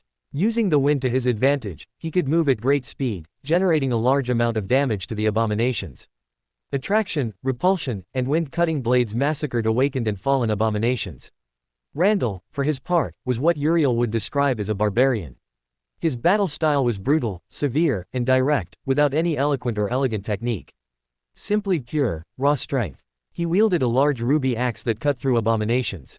When his axe couldn't cut an abomination, he punched them with his fists or kicked them with his legs, sending them flying. Uriel broke out in a sweat seeing this. His impression of the veteran master dropped slightly. Frowning, he looked up at the sky. He could still hear the ravages of the battle between his 2 dark creatures against the corrupted Titan. Uriel observed a sea of golden flames that lit up the sky, enveloping an enormous 300-meter figure similar to a whale, with a massive narwhal horn protruding from its head. Why does that seem familiar? He thought to himself. Looking away from the battle in the sky, he looked at Scatty, who was using one of her abilities to subjugate the nightmare creatures under her will, attacking in conjunction with the abominations controlled by Soul, evening the odds. Still, despite all these advantages, the abominations continued to arrive without signs of stopping, and the corrupted ones hadn't yet arrived, staying on the sidelines for the moment. Uriel wondered what they were planning. Abominations, after passing the fallen rank, acquire malevolent intelligence. They aren't stupid, they are cunning, able to formulate twisted strategies. Uriel, although he couldn't see them, could sense them. There were at least a dozen corrupted abominations guiding the fallen and awakened abominations. Something has to change, otherwise we're going to lose by exhaustion, Uriel thought with his arms crossed, still not moving from the top of the wall, having a complete view of the battlefield. Lucian swung his transcendent halberd, easily cutting through the skin and bones of the abominations. Combined with his aspect, his power was currently among the elite of the awakened. And combined with the blood flower enchantment that increased his power, it was no different from saying he had temporarily reached the power of a newly converted master. Although he wasn't the smartest type, he realized something. And that was that this was truly their only chance to survive. They had been manipulated by a corrupted titan capable of launching a massive mental attack on a city of tens of millions, including masters, to feed for several weeks. Until it was discovered. At the same time, an army led by corrupted creatures. Lucian felt as if this city was doomed to disappear, and them along with it. But instead of feeling fear at this, Lucian felt something else. He felt amusement and excitement. As he fought, his senses sharpened, his attacks became more accurate and lethal. He dodged attacks, sought out weak points, and eliminated them. His skill in battle increased. He didn't know why, but it felt incredible. He felt like he couldn't lose. Unable to contain a laugh, Lucian began to laugh. A cackle escaped his mouth as he cut another awakened abomination in half. He knew it was fallen by the spell's voice in his head. Tiffany pierced another abomination. Her sable sword turned a ghostly green, piercing an abomination several times, which fell to the ground inert. Jumping, she avoided being caught by enormous jaws that emerged from the earth, trying to devour her. Landing a few meters away, her body became intangible, letting another abomination pass through her. Without hesitation, she attacked it. Several cuts later, it was dead. Distracted by a loud noise, she received a claw swipe, but a golden barrier protected her from the attack. Without hesitation, she drove her sword into the creature's head, piercing it completely. You have killed. Tiffany ignored the spell's voice, more focused on her own survival. Her sword and her body moved. The longer she used her aspect, the more minor memories disappeared from her mind. Clenching her teeth in anger, she increased the speed with which her attacks eliminated more abominations. Asher was on the wall alongside the soldiers, sleepers, and awakened whose aspects were long-range, forming a sniper line.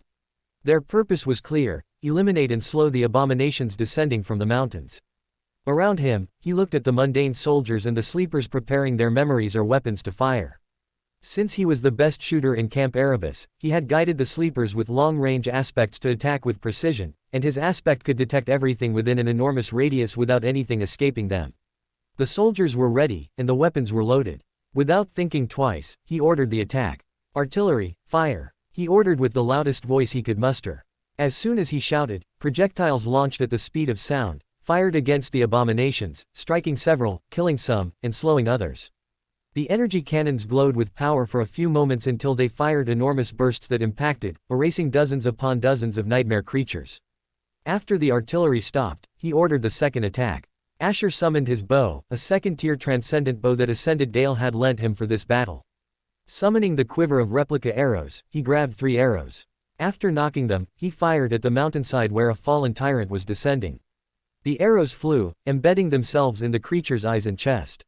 An instant later, the arrows exploded, destroying the fallen tyrant's body. You have killed a fallen tyrant, malignant descendant. You have obtained a memory. Asher didn't stop. He continued firing at the abominations, spending more and more of his arrows and essence to eliminate as many abominations as he could. As he continued firing, he noticed something. His shots were faster and more precise. He didn't even feel tired, instead, he was full of energy. He wondered why that was. Looking around, he found his captain's new, strange echo, who hadn't moved at all, maintaining an impassive gaze. Asher suspected that this echo was related to what was happening to him. But for now, he just had to keep firing arrows and leave his questions for later. Abel devoured the peaches at an unprecedented speed. His aspect generated defensive barriers for everyone, soldiers, awakened, and sleepers alike, regardless of their rank. Although the essence consumption he used was brutal, thanks to the peaches, he could continue recovering his essence as long as he kept that delicious fruit. Although his flaw was a minor problem, the echoes he had received from Miranda eliminated any abomination that came near them. They were his line of protection. There were 2 ascended echoes, 3 awakened, and 2 transcendent echoes of monstrous rank. In the sky, a few hundred meters above the sea of gray clouds, a devastating battle was taking place. An enormous whale, bone-white in color, with enormous sharp fins and a long, pointed bone horn protruding forward. That creature was a corrupted titan with insidious powers. However, that creature, which would require several saints to kill, was being repelled and damaged by two creatures. An enormous dragon 80 meters tall with 100-meter wings and claws so sharp they could pierce the strongest steel. Beside it was an enormous butterfly with legs as sharp as scythes and an unsettling pattern that generated mental attacks, somewhat countering its abilities. The corrupted titan let out a roar that shook the clouds beneath it. At the same time, a sea of mist emerged from its jaws before being burned away by a torrent of golden flames that enveloped its body. The titan shook off the flames, only to receive a deep wound on its body. The wound released an enormous trail of hundreds of liters downward. This wasn't the first wound. The titan's body, being so massive, couldn't avoid attacks quickly enough. Its mass was too great to turn violently, resulting in large, deep wounds. The illusory butterfly positioned itself above the corrupted titan, releasing a purple dust that was inhaled by the titan, lightly numbing its senses. The dragon took advantage, flying toward the titanic whale's face, using its claws to destroy one of its eyes, followed by releasing flames that burned the eyeball and much of the internal tissue, causing great damage. Shaking violently, the dragon flew a few hundred meters before regaining its composure and avoiding being impaled by the enormous horn, while the butterfly continued causing damage. Chapter 92 Armageddon 2. It's working, Uriel thought with an excited smile on his face. His plan was succeeding. At first, he had his doubts, but now he could see it. He could see how the army was beginning to act as a single entity with hundreds of arms, hundreds of heads, and hundreds of limbs that were weapons. The army became a unit, and that unit kept the abominations at bay. Whether they realized it or not, their movements became more polished, more complex, seeking rapid destruction. And all thanks to his supreme echo. Will was an amazing weapon. Originally, he planned to use Scatty if the situation called for it, for example, if a great creature or several titans appeared. However, he remembered that in the Antarctica War, the Valor Army under the domain of the Sword Supreme became perfect warriors in battle. So he replicated it. Although Scatty was only a remnant of essence created by the spell, she was a supreme creature with will, a participant in a war that might have lasted centuries. Her will was war itself. In fact, all aspects of war, massacre, slaughter, ruin, and death. That made it a vast domain. Uriel shuddered. He truly would have died if Scatty hadn't been so wounded when Shade killed her. An entity with that much combat experience, a will sharpened for millennia, was an invaluable resource. Under Scatty's will, the army of no more than about 10,000 people acted united and in concert, reducing casualties enormously. Mountains of corpses of awakened, fallen, and weak corrupted abominations piled on top of each other, while parts of the mountains had disappeared, burying hundreds of abominations under hundreds of tons of rock. Uriel glanced at his echo. Her long scarlet hair swayed in the wind, her impassive gaze fixed on the battle unfolding before her without flinching in the slightest. Uriel felt a little pity for the echo, though only a little. She didn't yet have a soul like Soul or Gunlog had. He didn't know about the Dark Knight, as it was an inferior creation of the Stone Saints, but he supposed it should have one. Shaking his head, he pushed those thoughts aside. He would think about all this later. For now, he had to keep watching the battle and see what the motionless corrupted creatures were planning. Uriel felt it. Finally, the abominations moved. Doing the same, he looked at his echo, who remained motionless, and without saying a word, he jumped from the wall. His fall lasted only a few seconds until he landed on the snow-covered ground, kicking up a large amount of it. Holding white flour in his hand, he advanced to join the combat. After all, he was supposed to be the face of the army, so he had to be at the front and do what he did best. An unprecedented massacre. Moving through the darkness, Uriel observed the army of abominations before him. When he appeared on the battlefield, thousands of human voices rose in a new, invigorating battle cry. The morale on the battlefield rose surprisingly, determination strengthened. Feeling the excited atmosphere, Uriel smiled. He smiled with pride and arrogance. The darkness around him, following his emotion, rippled and reacted. The abominations, without hesitation, lunged forward, only for dozens of black spikes to emerge from the ground moments later, impaling the abominations in vital points and eliminating them. The spell's voice continued whispering in his mind, and the nightmare's call still affected him, but he didn't care. There was only one thought in his head: kill. The army, seeing that display of power from the Lord of Darkness, was encouraged. This caused their attacks to become more furious and full of hatred against the abominations that attacked them. For every human who died fighting, 10 abominations fell. The abominations surrounded Uriel, who didn't care. He continued cutting, hitting, and killing the abominations that emerged to attack him without stopping. The darkness materialized and molded into enormous sharp tentacles that pierced, grabbed, and destroyed the abominations without any mercy or hesitation. Taking a leap, he swung White Flower, cutting the body of an abomination as well as its soul. Avoiding a claw swipe, he kicked the head of another awakened abomination, destroying it instantly. Taking a great leap, Uriel created 2 black crow wings on his back that kept him in the air. Darkness wrapped around his fist, which grew, filling with sharp spikes. Without hesitation, he let it fall. The fist, over 20 meters in diameter, impacted the ground, opening cracks while simultaneously killing the abominations beneath his attack. Uriel clicked his tongue. He could sense the corrupted abominations getting closer. Immediately, he called his Dark Knight, which had been fighting in another area. The taciturn knight materialized beside him, holding his enormous sword with unequaled ease. Eliminate the most numerous abominations, he ordered. His transcendent creature didn't respond and only disappeared in a blur of speed. An instant later, multiple abominations were cut down instantly. With that solved, Uriel rose into the sky, adopting the stone saint form. His memory quickly adapted its size. Uriel looked at the mountains, which suddenly exploded, launching enormous fragments that he stopped by raising a wall of darkness. The fragments fell to the ground without harming the army. Finally, he saw them. There were 7 nightmare creatures, each of the corrupted rank. From what he could sense, there were 2 corrupted demons, 2 corrupted devils, 2 corrupted tyrants, and 1 corrupted terror resembling a parasite that controlled the other 6 corrupted. So, 7 against 1. Uriel smiled. Fair enough for me. The corrupted were undoubtedly large, exceeding 10 meters, but size meant absolutely nothing in battle. Shade lunged forward, wielding White Flower while Wyvern's Fang materialized in his other hand. Uriel launched an attack that was blocked by the rock-made corrupted demon, which managed to resist the attack, although it suffered great damage to its soul as a result. Immediately after, the 2 corrupted devils launched their attacks, a mix of icy breath and fire intermingled. Uriel moved his manifestation just enough to avoid the attack. Although his manifestation took damage, he repaired it with more darkness. This is a bit complicated, Uriel thought. Oh, come on, Uriel, cheer up, you can do it, he heard Shade's voice in his mind. I thought you were asleep. And miss all the fun. Never, he replied. Uriel looked at the 6 abominations controlled by a corrupted terror. He wondered if his destiny was always to kill things stronger than himself, but he set that aside. He didn't have time to curse the spell or destiny. All right, imbeciles. Let's play. The first to die loses. He bellowed forcefully from within his dark manifestation. Uriel successfully avoided another sea of flames while using darkness to create enormous chains that bound the 2 corrupted demons. At the same time, he focused on his most immediate threat, the tyrants. The first corrupted tyrant was a mix between a centipede and a humanoid torso made of bones and skulls that rose up, marching forward. Wielding White Flower, he launched a powerful attack that the tyrant blocked with large horns resembling hard branches. Applying more pressure to the sword, it cut through the corrupted tyrant's horn, sinking into its skull. Focused on his attack, Uriel couldn't react in time when his manifestation's head was devoured by large jaws. Looking up, he saw the second corrupted tyrant, a titanic black serpent with purple eyes full of madness and malice. The serpent wrapped itself around his manifestation.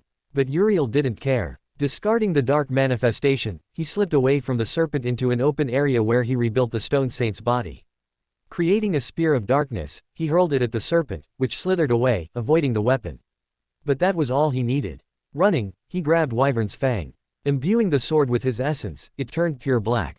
The serpent lunged forward, only to be decapitated by a single slash that separated its head, which flew dozens of meters until it violently crashed to the ground.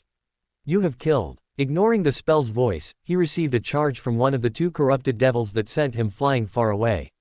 Regaining his footing, he created black tendrils that wrapped around the body of the devil that spat fire. That left only the tyrant and the devil. The 2 corrupted demons were still struggling against their bindings, which only widened and became more resistant, preventing them from moving. Uriel dismissed White Flower and resummoned it. His essence was being spent quickly, but he still had plenty to burn. Chapter 93 Armageddon 3. The serpent lay decapitated, its black blood smoking on the cracked earth. Uriel had no time to celebrate. The corrupted ice devil was already lunging at him, its jaws open, exhaling a storm of icy crystals that froze the air in its path.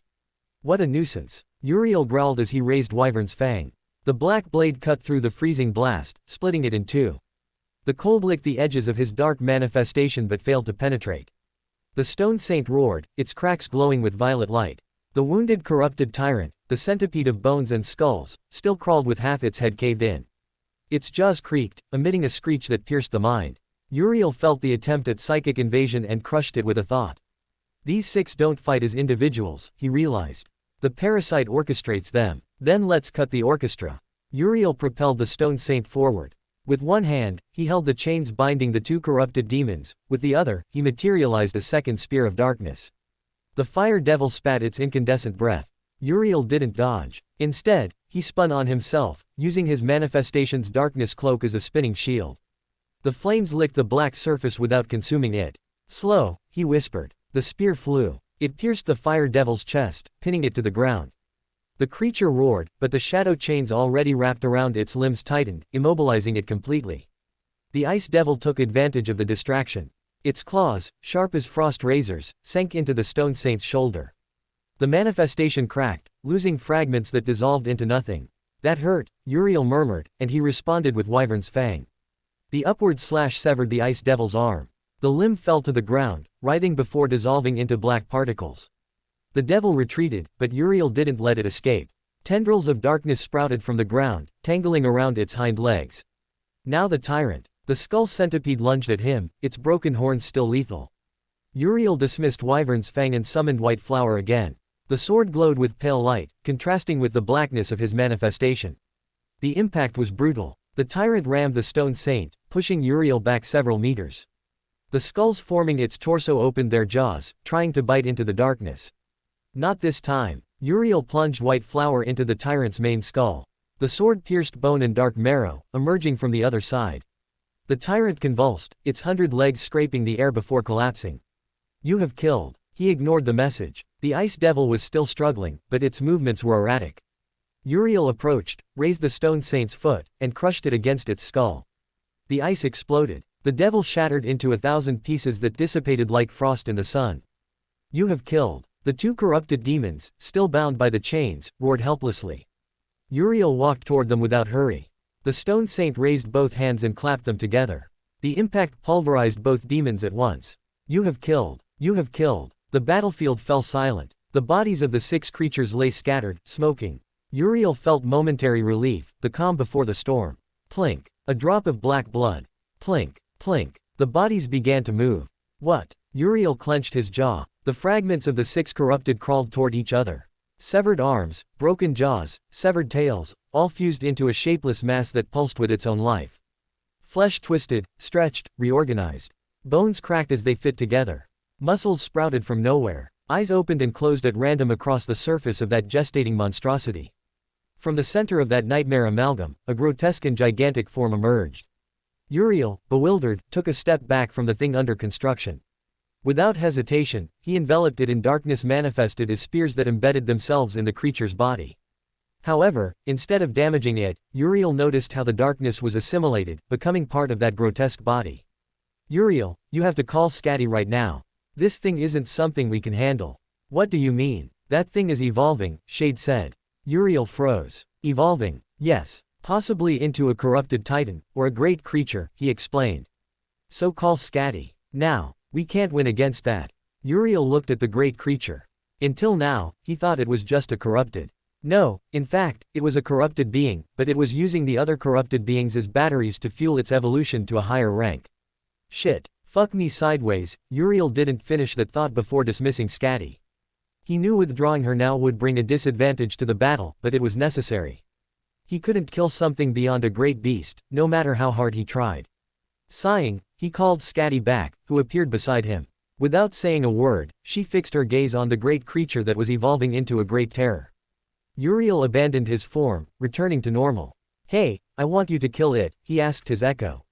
The echo stepped forward, raising her hand. Uriel moved through the darkness, retreating as the temperature rose rapidly. After moving far enough away, he saw how Scatty's flames, previously orange, had turned blue from the intense heat. Scatty released a ray of fire that opened an enormous hole in the abomination's body, which then regenerated. Without stopping, Scatty extended her hand and then closed it. Around the nightmare creature, an enormous pillar of flames enveloped it. The pillar of fire extended like a massive column of flames that calcined and turned the evolving abomination into charcoal. When the flames subsided, where what would have been a great terror once stood was now nothing more than a pile of ashes. You have killed a corrupted terror, prototype. Uriel sighed. Phew, crisis averted, he murmured in relief. Scatty turned to look at him, waiting for further orders.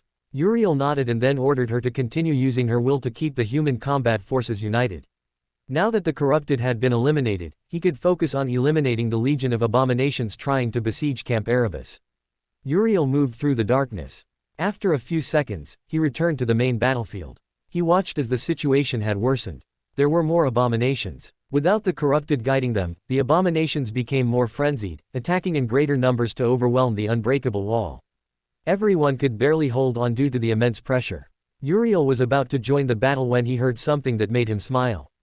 You have killed a corrupted titan, Mist Devourer. Uriel looked up, seeing an enormous whale falling in a nosedive. Its body was scorched, covered in countless wounds. Likewise, one of its fins was missing, as were its eyes, while the enormous horn was broken into large fragments. Dismissing the illusory butterfly, Uriel ordered Gunlog to descend and burn the abominations, which he did. He watched as his dragon descended with relentless fury, unleashing a sea of golden flames against the abominations, burning hundreds of them instantly. All right, let's try this, Uriel murmured as darkness enveloped him. His body grew taller, becoming darkness itself. Instead of 2 arms, he created 4, covered in large, sharp claws. On his face, 6 pairs of pure white eyes appeared, along with a tail ending in spikes and spines protruding from his back. His appearance was ripped straight from the worst nightmare. Uriel gave a sinister smile that made the abominations hesitate to approach an attack. But eventually, they moved forward.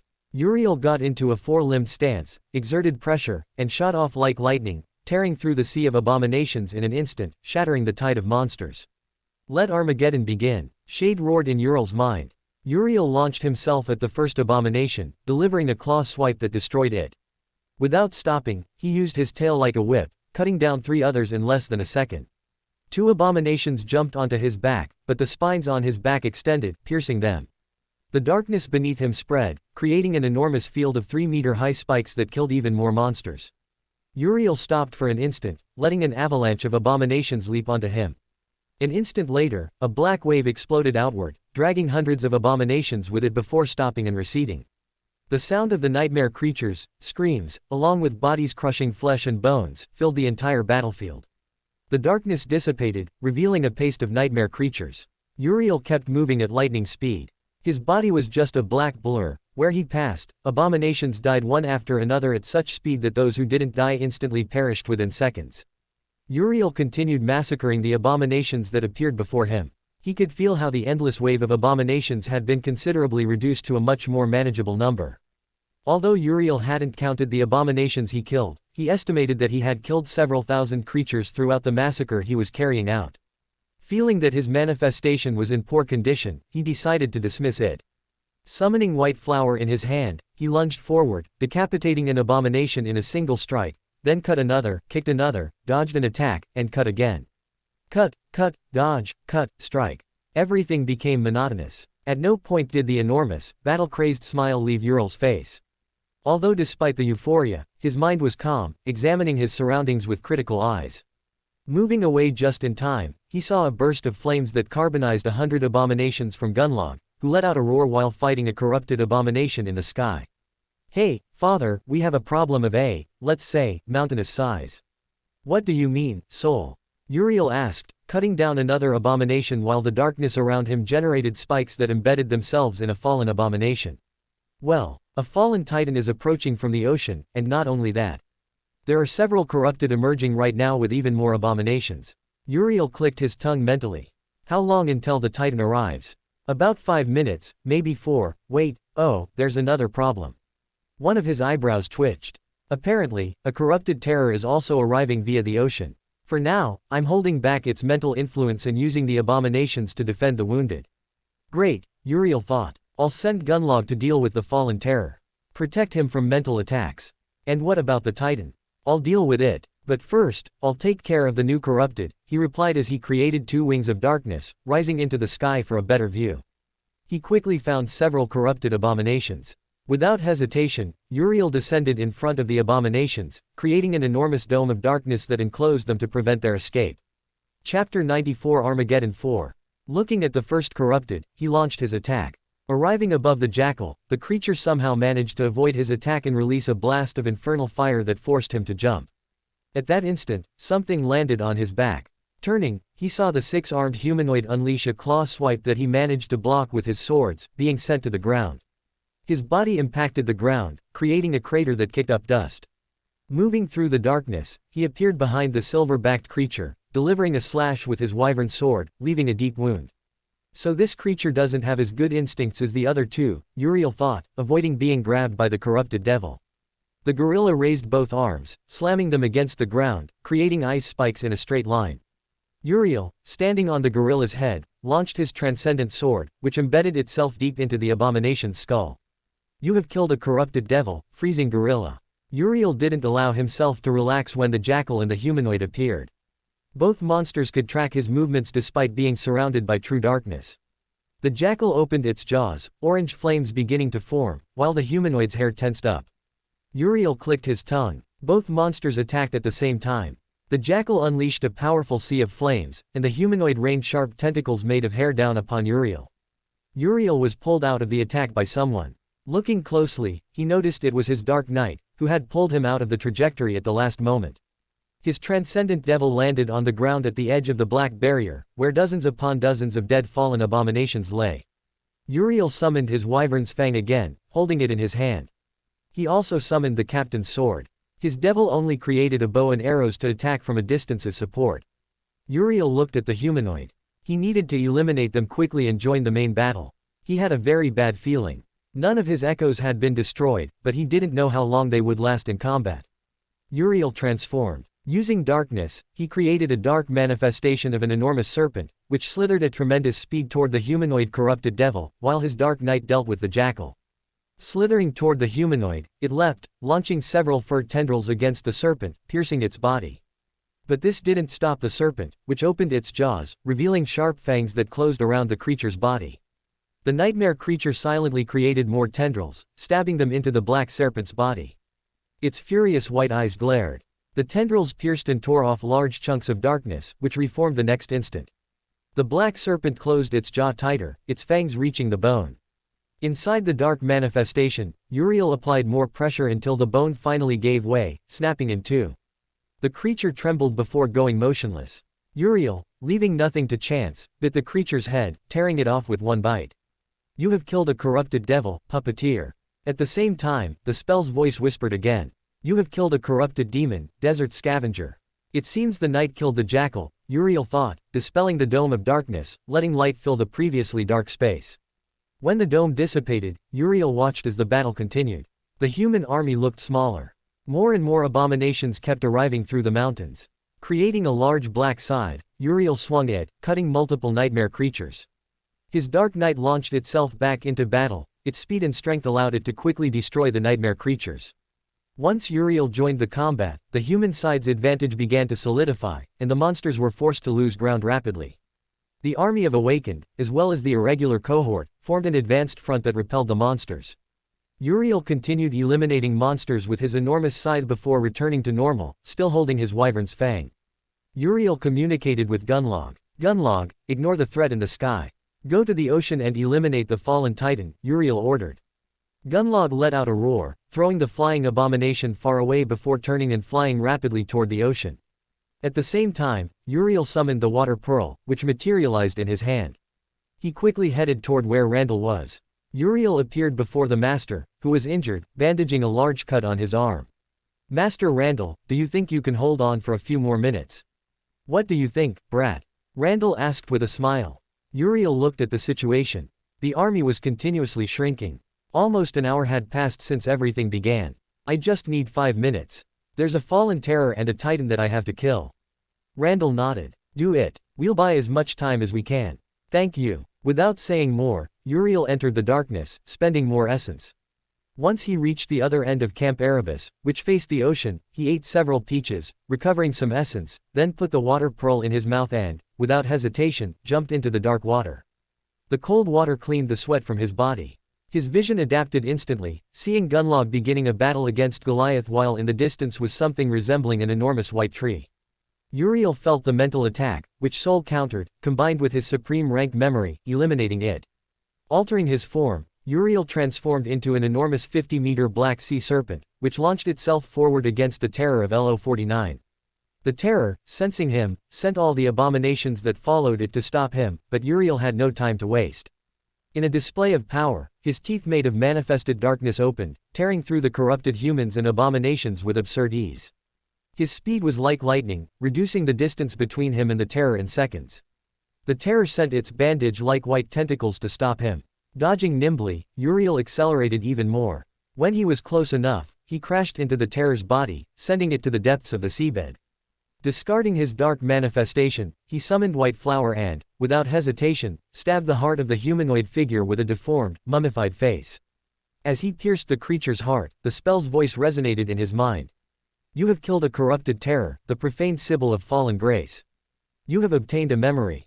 Uriel smiled, then turned his head, looking at Gunlog, who had managed to tear off one of Goliath's arms. Uriel calculated how much essence he had left. It wasn't much. His constant battles had burned through his essence, and he only had 20% left. Enough to kill this bastard, Uriel thought, transforming into an enormous sea serpent. Goliath, who was having difficulty fighting the dragon, was shaken when an enormous sea serpent bit his body, tearing enormous fragments of rock from his left shoulder.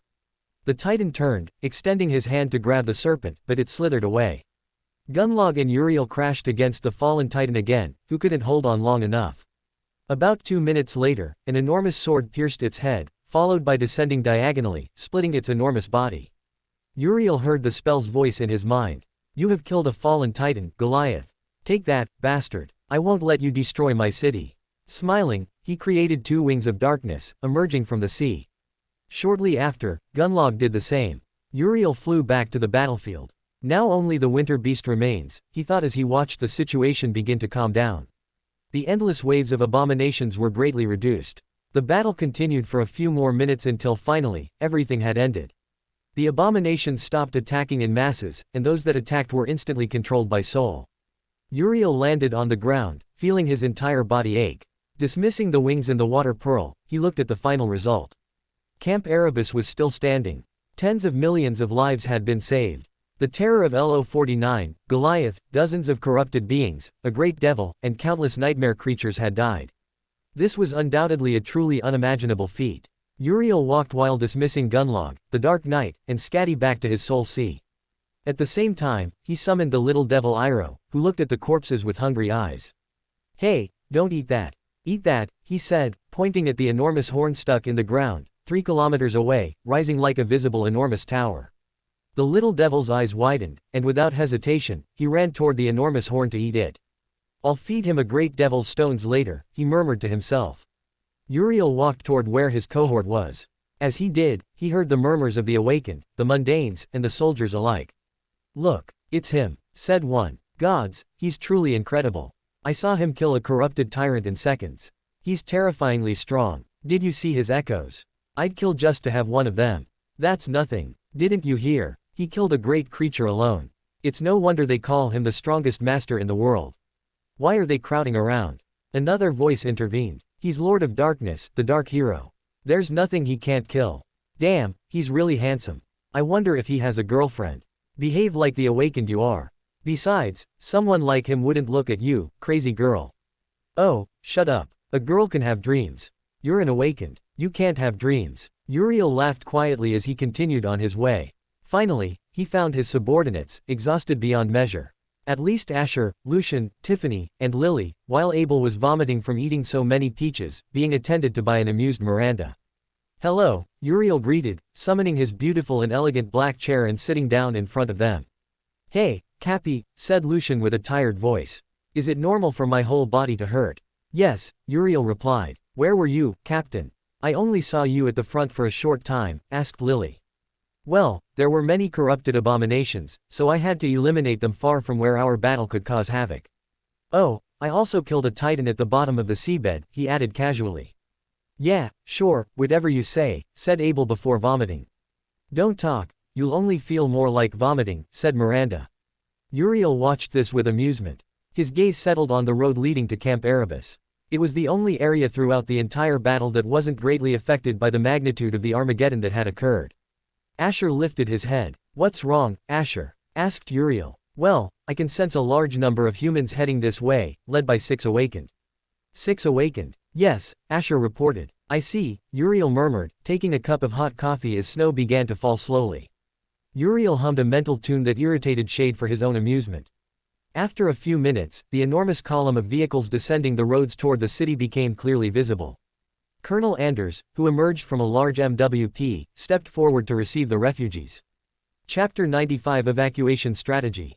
After the arrival of the refugees and once they had more or less settled in, Uriel decided to sleep for a few hours to recover mentally. When he woke up again, he was immediately called to an important meeting. Upon arriving at the meeting room, he observed Master Dale, Randall, Byrne, and Colonel Anders. He also saw an incredibly familiar face that he was happy to see. "Yo, Sonny, how's life treating you?" Uriel asked cheerfully. "Like a punching bag," Sonny replied. "Oh, that's good. Do you want to hear how I killed 7 corrupt officials in less than 5 minutes? Sonny shook his head. "Not right now." Ahem. Anders coughed, making Uriel look at him. After a few seconds, he sat down in a chair, listening to the colonel. "Well, first of all, I must thank you all for your hard work. Especially you, Lord of Darkness. Without your presence and all your invaluable help, Camp Erebus would no longer exist. Secondly, I have received news from the High Command through the Awakened who returned," Anders said. This made everyone look at the colonel with anticipation. Based on the Master's information, their future actions would depend heavily on it. The 4 Masters stared fixedly at Anders, who remained unfazed. In fact, in these almost 3 months since everything had begun, few things still impressed the government veteran. "The news we received was a complete evacuation. We have lost multiple cities due to the nightmare chain, and thousands of refugees are moving toward Falcon Scott," he explained. "They plan to defend a single point and concentrate their forces," Randall said. "Exactly. Thanks to the fact that this city hasn't fallen yet, it will become an extraction point. They will send the Ariadne to begin moving civilians to the most fortified city while evacuations continue toward the eastern quadrant." "That's good news," Byrne said. The colonel nodded. "Yes, however the cost of this operation is high. Even though we emerged victorious from something that should have destroyed us, nothing guarantees it won't happen again." Uriel nodded, agreeing with Anders's words. "When will the Ariadne arrive?" Sonny asked. 1 week, he replied. "Master Sunless, Master Byrne, how is the situation outside Camp Erebus?" "It's bad. Very bad," Sonny said, taking the floor. "We encountered multiple dangers on our way from Low 49. "What kind of dangers?" Randall asked. "Let's see. We escaped a corrupted terror from LO 49, we ran into a massive swarm capable of hiding mountains with their enormous numbers, we entered a cave that turned out to be a creature evolving into something unknown, and finally we ran into one of the titans that escaped and now wander across Antarctica," he expressed. Dale, Randall, and Anders looked impressed by the hell they had lived through to reach Camp Erebus. "And you?" Sonny asked. "Well," Uriel said with a cup of hot tea in his hand. To begin with, things were calm for a week. Then, we were attacked by a swarm of abominations, then a Category 3 gate opened where we fought against a corrupted tyrant, which I killed.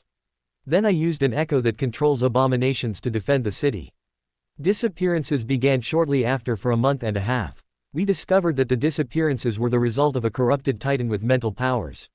Uriel paused, amused to see Byrne's face turn pale. "When you speak of a corrupted titan, you mean?" "Yes. The enormous whale carcass a few kilometers away was a corrupted titan. Let's see, but before that, I suppose a great abomination appeared that I eliminated. Oh, and then the Armageddon began. All kinds of horrors appeared, from awakened to corrupted. I don't mean 1 or 2, but hundreds of them, even thousands of abominations attacking at the same time. I killed many corrupted, used my echoes to kill more. I killed at least 2 corrupted demons, 2 corrupted devils, 2 corrupted tyrants, 1 corrupted terror that was evolving into at least a titan.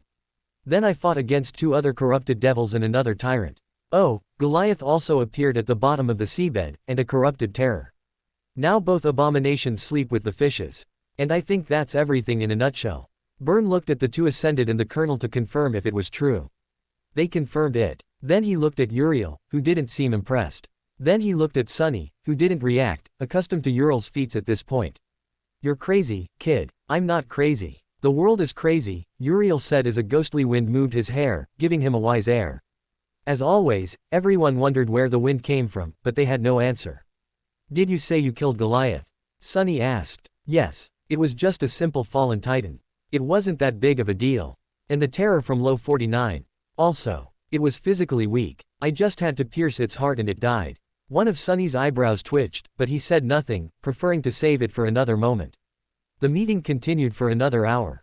In the end, the next plan of action was simple. Wait for the Ariadne to begin moving civilians to Falcon Scott while receiving refugees from other cities. After the meeting ended, Uriel walked at a calm pace before being caught up by Sunny. Hey, wait, Sunny said. What's wrong? Uriel asked. Why didn't you tell me about LO49 beforehand? He asked. Uriel blinked before smiling. What do you mean? I'm not an idiot, Uriel. You clearly know things that will happen in the future. That's one of your attributes. Oh my god, I've been discovered. Uriel made a fake shocked expression before putting on a calm expression. You're actually quite wrong, he expressed calmly as he walked out of the building with Sunny following him. In a way, I know what will happen in the future to a certain extent, Uriel began. But this has nothing to do with my attributes or aspects, but something else that I won't tell you. I'll only tell you that if I say everything I know, things get twisted and don't happen the way they're supposed to. What the hell does that mean? It means, well, I don't really know, Uriel replied. Listen, Sunny. Knowledge is the most powerful weapon in the world, but also the heaviest burden. Because once you know something, you can't stop knowing it. And even if you try to change what's coming, sometimes you just end up walking straight toward it. Uriel paused, searching for the right words. Think of it this way, it's like seeing a storm approaching from afar. You can see it on the horizon, you know exactly that it's going to rain, you even know how strong it will be. You can try to run, hide, change course, but the storm keeps advancing. In the end, sooner or later, it catches up to you. He lowered his gaze for a moment before continuing. Knowledge doesn't always give you the power to change things, sometimes it only gives you the weight of knowing they're going to happen. Sunny frowned, clearly uncomfortable with the idea. So, what's the point of knowing? He asked, crossing his arms. If you still can't change anything, it sounds more like a curse than a power. Uriel let out a slight laugh, but there was no humor in it. Because not everything is inevitable, he replied calmly. The storm may catch up to you, but knowing it's coming lets you decide how to face it. He lifted his gaze, this time more firmly. You can seek shelter, or you can prepare to withstand it. You can even use it to your advantage. The wind, the rain, everything can be a weapon if you know how. Sunny fell silent, processing every word. Uriel stepped forward. The problem isn't knowledge, Sunny, it's what you do with it. There are things you won't be able to change, yes, but others depend entirely on you. The line between destiny and choice is thinner than it seems. The atmosphere grew heavier. And believe me, Uriel added in a low voice, sometimes knowing too much doesn't chain you to the future. His eyes shone with an unsettling intensity. It forces you to create it. And what are you doing now? What does it look like I'm doing? I'm choosing to create my own future. One where Antarctica isn't destroyed and tens of millions don't die at the hands of the winter beast. Sunny nodded, although he didn't understand those words, he would understand them perfectly in the future. Now with that settled, do you want some ramen? I think I still have some bowls in my dark storage. Sunny nodded. Yeah, I'm a bit hungry, he murmured. Both disappeared, one moving through the shadows and the other moving through the darkness.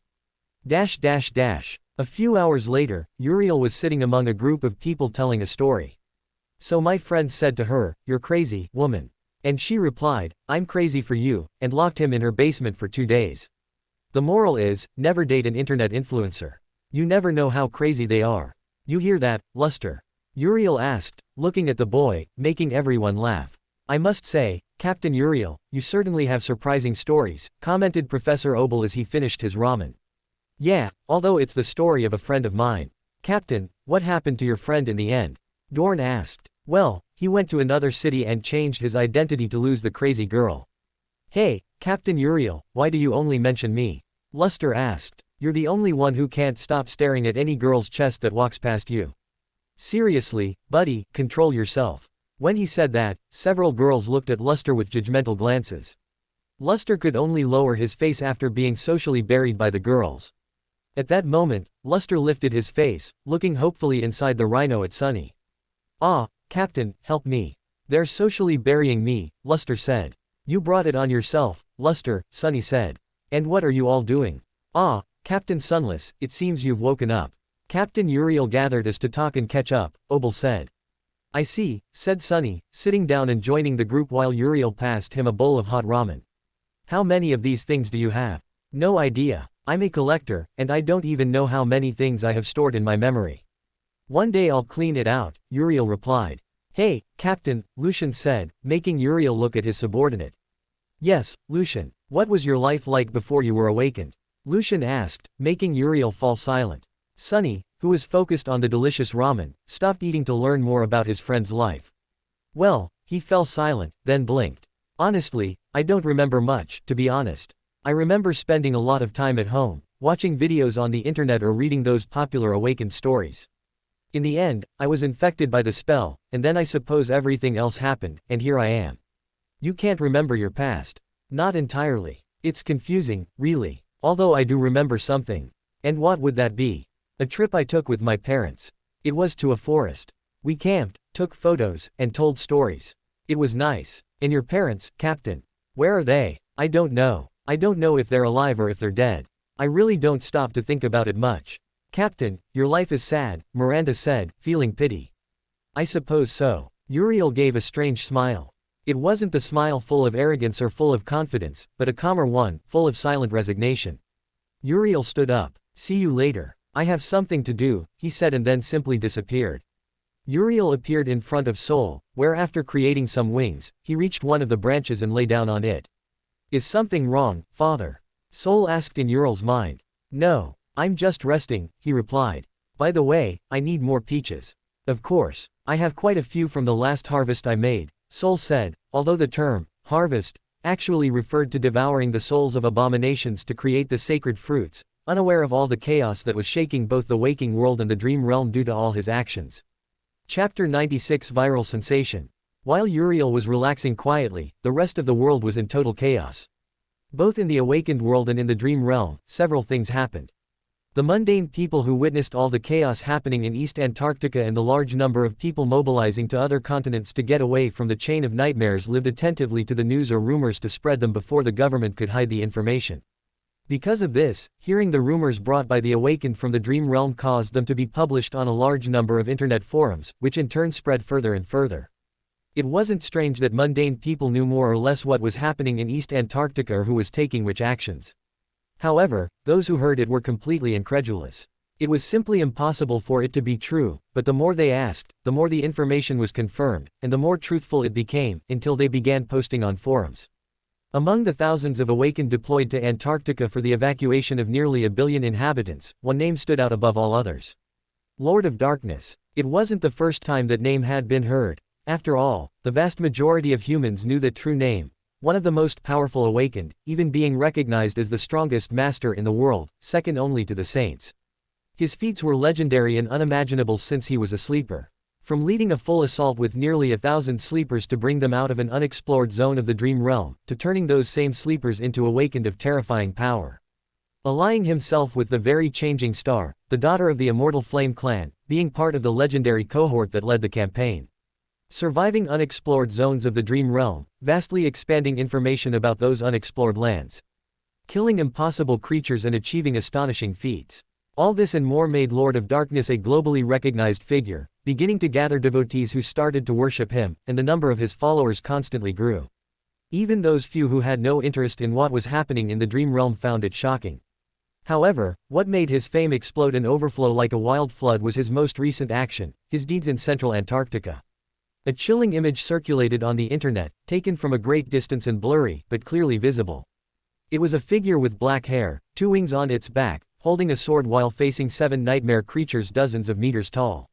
Speculations were quick to follow. The unanimous conclusion was that those nightmare creatures were all of the corrupted rank, at least devil and above. Shortly after, a video circulated showing Lord of Darkness walking away, leaving behind enormous destruction, with only 7 enormous corpses of the destroyed abominations remaining. This caused the image everyone had of Lord of Darkness to be reshaped. How had a simple ascended not only eliminated 1 corrupted abomination but killed 7 of them, when supposedly only saints could kill them? What was Lord of Darkness really? How powerful was he truly? The answer to all these questions was as simple as it was disconcerting. No one had the slightest idea. Due to those 2 fragments, which spread faster than gunpowder among the entire population, The government had no choice but to begin disseminating more information, using Ural's image as a firm pillar for human morale in such turbulent times. Soon, videos of his feats, conspiracy theories, his battles, and comparisons began to circulate. As more information was released, one shock was followed by another, and then another.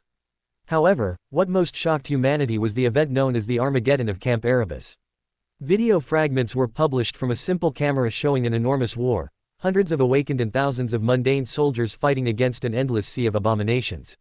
Then another of how Lord of Darkness summoned all his echoes. A 70-meter-tall imposing dragon that even those who saw it through a communicator screen felt awe and fear at the sight of the imposing dragon. Then there was an enormous butterfly that again shook the entire civilian population because that butterfly was the echo of a fallen titan, according to awakened experts. Finally, there was the video of when Lord of Darkness summoned an enormous 2-kilometer-tall tree that began to control the abominations to defend Camp Erebus. The more people watched, the more awe they felt at the master's feats and power. But the revelations and surprises never ended. Whenever something incredible happened, something else occurred that left the previous event looking like nothing. The most recent video was when Lord of Darkness transformed into an imposing 20-meter-tall black knight to crush a swarm of abominations with an enormous hammer made of shadows. Theories kept increasing, but they always strayed from reality. While all this was happening, a collective question passed through everyone's mind. What the hell was Lord of Darkness? On internet forums, it wasn't much different. Hunter by nature, did anyone else see how he moved his arm before killing the tyrant? It was so fast the cameras barely captured it. That's not normal speed. That's something else. Southern Light, I just know that my cousin who was at Camp Erebus won't stop talking about him. He says that when Uriel appeared, he felt like they could win. That before that, everyone was ready to die. Theorist 789, and isn't anyone going to mention the 2-kilometer tree? What kind of echo is that? My friend who studies echoes says that shouldn't be possible. That echoes can't be that big. War veteran, I've been killing abominations for 15 years. I've seen it all. But that tree, I've never seen anything like it. And the worst part is that Uriel controls it like it's nothing. Like having an echo the size of a mountain is normal. Maria's, I don't understand anything about ranks or echoes. I just saw the video of the dragon and almost died of fright. Is that dragon his pet or what? Echo expert, it's not a pet. It's a transcendent level echo. It means Uriel killed something so powerful that its soul became his servant. And from the dragon's shape, he probably killed a great devil or something similar. Only the strongest awakened have an echo like that. Uriel has 3. Skeptic 999. And why isn't anyone asking how one man has so much power? This smells bad to me. Maybe he's not human. Maybe he's an abomination in disguise. Uriel Defender, here we go again with the stupid theories. The guy just saved millions and you're calling him an abomination. Are you out of your mind? Skeptic 999, I didn't say he was evil. I said maybe he's not human. Those are two different things. Nervous laughter mundane, it's funny that we're discussing whether a man who killed a titan is human or not. Guys, he killed a titan. Those building-sized bugs. Since when do humans do that? Lone Wolf. Since Uriel, apparently. Darkness fan, does anyone have more images? The ones circulating are very blurry. I want to see his face clearly when he fights. They say he smiles. That he enjoys what he does. Is that true? Witness at camp, I was 50 meters away from him during the battle. And yes, he smiles. Not all the time. But when he's in the center of combat, when everything is darkest, that's when he smiles. It's disturbing, but it also gives you confidence. Because you see that he's not afraid. And if he's not afraid, neither are you. Analyst 123, that's called the leader effect. It happens in all military units. If the commander shows fear, the unit collapses. If he shows confidence, the unit fights better. Uriel simply understands that. Wandering Shadow, are you sure it's just that? Because I've seen confident commanders.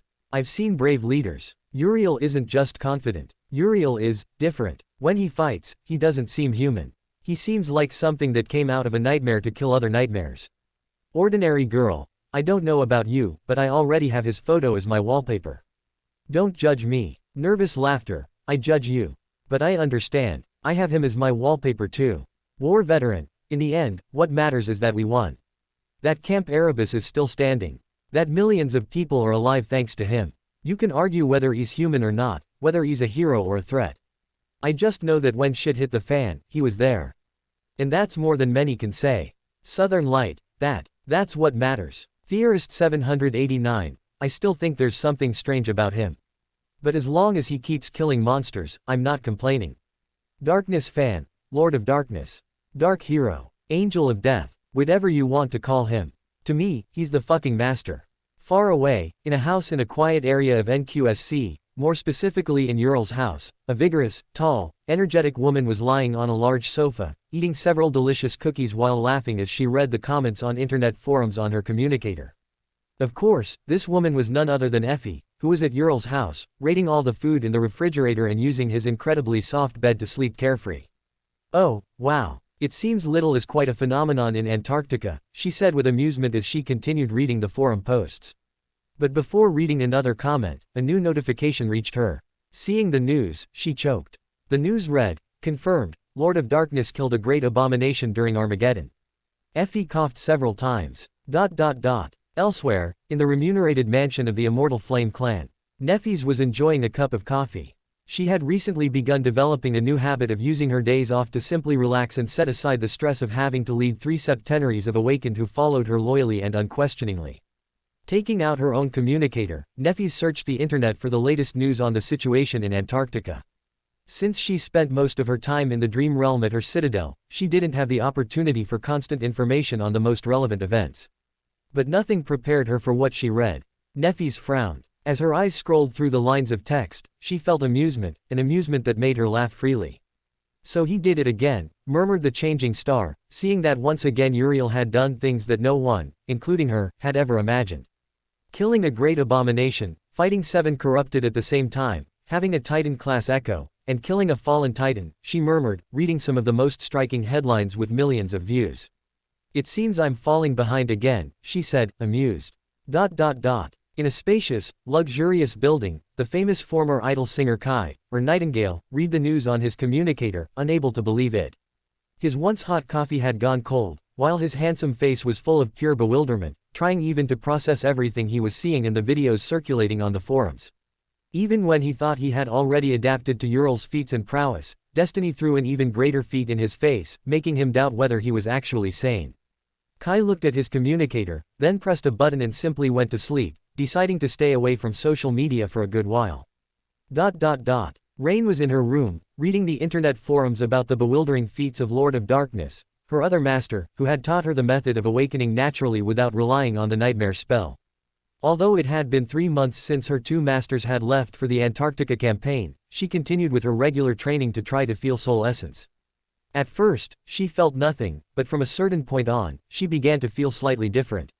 Although it was almost imperceptible, she could feel something warm beginning to circulate from deep within her. Not only that, but her strength and reactions were becoming sharper. It was as if she was strengthening herself as she continued training and repeating the meditation exercises she had been taught. Snapping out of her internal monologue, Rain played a short video showing Uriel summoning an enormous butterfly, as well as a dragon, an imposing knight, and another echo with a human appearance and scarlet hair whose features were difficult to distinguish. When the echoes finished being summoned, the video ended. Then another played, showing an enormous whale, which she knew from the comments was at least a corrupted titan, falling dead from the sky. Shortly after, from the sea of clouds, the same dragon and the same butterfly appeared, covered in enormous wounds from the fight. Rain was about to watch another but, seeing that it was almost 3 in the morning, she cursed and went to sleep. Elsewhere, more specifically in the dream realm, a large number of people could be seen. They were all dressed in dark clothes, their faces hidden by hoods except for their leader, a young 20-year-old woman with red hair and vibrant green eyes who looked with annoyance at a citadel in ruins. Finally, they had found it. After months of tireless searching and gathering information, they managed to find a citadel that would be vital to start their base. Lady Scarlet, said a member of Shadow Garden with respect. What's wrong? We have secured everything. The Gate Guardian, as we feared, is a great beast. Scarlet nodded. All right, she said, then turned to look at the army of 600 people. Although Shadow Garden was an organization founded by her, she was only the second in command. The true leader was so lazy that if she ever found him again, she would beat him for making her work so much. Well, listen up. Our research and effort have borne fruit. Inside this citadel, there will be many dangers but also many rewards. If anyone wants to leave, they can do so now, and they won't be judged. No one moved. Scarlet smiled. Good. Follow me. It's time to fulfill our mission. She launched herself toward the citadel, followed by the 600 members, including multiple ascended. Elsewhere in the dream realm, Cassie was sitting on a bench in front of the lake on Ivory Island. The sun was high, reflecting off the crystalline water. Of course, she couldn't see directly due to her flaw, so she saw through the eyes of a fire creeper beside her, which remained silent. Seeing through someone else's eyes was a bit strange and disconcerting, but she had already adapted. Her consciousness was wide and vast, looking at everything through multiple perspectives. She could see the events in the waking world regarding Ural's growing fame and his actions in central Antarctica. She had seen everyone's reactions, all her friends. She could see Scarlet leading her army into battle against a great nightmare creature to secure a special citadel.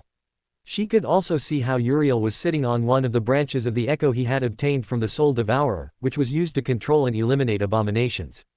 Cassie hummed mentally. Through her mind appeared hundreds of possible futures that were discarded and others that happened immediately after. As a seer, Cassie knew how Antarctica would end. Originally, according to her prophetic dreams, Camp Erebus was supposed to be destroyed, and with it, tens of millions would die. But that didn't happen, even when destiny was made that way. Instead, something occurred that wasn't in the futures she saw, an anomaly that slightly affected destiny and brought new possibilities. Now the consolidated future was one where the Winter Beast would be killed thanks to the supreme rank Echo Uriel obtained, as well as the war between the Song clan and the Valor clan, and what would happen during their third nightmare. Cassie trembled slightly. Even knowing what would happen, she had no way to avoid it. Events changed so much that she wasn't even sure what would happen and what wouldn't. For now, the only thing Cassie was sure of was one thing: she had to prepare for the third nightmare.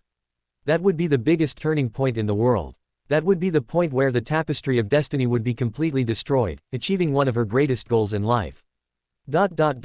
Completely unaware of all the chaos currently happening, Uriel lay back and closed his eyes. It was time to do something he had been putting off for several days. I hope nothing bad happens, though knowing my luck, it will certainly be something ugly.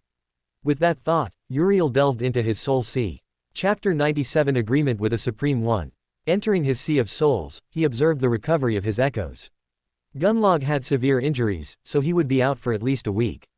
The Dark Knight didn't have as many injuries, so he would be ready to return to combat in a few hours. As for his illusory butterfly, it had the most damage of all and would take much longer to recover. Shade appeared beside him. "That's bullshit," he commented. "Yes, it is," Uriel murmured. "Well, are you ready?" "Yes," he replied, summoning Scatty. The familiar echo appeared before him, touching his shoulder. The runes appeared before him. Transform echo into dark creature.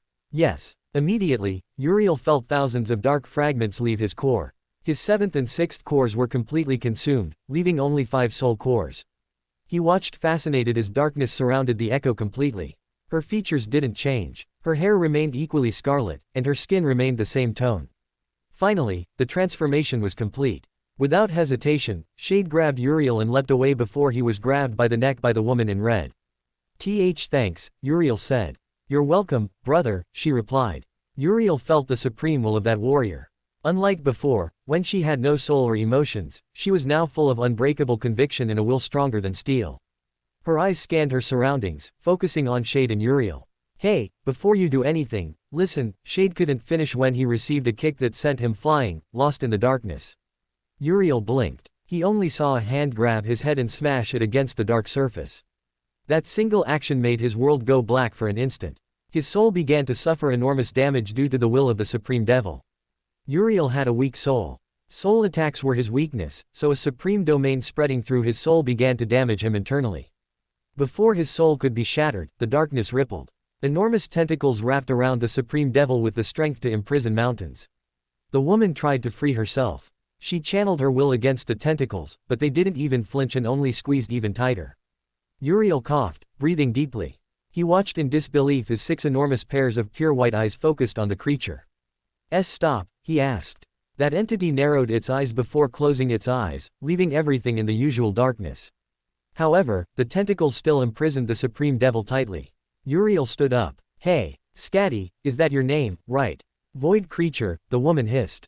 Her voice was melodic but full of visceral hatred. "Shit, she's angry. What can I do?" "Think, Uriel. I am not a void creature," she replied. Scatty looked at him. Her will impacted like a tangible wall against Uriel. "You lie, creature. Your words are full of deceit. It is my duty to kill all of you creatures born of the void." It is my divine work. Uriel looked at the woman and remembered the description the spell had provided him. Yes, it's your work. Then why did the gods condemn you? He asked. Why did the god of war abandon you? Why did you slaughter countless beings? The Supreme did not waver at his questions. That is none of your concern, filthy creature. Listen, bitch. Your life depends on me now, Uriel said angrily. I don't give a single shit that you're a Supreme. I just fought things I should never face as a mere ascended. I killed you, so it wouldn't be hard to do it again, Uriel said. His body changed, transforming into the amorphous form whose only features were the pairs of white eyes looking at the Supreme with a steely gaze. Finally you reveal your true appearance, vile creature, the arrogant woman said with a carefree smile, causing the tentacles to squeeze her body tighter, ignoring her armor of will. Uriel did not respond immediately. Stop calling me a void creature.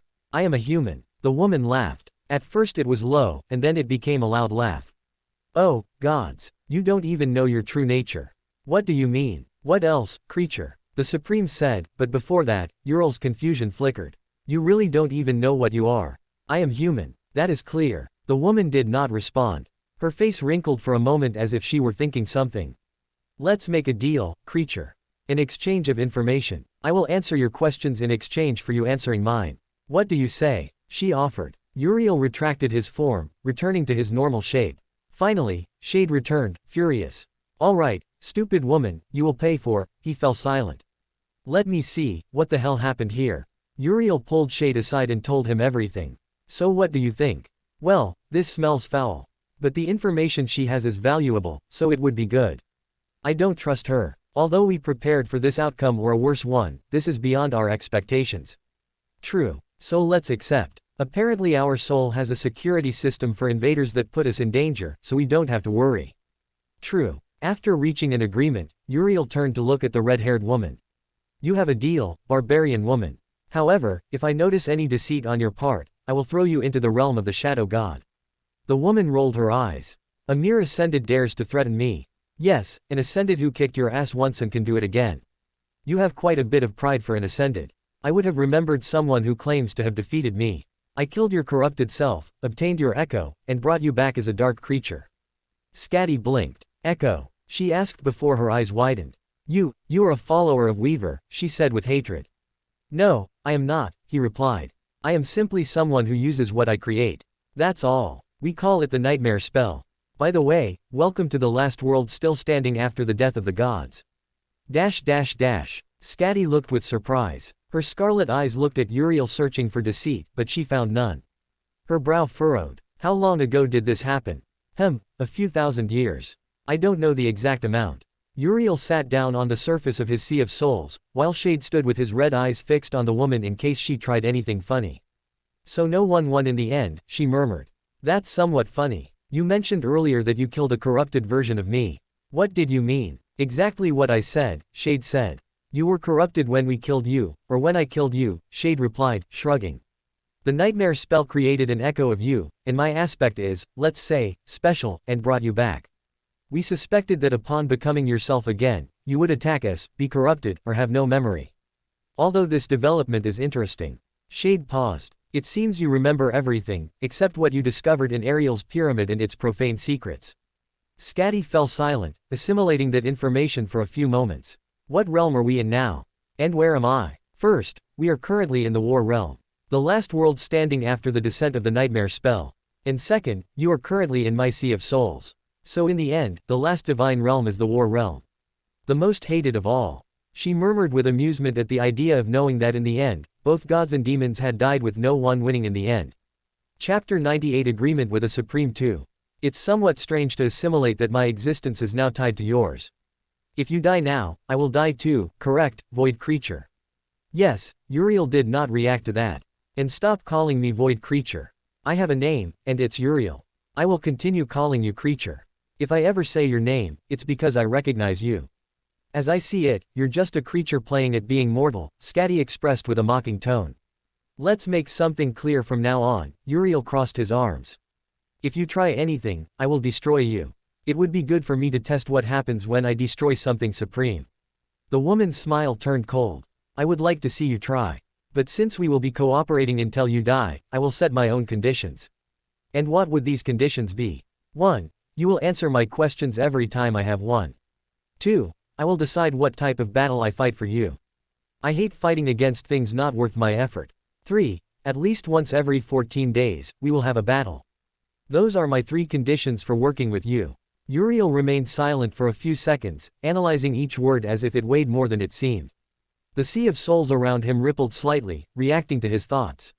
Interesting, he murmured finally. He lifted his gaze towards Scatty, his eyes calm but calculating.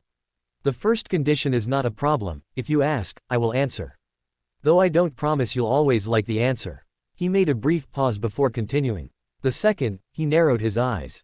You are not the one who decides what is worth it in my life. But, he sighed slightly, I understand your point. I won't force you to fight against garbage, but if the situation demands it, you fight. No exceptions. Scatty did not respond immediately, but her smile tightened slightly. Uriel stepped closer, his presence becoming denser. The third condition, he looked at the void around them, as if seeing something beyond. 1 battle every 14 days. A slight smile appeared on his face. That is not a condition, it is a necessity. The air seemed to grow colder. But it will not be on your terms, he continued. I don't want empty fights just to entertain you. Each battle will have a purpose. To grow, to test limits, or to destroy something that must be destroyed. His eyes locked onto hers. If you accept that, then we have a deal. Scatty watched him in silence for a moment. There was no mockery this time, only evaluation. HMPH. She turned her face slightly, as if hiding a small satisfaction. You speak like someone who understands what is at stake, creature. Uriel did not react to the nickname. Fine, I accept your terms, partially. She looked at him again, her eyes shining with dangerous intensity. But don't forget something, Uriel. The Sea of Souls trembled softly. I am not your weapon, nor your subordinate. An overwhelming presence emerged for an instant from her figure. I am a calamity that decided not to kill you. Uriel held her gaze without flinching. And I, he replied calmly, am someone who still hasn't decided if letting you exist was a mistake. The silence that followed was dense, almost violent. Then, unexpectedly, Scatty let out a short laugh. This will be interesting. Uriel looked at Scatty until finally beginning to ask his questions. Now it's my turn to ask questions, Uriel said, making Scatty look at him. What do you want to know, creature? The Supreme asked. You mentioned that I belong to the void. What did you mean? Scatty looked at him without being impressed or responding. She remained silent for a few moments and finally spoke. What I said is literal. You are a void creature. That which the gods sealed away out of fear. You carry its mark on your weapon. Scatty made a brief pause and then continued. Void creatures are in some ways the same as the gods but of a totally different nature. Their power is vast and terrifying. No logic applies to them. They follow no concept. Their nature is unknown, and their thoughts are unknown. Apart from void creatures, the closest things to them are the Nephilim. Uriel blinked. This new information gave him much to think about. Then he remembered something Azarax had mentioned. You carry the scent of that which the gods hate most, he recalled those words. A while ago, I heard something. Someone told me I carry the scent of that which the gods hate most. Scatty looked at Uriel, bringing a hand to her chin, then looked around before making a thoughtful sound. So, true darkness, she murmured. What he was referring to was true darkness. Countless years ago, when the 6 gods were creating their divine realms, a void creature appeared that emerged from the seal of nothingness. The void creature was so vast and powerful, its hunger and desire for destruction were terrifying. Threatening to consume what the gods had built, the gods united and faced the void creature. The battle shook all the divine realms, still in their infancy. Finally, the gods killed the hateful creature, and its blood flooded all the gods, realms like an indelible plague, earning the absolute hatred of the gods. Your soul is completely imbued with true darkness. So much so that even I cannot see anything beyond the darkness. How did you achieve that? I don't know. I suppose it must have been because of my original ability. Scatty raised an eyebrow. Originally, my ability was called White Slate. A blank canvas, or also a malleable mold with nothing. I was injected with true darkness, and then one thing led to another, and this is the result. Scatty nodded. So you are a vessel. Uriel blinked. A vessel. Yes. Your soul and body are adapting to the darkness, becoming part of you and constantly shaping you. I suspect that is why you were able to withstand my will and begin learning to use your own. Hey, wait. Are you saying that the reason I am so strong is because I am being enhanced by true darkness? Yes. This power is strange and unknown to all.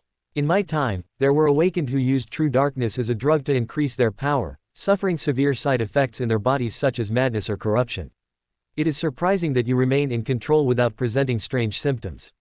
Although, Scatty paused. Although what? No, it's nothing. Do you have any other questions? Yes, do you know how to get to Ariel's pyramid? That ancient tomb made by the demon of terror. Yes, I know how to get there, she replied. Good. Oh, and another thing, can you kill a corrupted titan for me? A corrupted titan? Yes, it has been given the name Winter Beast.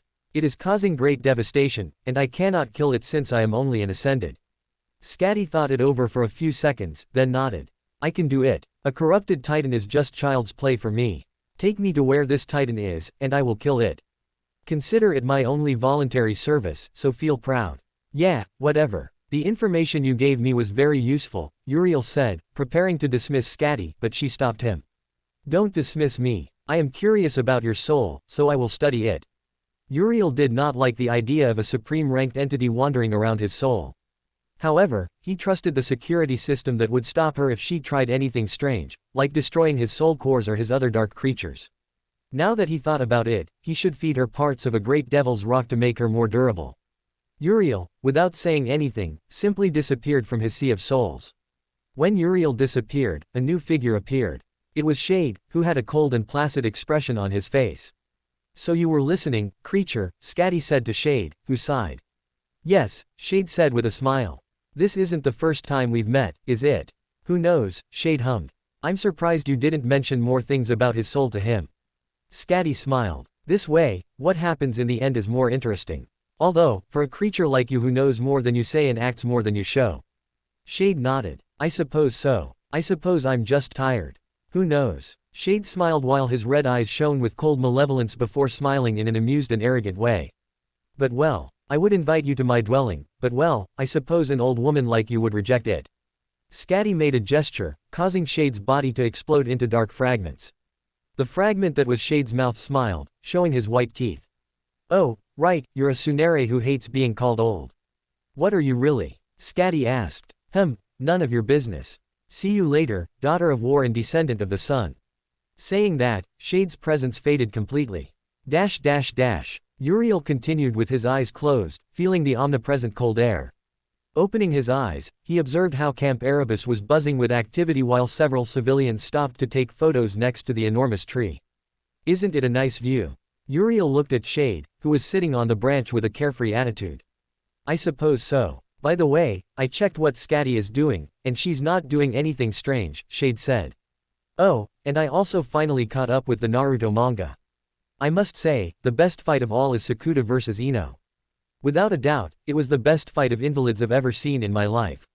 Uriel blinked several times. Really, there are times when I want to. Oh, thanks, me too. Throw you from Mount Everest, Uriel finished, discouraging Shade. Why are you so mean? And so Shade cried for several hours. The days passed quickly, and nothing happened. After a week, the Ariadne finally arrived, and unlike what Uriel expected, the ship was intact and would transport the first 500,000 civilians to Falcon Scott on a 3-day journey. He was informed that 2 other ships were on their way to evacuate and relocate everyone from Camp Erebus to Falcon Scott. This operation would last about 3 weeks until the entire city was evacuated.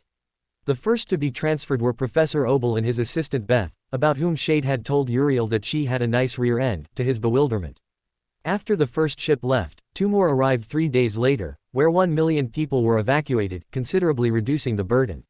Chapter 99 Arrival at Falcon Scott.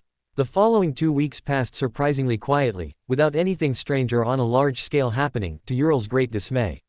He had prepared himself for a large number of scenarios after what happened at Camp Erebus, but nothing happened. Sure, every now and then a corrupted would appear, but it was quickly eliminated by him or his cohort. Currently, he had recovered his Terror Core and only needed to regain his Titan Core and saturate it to return to his maximum strength. But setting that aside for the moment, the evacuation was going surprisingly well. In just 2 weeks, Camp Erebus was like a ghost town due to the mobilization of millions of civilians aboard the enormous evacuation ships.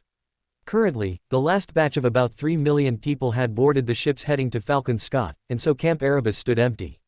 Currently, Uriel was discussing the final evacuation, which would be done overland via a 1,000-kilometer journey to Falcon Scott with about 100,000 civilians, of which at least 300 were awakened and about 4,000 were sleepers. So we have everything covered, said Randall, looking at the map. Yes, said Dale. Master Uriel will use his dragon echo to eliminate the abominations coming from the sky, along with his other echoes, while the soldiers and we defend from the ground. How long will it take us to arrive if we travel without stopping? Asked Uriel. A few days. The vehicles are in good condition, though it depends on the abominations that appear on the road, expressed Randall. Good. We leave in an hour, Anders informed. Everyone nodded, leaving the room to meet with their respective cohorts. Hey, Sonny, wait. I have a gift for you, he said with an amused smile. Sonny raised an eyebrow. What kind of gift? He asked. Oh, it's nothing important, just a simple armor, he said as he transferred the armor he had obtained from killing the profane Sybil. Well, see you later. With that, he walked away. Sonny summoned his runes and, upon reading the memory he had obtained, froze. What the hell, he thought, surprised to see a 6th-tier transcendent armor. Uriel returned to his cohort, which was ready and fully rested after doing nothing for 2 weeks. In the distance, in the center of the city, the now familiar tree had completely disappeared, no longer necessary for the city's protection. Captain, good morning, Tiffany greeted. Hello, Tiffany, everyone, said Uriel. We're leaving for Falcon Scott soon, so if you want to do anything, now is the time before we go. I have nothing else to do, said Lucian. Me neither, said Abel. Us neither, said Asher, speaking for the others. Well, do you want to play cards? We'll bet transcendent shards, he said, beginning to shuffle a deck of cards. Everyone nodded and began playing poker. An hour later, an enormous 2-kilometer-long column was advancing down the road, led by 2 imposing rhinos. The formation was simple. In the front, Sonny and Uriel would lead the way. On the sides in the middle would go the mundane soldiers and the sleepers. In the back and center would go the awakened, who had a better angle to defend against any threat. Finally, at the rear would go Master Dale, Randall, and Byrne. It should be noted that Professor Obel and his assistant Beth were going with Colonel Anders and a team of awakened. However, although the protection was high, it wasn't enough. In the sky ahead of the caravan was an enormous dragon eliminating the flying abominations, and on its back was Sol, controlling the abominations over a wide range, keeping them off the road. Thanks to this level of protection, the journey was calm but tense at the same time. As the enormous caravan advanced, new refugees joined, making it grow larger and larger. Of course, the pace didn't stay that way for long. Corrupted rank abominations like tyrants and terrors appeared, forcing Uriel to join the battle with his echoes to eliminate them quickly. There were also mundanes who transformed into abominations upon failing their nightmares, who were quickly eliminated, though not without some casualties. Uriel was sitting on top of the rhino, looking at the cloud-covered sky from which snow fell. The sound of the rhino's engine was somehow calming. After about 3 days of travel, the caravan stopped so everyone could rest from the long journey without worrying about the abominations, thanks to Sol. Uriel was on top of a snow-covered hill, which could barely hide the ground and the result of a disastrous battle from long ago. In the distance was a ghastly mountain of charred bones and remnants of destroyed artillery near the slope. The most unsettling thing was the thousands of abominations destroying each other, controlled by Sol from several kilometers away. 3 enormous Category 2 and 3 gates opened, releasing more abominations that joined the massacre. It's a disaster, isn't it? Asked Sonny, emerging from the shadows. Yes, it is, Uriel murmured. Yeah, it was even more terrible when 6 new portals opened just as we were trying to deal with the 6 that had already manifested, surrounding the entire division. That's how Antarctica welcomed us, a long time ago. I suppose you had more luck than me, at least. Sonny raised an eyebrow but didn't say anything more. They both simply stood in silence, watching the abominations kill each other. 12 hours later, the caravan set off again. 2 weeks of constant travel passed. Kilometer after kilometer, the distance between them and Falcon Scott decreased. Finally, at the end of the 2 weeks of travel, they were just a few kilometers from reaching Falcon Scott. Uriel had contacted the city's army earlier, who promised to send reinforcements as well as a special envoy. After waiting an hour, Uriel finally felt it. A person riding a flying echo, which Gunlog allowed to pass without harming, knowing of its existence. The griffin landed in front of the caravan. From its back jumped a man in his mid-30s wearing polished armor. He had a well-groomed beard and steely yet curious eyes. If Uriel remembered correctly, that man was Master Roan, the husband of Saint Tyrus. Uriel snapped out of his thoughts as he watched Gunlog land on the mountain, generating a brief earthquake under his enormous weight. Show off, Uriel thought. Looking ahead, he watched the master approach where he and Sonny were. Sunless. Wait, is that you? Are you the famous devil of Antarctica? The man asked, surprised, looking at Sunny. Ah, yes. I suppose that's what they've been calling me lately. Anyway, it's a pleasure to see you again, Master Roan. Really, said Sunny, his voice denoting pride at receiving more recognition than Uriel, who honestly cared very little. So you know each other? Asked Uriel. Didn't I tell you? Asked Sunny. No, you only told me about the incident with the Valor clan, replied Uriel. Well, this is Master Roan of the White Feather clan. Master Roan, let me introduce you to Uriel, Lord of Darkness, Sunny introduced. Roan, upon hearing that, turned somewhat pale. His face slowly turned toward Uriel, as if doubting what he was actually seeing.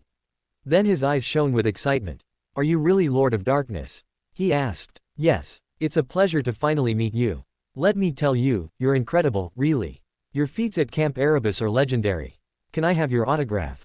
My daughter is a huge fan of yours. Sure, said Uriel, taking out a sheet of paper and a pen, making a signature, and handing it to the master, who folded it and tucked it into his armor. Thank you, Master Uriel. Well, how many people do you have? About 140,000, replied Sunny. Roan was silent. You really brought that many people from Camp Erebus? Yes, although a few thousand joined during the journey here. Those poor souls have traveled over 1,000 kilometers seeking refuge. Roan nodded. You did well. Good job, said Roan. So, how are we going to do this? Said Sunny. Actually, you don't need to worry too much, Sunless. We've received many refugee convoys in the past few weeks, so the procedure is already perfected. However, Master Uriel, we could really use your help with your echoes. Of course, no problem at all, he replied, looking at Gunlog, giving some orders to Sol, who was on top of his head. With a slight grunt of annoyance, Gunlog took off into the sky. Immediately, Master Roan witnessed how thousands of abominations stood still, unable to move.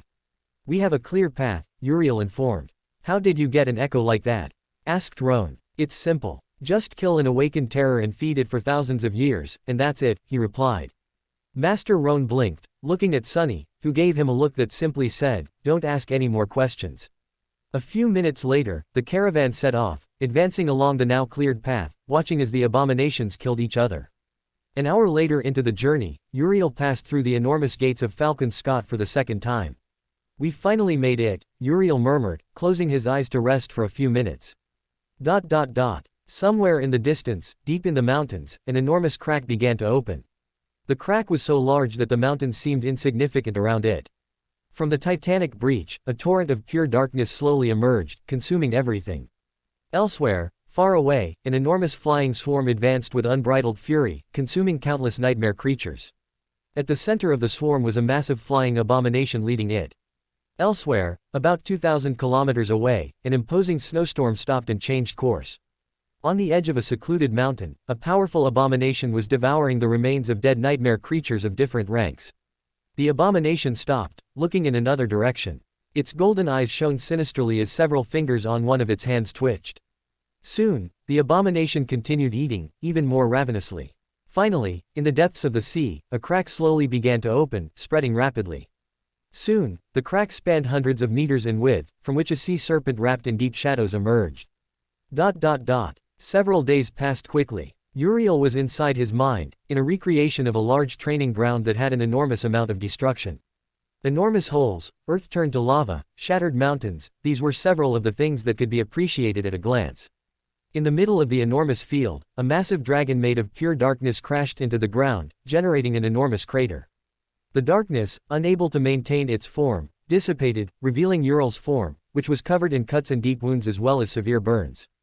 A sword plunged into his stomach without mercy. Growling in pain, he looked at Scatty, who had a calm expression. I must admit, said Scatty, leaning down to look at Uriel more closely, her tone calm and uninterested, lacking the hostility from several weeks ago. You can fight against a transcendent without problems in terms of power, but in terms of experience, you still lack. Yeah, I already know that, replied Uriel. We've been fighting for almost 4 hours straight. Don't you think that's enough? I suppose so, replied Scatty, pulling the sword from Uriel's stomach. The training ground completely faded away, leaving everything in darkness. Uriel stood up as he dismissed Scatty and then left his soul sea. Fortunately, mental damage wasn't reflected in his physical body, otherwise, he would be very dead. Scatty was a terrifying combatant, and in none of their encounters had he been able to corner her, even when she held back completely. Stretching, Uriel quickly took a shower, using the standard evacuation army uniform instead of summoning his holy mantle. After a quick shower, he looked through one of the window projections toward the center of the city, where there was an enormous 2-kilometer-tall tree. Of course, this tree was Sol, still doing its job of alleviating the pressure from the abominations besieging Falcon Scott. Finally, after a long time, the weight of tens of millions of souls had been lifted from his shoulders. He only had to kill the winter beast to have a good vacation. Using a memory with the enchantment to slightly change his appearance, his hair went from black to dark purple. He did this for one reason. It was to avoid being recognized by millions instantly. His fame had spread enormously throughout Antarctica and the rest of the world. At first, he was sure he would be recognized, but not this much. Billions of people knew him, hundreds of millions worshipped him like a god. It was certainly disconcerting and frightening to a certain extent. He wondered if being a golden boy would accelerate the awakening of the forgotten god, but he dismissed it. He didn't have the lineage of any demon, so the possibility of something like that happening was completely null. Uriel wondered if when he became a supreme, immediately after he would become a supreme who ruled over hundreds of millions of humans in an instant, making him terrifying. According to what Scatty had shared with him, his will had not yet taken a defined form. The will of each supreme was totally different, and there were never two of the same type. They were like the aspects and flaws of the individual themselves. It could be self-sufficient, or it could come from the worship of subjects that increased his power, giving him an almost inexhaustible amount of essence. But putting aside those technicalities, Uriel had finally arrived at where the meeting with Jet would take place after a long time. Entering the meeting room, he noticed Sunny, who was using the holy shroud of the puppeteer that he had given him. Sitting in an active's chair, the enchantment let his hair return to its natural black. 1 or 2 minutes passed until Jet appeared. She was wearing her tight suit. This made Shade make comments, which he ignored. "Oh, wow. If it isn't the Dark Hero, the Angel of Death, the savior of millions. Your fame precedes you, Uriel," Jet commented mockingly. "Master Jet," he greeted.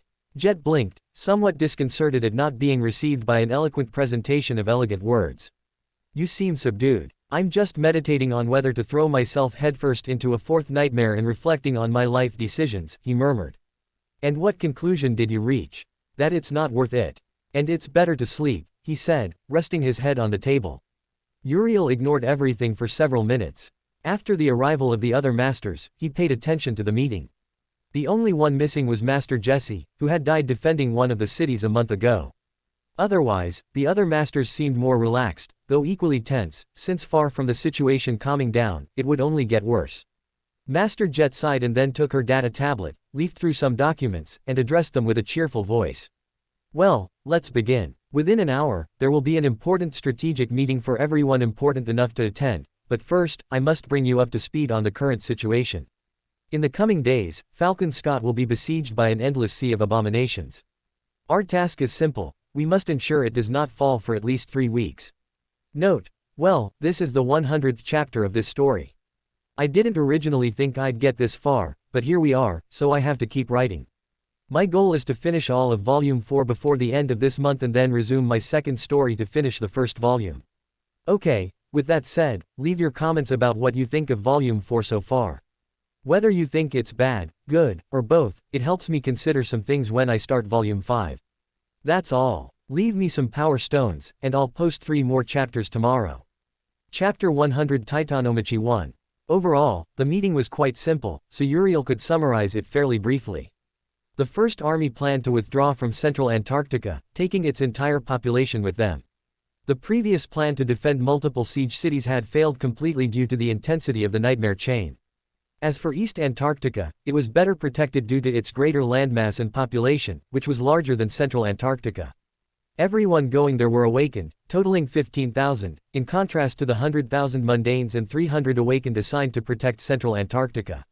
In Uriel's opinion, this was completely idiotic. All resources should have been focused on central Antarctica, as it was the most hostile and difficult area to fight in, while the Second Army prepared.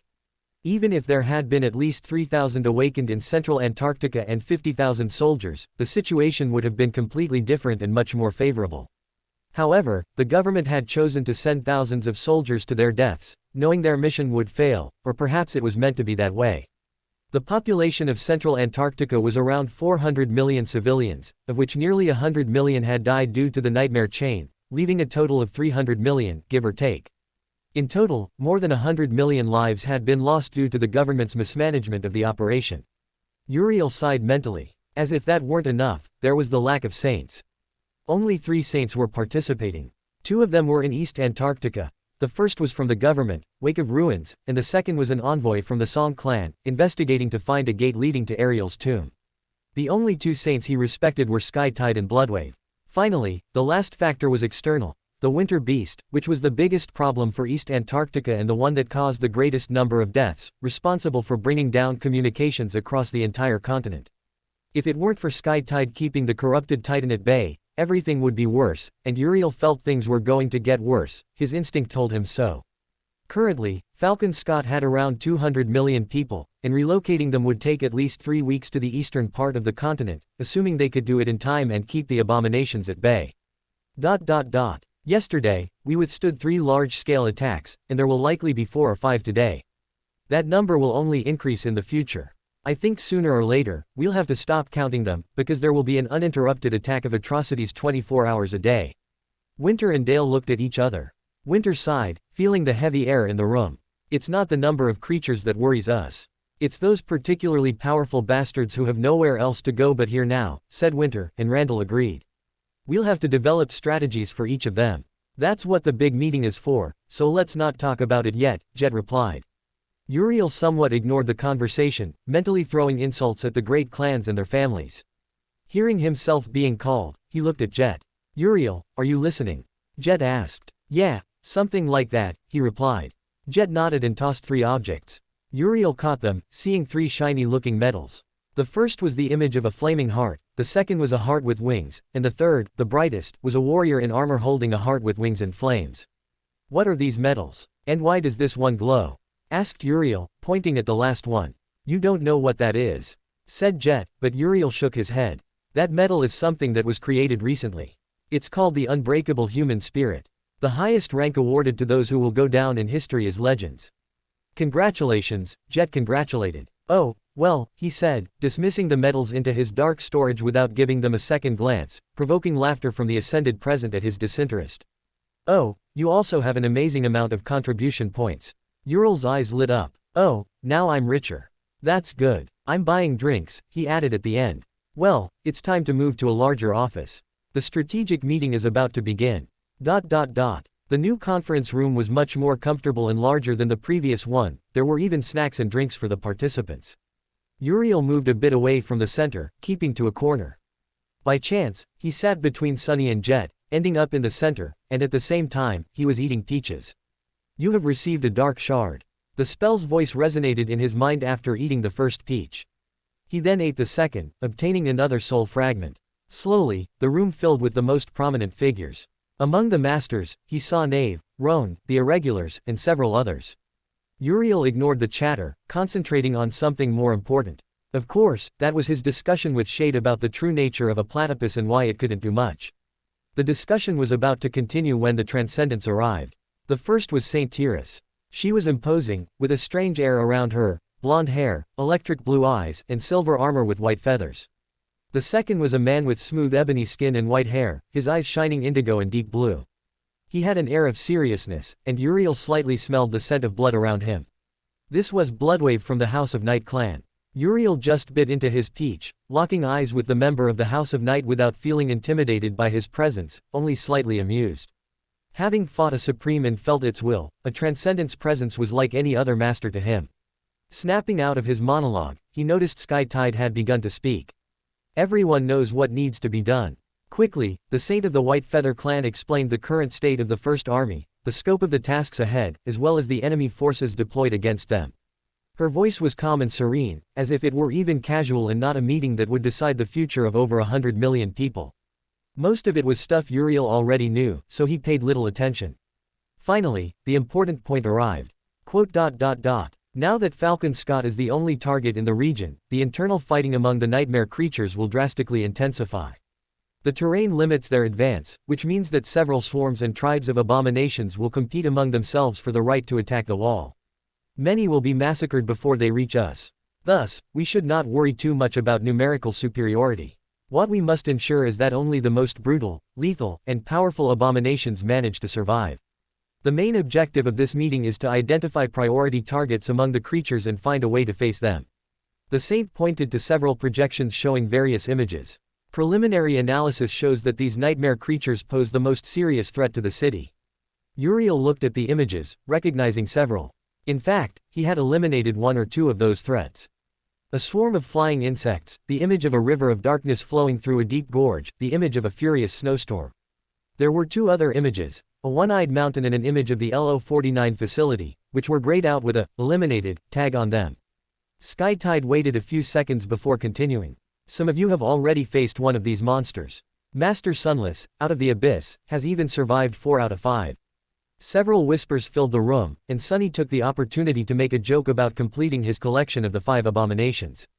Before continuing, I must inform you that both the fallen titan known as Goliath and the corrupted terror known as LO-49 have already been eliminated by Master Uriel at Camp Erebus a month ago, she informed. All the masters except Dale, Randall, Jet, Sunny, and a few others who already knew this were not surprised. However, the same was not true for everyone else, who were left astonished. Master Uriel, said Skytide, looking at Uriel, who was calm. Can you explain what happened at Camp Erebus? Sure, he replied, organizing his thoughts. First, the situation was under control. However, in the first week, a Category 3 gate emerged from which a corrupted tyrant appeared, which I eliminated with the help of Masters Dale and Randall. After that event, a week later, while on a mission to gather weaponry to defend the city, a Category 4 gate emerged, and a great creature appeared, which I killed after an intense battle. A few weeks later, we discovered we were under a powerful mental influence from a corrupted titan, which I called the Mist Devourer. After that, corrupted rank abominations appeared, ranging from beasts to terrors, controlling thousands of abominations. Uriel paused. Of course, I killed them all, only to discover 7 new corrupted, among them one called the Prototype, a parasitic type corrupted terror that was trying to evolve into a corrupted titan capable of controlling living beings and using them as puppets. Shortly after that, the fallen titan Goliath and the LO-49 terror appeared, which I killed on the seabed. After that, things calmed down, and there were no more attacks of that scale. When Uriel finished speaking, the silence was so dense you could hear a fly flapping its wings clearly. Dale and Randall were calm, but everyone else had bewildered expressions or were in deep shock at the abominations Uriel had described and killed. How did you survive all that? Asked Knave, unable to hide his surprise. I have no idea. I suppose it was the unbreakable human spirit, he replied, lightening the mood with his comment. Thank you for the information, Master Uriel, said Skytide finally, after remaining silent for a full minute. Continuing. Thanks to Master Uriel eliminating several of our great threats, we won't have to deal with them. What remains are the Devouring Swarm, the Heart of Darkness, and the Winter Beast. Skytide continued with the meeting, explaining about the 3 abominations and assigning specific Ascended to deal with them. Finally, she reached the Winter Beast. The Winter Beast has recently been confirmed as a corrupted titan. I cannot kill it, but I can contain it. Dealing with the creature will be my responsibility. Saint Tyrus, Uriel interrupted, drawing all eyes to him. Do you have something to add? Yes, I will kill the Winter Beast. The looks of disbelief were immediate. Clearly, everyone looked at him as if he were crazy. This is not a good time to boast, boy, said Bloodwave. Oh, here's one of them. Saint of the House of Night. I've killed several titans, both fallen and corrupted. Killing the Winter Beast will be no different. It should take me 1 or 2 days to reach it and less than an hour to kill it, not to mention that I'm the only one who has what it takes to do it. And how would you accomplish that? Asked Skytide. With transcendent echoes, of course, and several surprises I have prepared for that thing, he said without going into details. Skytide looked at Uriel, who returned her gaze. This continued for almost a minute until the Valor Saint nodded. All right, if you say you can kill the Winter Beast, I'll leave it to you. Uriel smiled. You won't regret this decision, Saint Tyrus. I will bring the Winter Beast's head on a silver platter within 3 days from now. Once the meeting had ended, Uriel was walking alongside Sunny and Jet. I have to say, that was either very brave or very stupid, declaring something like that in front of everyone, said Sunny. I have to agree with Sunny. What were you thinking? Asked Jet. First, it was brave. And second, I simply want to kill something big, and the Heart of Winter meets the necessary requirements for it. Still, we're talking about a titan whose power is to freeze everything. How will you manage to kill it? Uriel smiled. I have my methods, he said as he stepped into the darkness. Well, I'll be back in a few days, he said, disappearing into the darkness of a hallway. And he's gone, said Sunny. Do you really think he can kill the winter beast? Asked Jet. Yes. If anyone can do it, it's Uriel. Besides, he's the strongest person I know. If something manages to kill him, well, simply put, goodbye to any chance of survival. Sunny began to walk away. He had things to do, like continue practicing his weaving, to divert his mind from the dark future awaiting Falcon Scott. For more thrilling fanfiction stories like this, check out my channel Fanfic Audiobook. Dive into epic adventures, mysterious realms, and legendary journeys brought to life through immersive storytelling. Don't forget to like, share, and subscribe for more amazing audiobooks.